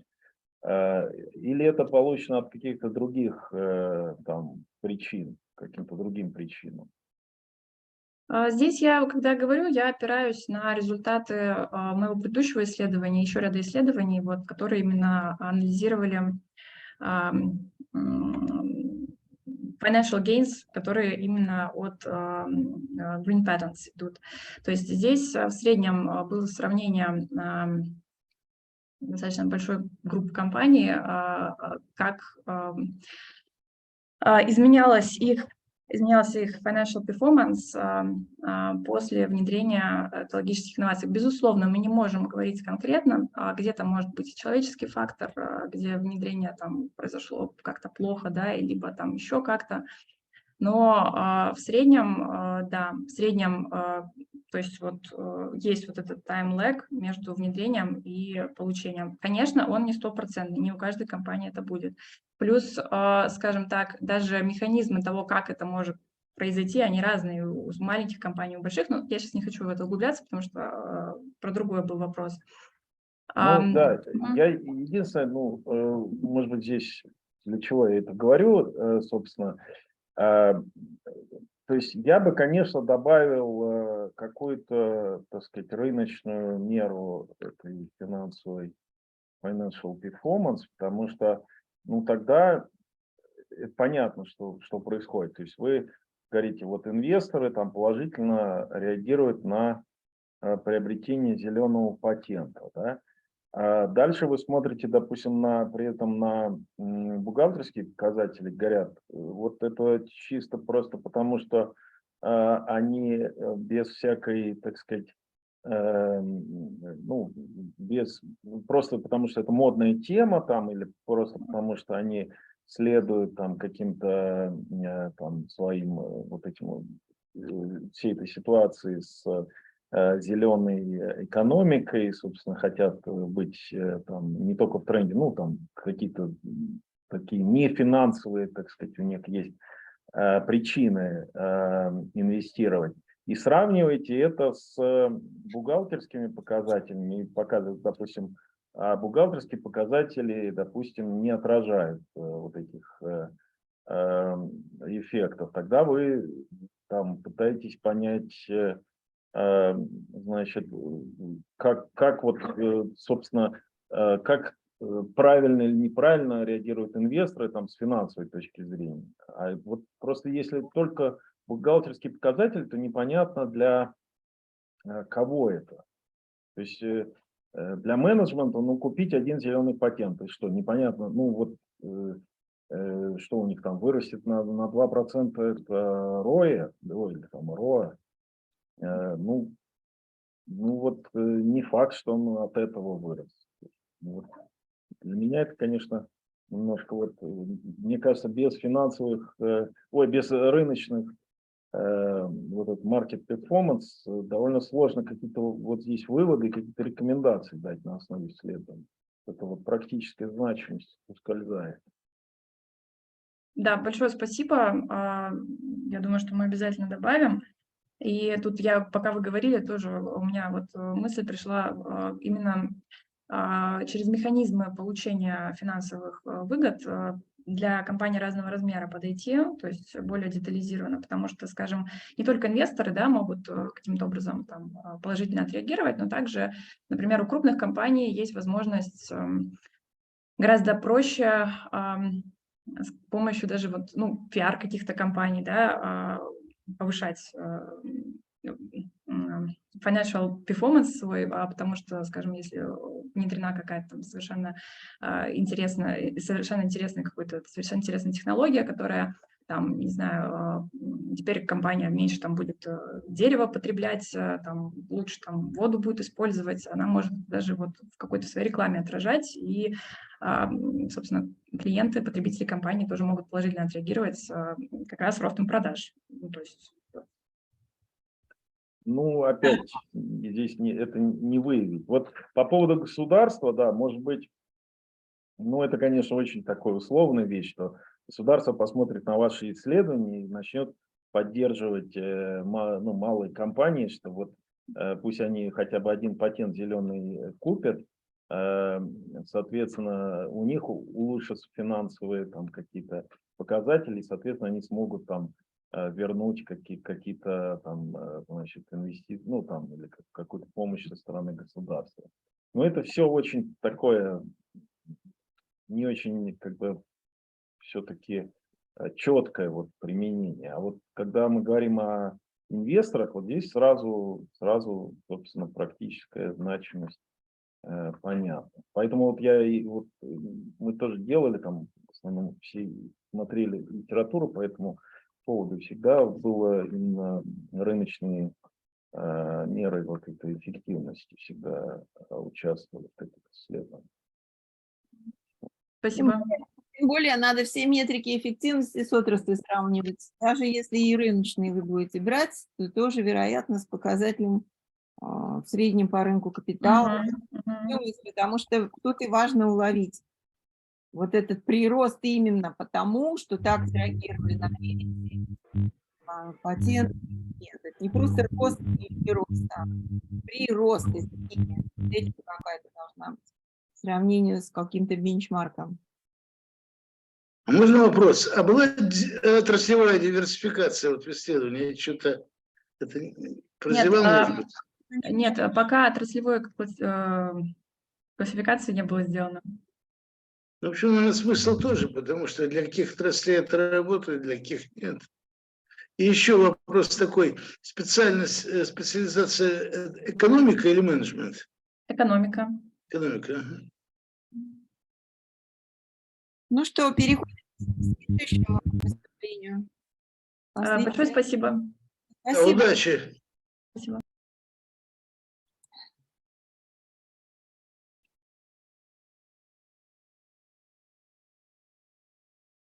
Мария, мы вас выкликаем. Сейчас я настрою экран, демонстрацию.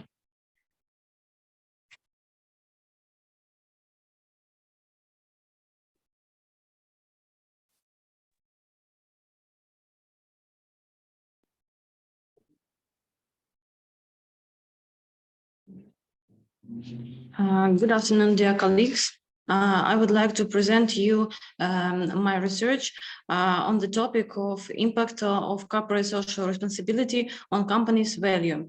My research advisor, Associate Professor Varvara Vadimovna Nazarova. I'm from St. Petersburg campus of High School of Economics.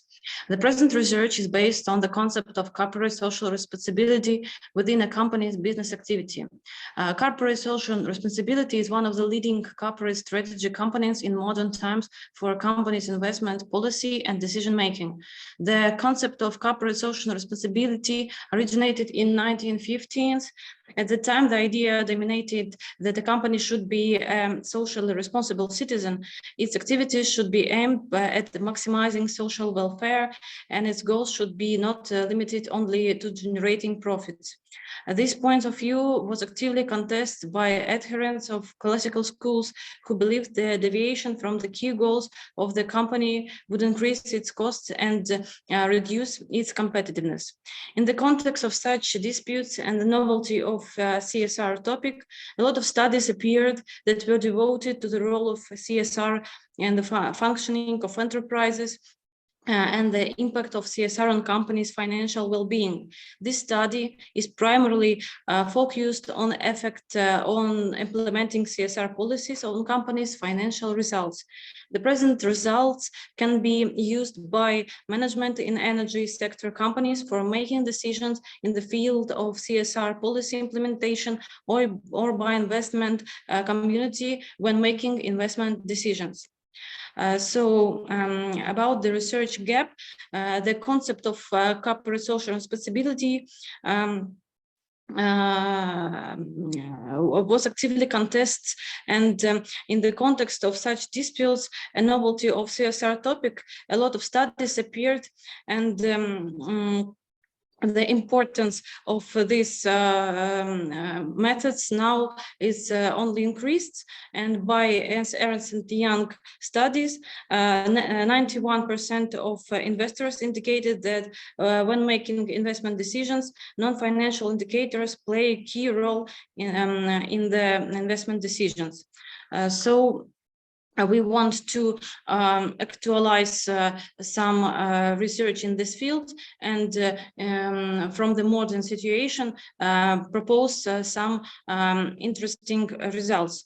The research question of this study is: how does the quality of the corporate social responsibility policy quantified through ESG assessment influence and financial value of companies in the energy sector in developed and developing countries? Through the analysis, the paper is of the value of scientific community that the study has been conducting using the most up-to-date data from 2015 to 2021. In addition, the authors propose an assessment of the shift in the impact of CSR depending on development degree of countries in which a company are located. The data are taken from energy companies in developed countries due to their availability and structural interest of the study. The level of social development allows implemented CSR policy to find a positive response from society because of the prevailing stakeholder activism. The specific research questions also was formulated, and there are how does the quality of CSR policy quantified through ESG assessment influence the financial value of companies in energy sector in developed and developing countries? Does the CSR policy proxy variable have a statistically significant impact on financial value of energy sector companies? And if so, what the nature of such influence, positive, negative, or U-shaped? For these questions were formulated 5 hypotheses, and 6 models were built for testing these hypotheses. So the analysis carried out the present research is based on data from companies in energy sector. This approach makes it possible to apply contextual features of the sectors and choose the appropriate research model. The choice of industry is not accidental. It is based on interest to test the impact of CSR on corporate financial performance in the dirty sector and the activities which cause more harm for social welfare than activities of other sectors of economy. The existing works in the research field are devoted to the study of the impact of CSR on value of companies are quite diverse. Researchers are studying the process of establishing CSR and its further impact on startups. Some works are devoted to the identification of factors influencing the effect of CSR. Among such factors are religion and culture, for example, the company's reputation and customer satisfaction, and the level of innovation activity. However, there are narrowly focused studies only indirectly related to the present thematic research. Therefore, the review can be considered exhaustive with one exception. Many works are quite contextualized and devoted to the study of CSR in individual countries. Given the theoretical prerequisites for the existence of a positive effects of CSR in a major society, it is advisable to consider the problem in the context of developed and developing countries. The research consists of the panel data from 133 energy public companies from developing and developed countries from the period 2015 to 2021, the very actual data. Such periodization is due to the fact that for many companies, there is no CSR assessment for earlier period of time, since this is quite a young trend. Exclusion of such companies from consideration because their lack of evaluation may lead to inadequate results. In addition, the authors proposed an assessment of the shift in the impact of CSR depending on the development degree of the countries in which the companies are located. The data are taken from energy companies in developed countries due to their availability and structural interest of study, the level of social development, also the implemented CSR policy to find positive response. What about the variables of the research? For the first variable, authors used for analysis ESG, environmental, social, and government score, an assessment of CSR published by Thomson Reuters database. Valuation calculations are made for a huge number of companies from a wide variety of countries, which satisfy the key requirements for a potential index to use. This index has three measuring components. The environmental index components assess the quality of environmental policy, environmental reporting, waste management, and so on. The social index components evaluate the degree of observance of human rights, product quality and safety, product sustainability, community development, charity, and so on. And the last index, the governance index components evaluate the ethic of management, the composition of board of directors, the remuneration of managers, and so on. As for the second variable analyzed in the study, the firm's value, we calculated based on financial reports, for example, return of equity, return of assets, and return on sales, or market value. The availability of accounting data is a definite advantage in using the group of indicators. However, they have a very strong limitation. It's quite easy to manipulate. Therefore, it is advisable to avoid these indicators in the analysis. As for market analysis, Tobit's Q indicator is one of the most popular. This indicator is not only less susceptible to manipulation, but also better reflects the degree of firm's financial health. So we use this indicator. The table 1 presents the result from the paper, which analyzes the earlier studies from 1918 to 2012. Reflecting the influence of CSR on different financial indicators. In most papers, authors noticed a positive correlation, but it is important to say that most papers used reports from developed countries, companies, which is in this period, reports from developing companies, not so common. Early studies have overwhelmingly found a positive correlation between CSR and companies' value indicators, but these early studies are now often criticized. Publications have no pay enough attention to problem of indigeneity. The papers missed important variables such as intensity of R&D investment. Because of this gap, the positive impact of companies' value couldn't be attributed to CSR. Also, the directions of cause and effect relationship between CSR indicators and proxy value of the company, causality or simultaneity bias has not considered. The problem of unreliability of early results in further by the fact that non-financial reporting was much less than now, and those companies that provided in their own could have a higher CSR indicator themselves. As for the methodology, all used financial information was obtained from Thomson Reuters database. The analysis used in our software and selected companies, as I said earlier, was public. For such companies, the CSR score, ESG score, was compiled and published, and there is no gaps in the data for more than 3 periods in a row. Companies that didn't meet these requirements were excluded from the sample. The letter of requirements is imposed on the data set as part of fight against emissions. Also, observations were removed from the upper and lower percentiles for any of these indicators, 1% and 99%. Missing values were replaced by arithmetic average for indicators. The obtained panel data do not look like balance sheet for a number of firms. There are no observations for several periods under consideration. For regression analysis, panel data were used. For the analysis, 3 model also were built. It's ordinary lists squared model, fixed effect model, random effect model.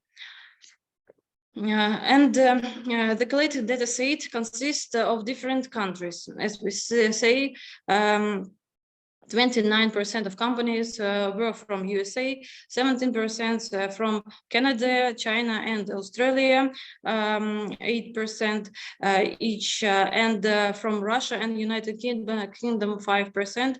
Others companies presented less.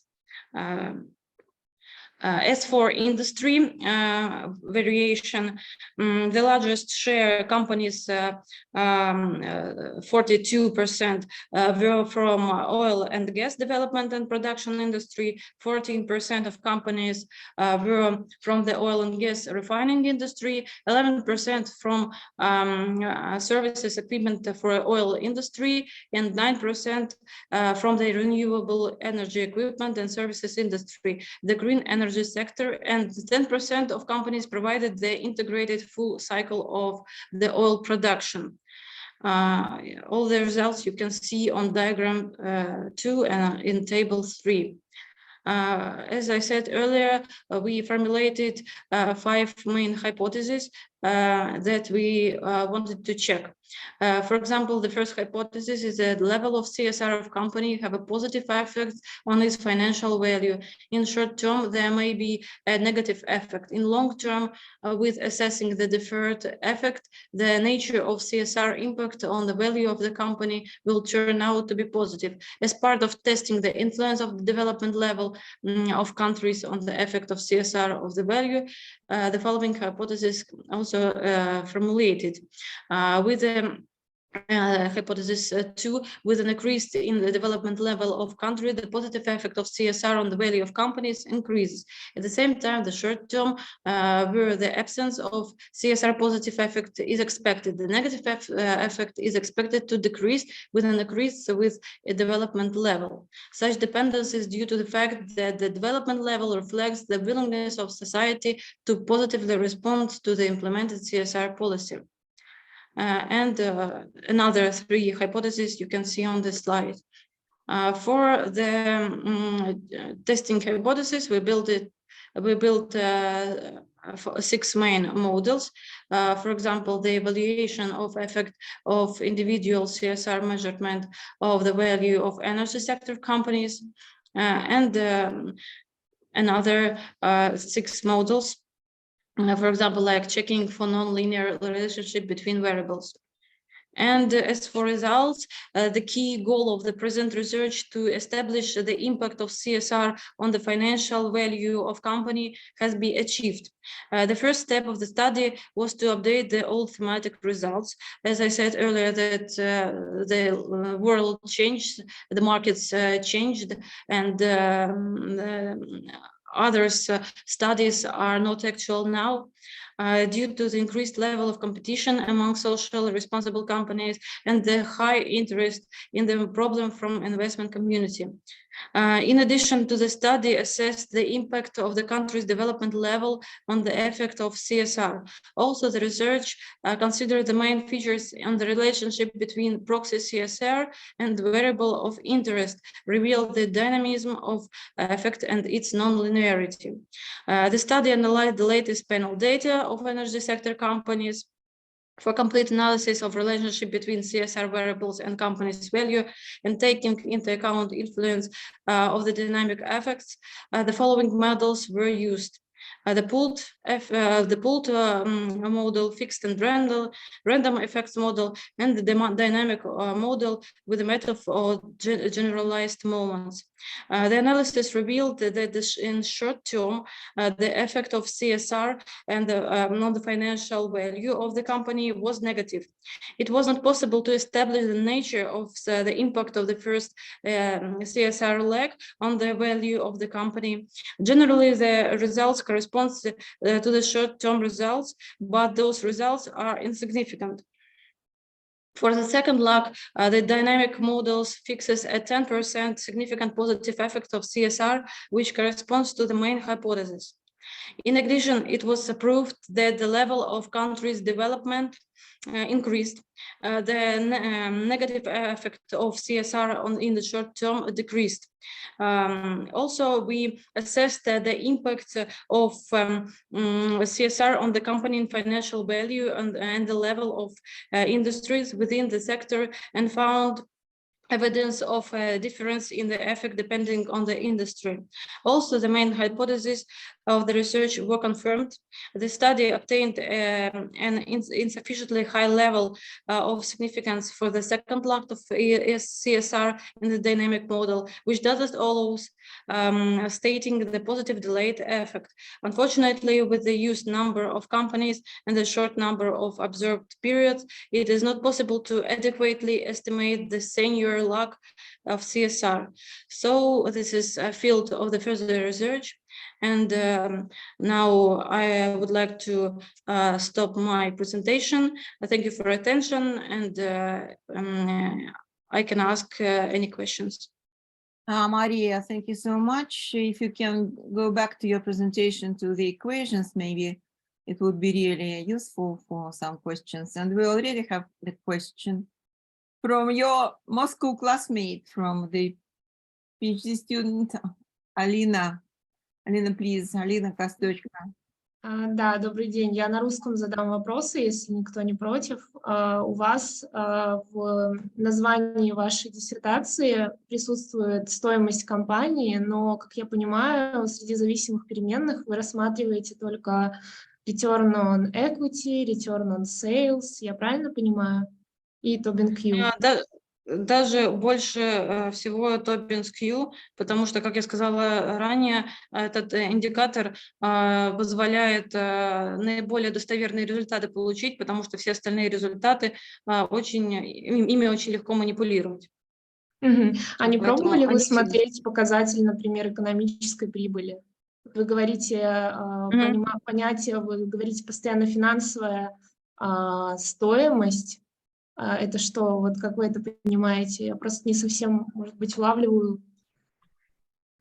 Ну вот как бы касаемо вот этого индикатора, все-таки Tobin Skew – это же отношение рыночной стоимости компании к восстановительной стоимости активов компании, поэтому мы рассматривали конкретно этот индикатор. Но что касается экономических метрик, я думаю, что это будет здорово развить, опробовать. Спасибо вам за рекомендацию. Это как бы статья, а для дальнейшей там диссертации, конечно, можно расширить и посмотреть в рамках индикаторов с других дисциплин.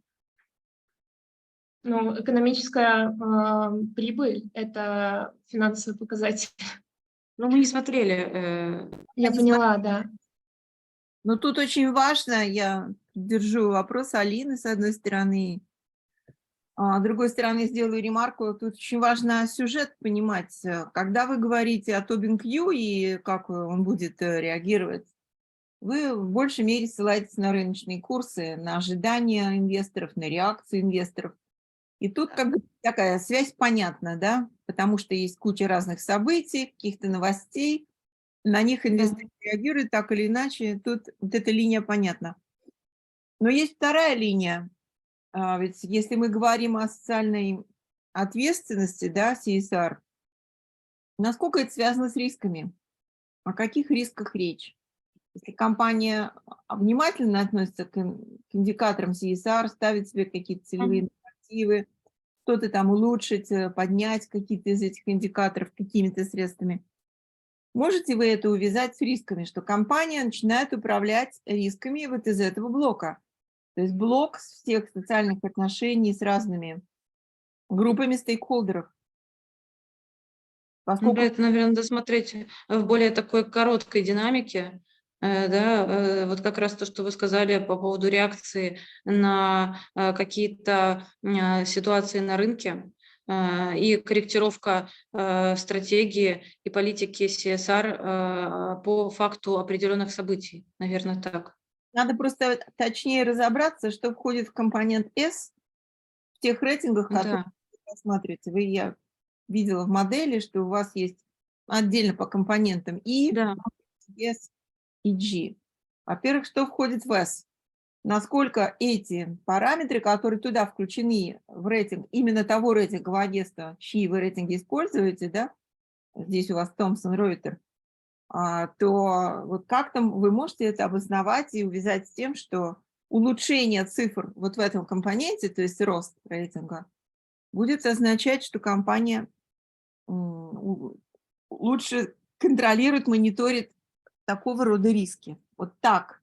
Если так, то тогда residual income, форма экономической прибыли, по идее, гипотетически должна бы реагировать. Но у меня тоже есть вопросы, если вы все-таки к уравнениям вернетесь, вот где-то у вас там были на слайде всякие уравнения ваши. Модель. Наоборот, да, в другую сторону. Вот. Поясните, пожалуйста, вот у вас есть 5-й параметр логарифм sales и 8-й параметр growth. Что такое рост? Вот что такое 8-й параметр, как измеряется рост? И зачем он нужен, этот 2-й параметр, если у вас есть логарифм sales?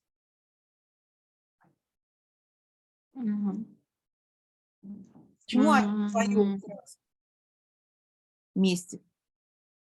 Это первый вопрос, а второй связан с параметром 6. Что такое ликвидность? Как конкретно она тут оценивается? Ликвидность. Вспоминайте, как вы считали, что это такое?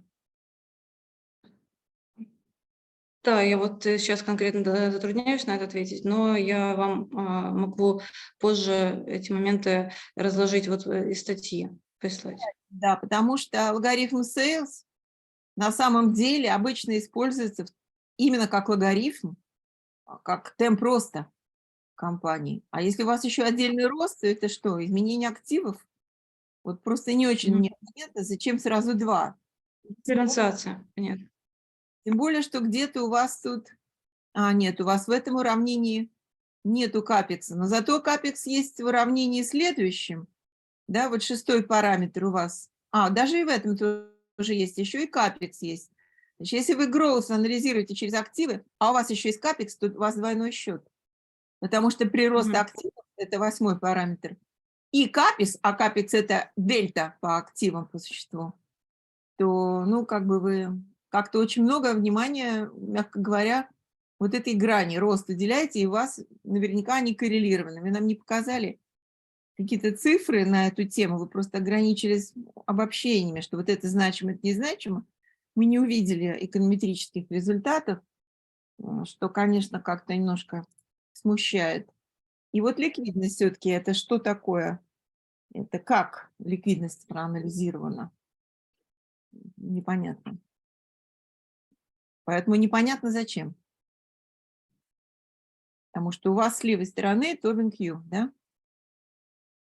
И что еще у вас там в зависимых переменных? Просто return on assets или там return on equity, что еще? Вот, Нет, скорее это, вот я об этом сказала, что мы эти показатели не брали, мы брали только Тобинскую.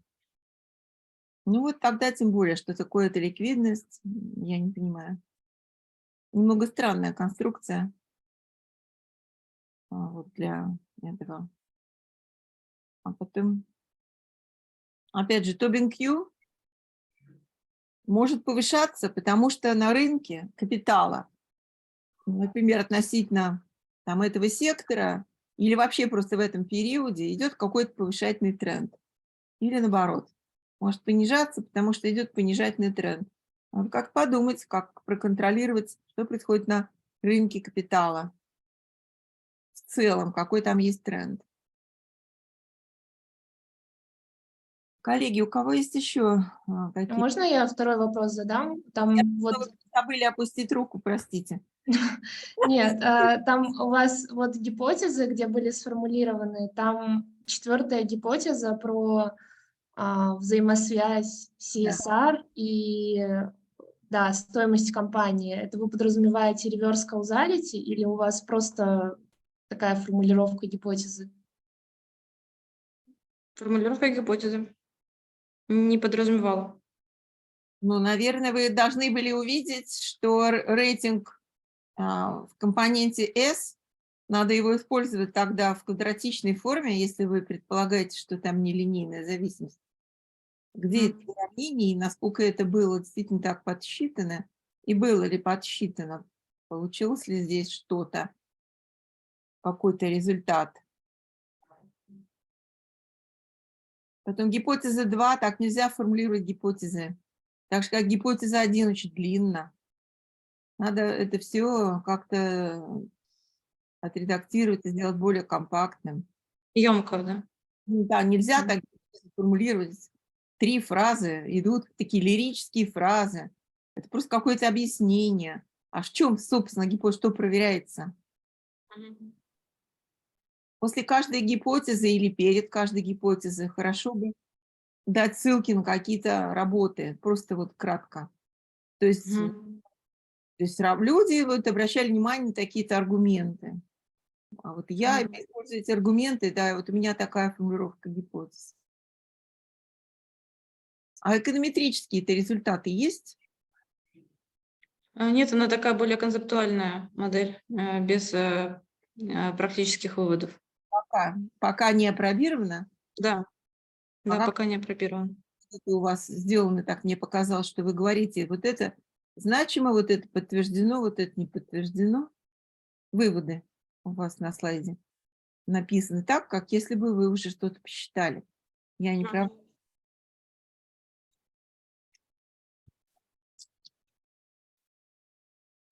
Вот видите, написано, гипотезы подтверждены, 3-я строка. Как будто бы все подсчитано. Ну, как бы такими набросочными как бы были расчеты выполнены, но в статью они не вошли. Мы ее не включили. Ну, нас ведь сейчас не статья интересует, а реальный доклад, поэтому можно было бы здесь показать и высказать свои сомнения, если там в чем-то вы не уверены.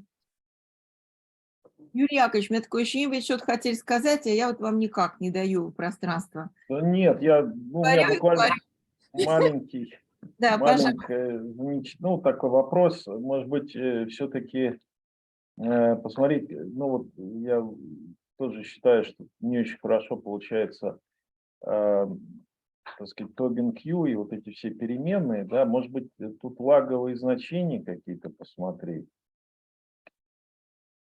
Вот не того же года вот эти все переменные, а лаговые. Смотри, динамики. Ну, там у нее какой-то вывод есть чего-то там про лаги, я тоже не уловила. Там пишет, что нельзя на 2 года лаг сделать, ну, на 1 год, наверное, можно. Ну да, тогда Ну, хоть... в пределах года, вот так как вы сказали, в мелкой динамике можно посмотреть на реакции компаний. То есть фактически, ну вот у них вот этот скор, да, есть, и какая на него, какой через год вот у них будет какая эффективность. Дело в том еще, с какой частотой они его публикуют, это тоже надо проверить. И когда именно они его публикуют, в конце года, не знаю, в середине, как. Да, это же реакция должна быть как бы почти немедленная. Вот, наконец, какая-то новая цифра. Вот она осталась прежняя, эта цифра. Ухудшилась и улучшилась. И реакция сразу должна последовать. И максимально близко к этому нужно тогда брать Tobin Q. Поэтому важно понимать, у вас Tobin Q рассчитан на какую дату, а рейтинг выходит примерно когда? В конце года, в середине года, когда? То есть поэтому лаговые переменные здесь наиболее правильно, наверное, были бы. Потому что угадать, ну, то есть прям под публикацию этого рейтинга у вас не получится технически просто. Ну, да, не будет, да. А вот там продленный как бы эффект, вот уже все видят, что и знают, что есть такой рейтинг. Он уже теперь понятен и так далее. Ну и здесь еще момент, конечно, вот то, что Алина, так сказать, заметила, что, конечно, он не очень соотносится именно переменной Tobin Q со стоимостью компании у вас в названии value, company value. Все-таки надо, конечно, либо как-то переназвать там, ну, потому что, ну, это же все-таки Tobin Q, это не стоимость, это в чистом виде, да.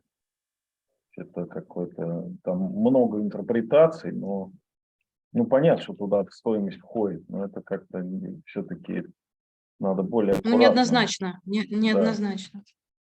Вообще в финансовых исследованиях Tobin Q чаще просто growth opportunities. Да, вот может быть. Аппроксимация growth opportunities. Но тогда это справа обычно всегда во всех уравнениях, как вот некий тренд на возможности роста. Поэтому здесь, да, явно чего-то не достает. С точки зрения правильного подхода к финансовому результату. Думайте над этим. Ну что, есть еще какие-то соображения, подсказки, комментарии для Марии? Пока я не вижу ни рук, ни в чате. Значит, тогда спасибо еще раз большое. Спасибо, выходите. Отдавайте экран. У нас осталось сколько? 2 работы. Дмитрий Подухович и Елизавета Татаринова. Ну что, давайте не будем делать перерыв, а как-то уже быстрее завершим обсуждение.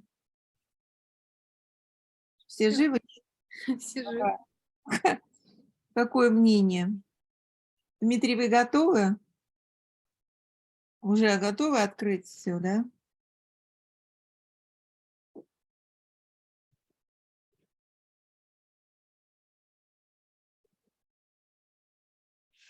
Мы сейчас переходим к последнему фрагменту нашего семинара.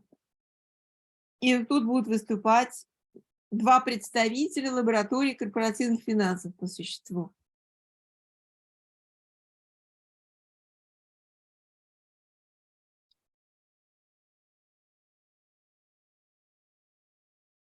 Угу.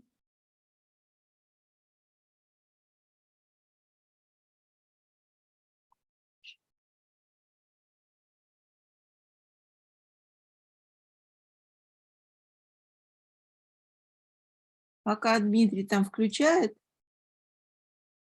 у него тоже какие-то проблемы.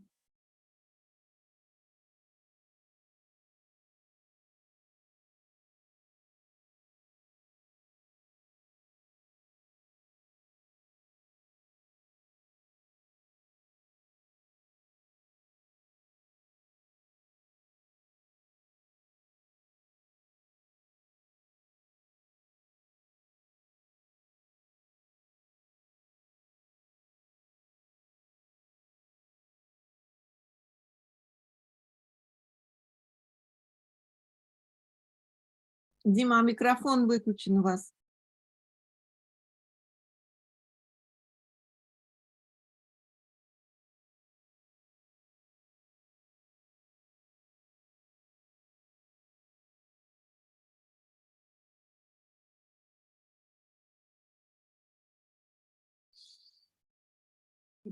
У меня не получается демонстрация экрана одновременно с... Сейчас слышно вас. Сейчас слышно. Я ж не понимаю. А что не получается одновременно? Это зона.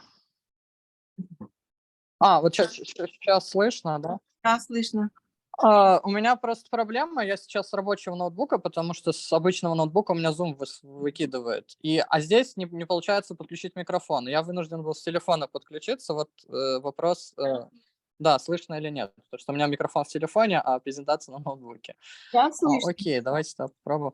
Можно сразу вопрос? Мы на английском саму презентацию? Как хотите, у нас смешанный вариант, все устали уже, как вам удобнее.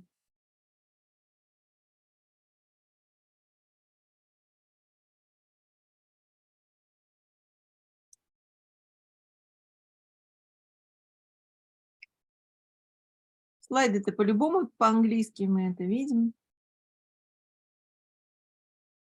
Что, презентация не идет? Тут все застыло на месте.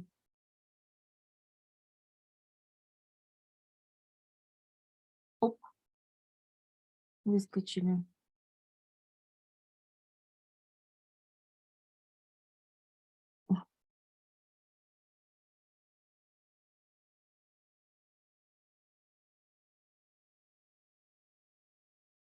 Дима, не слышно или микрофон замьючен, либо и то, и то.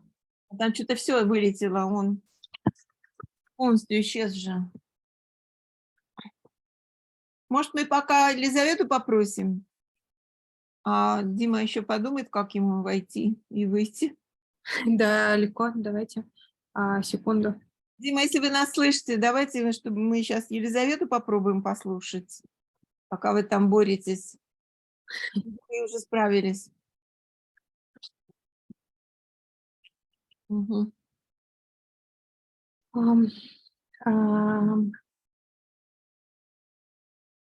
Окей, видно, да, экран? И меня слышно? Да. Все. Окей. Я на английском буду, мне по-русски тяжелее. My topic is the influence of composition of board of directors on the buyout policy.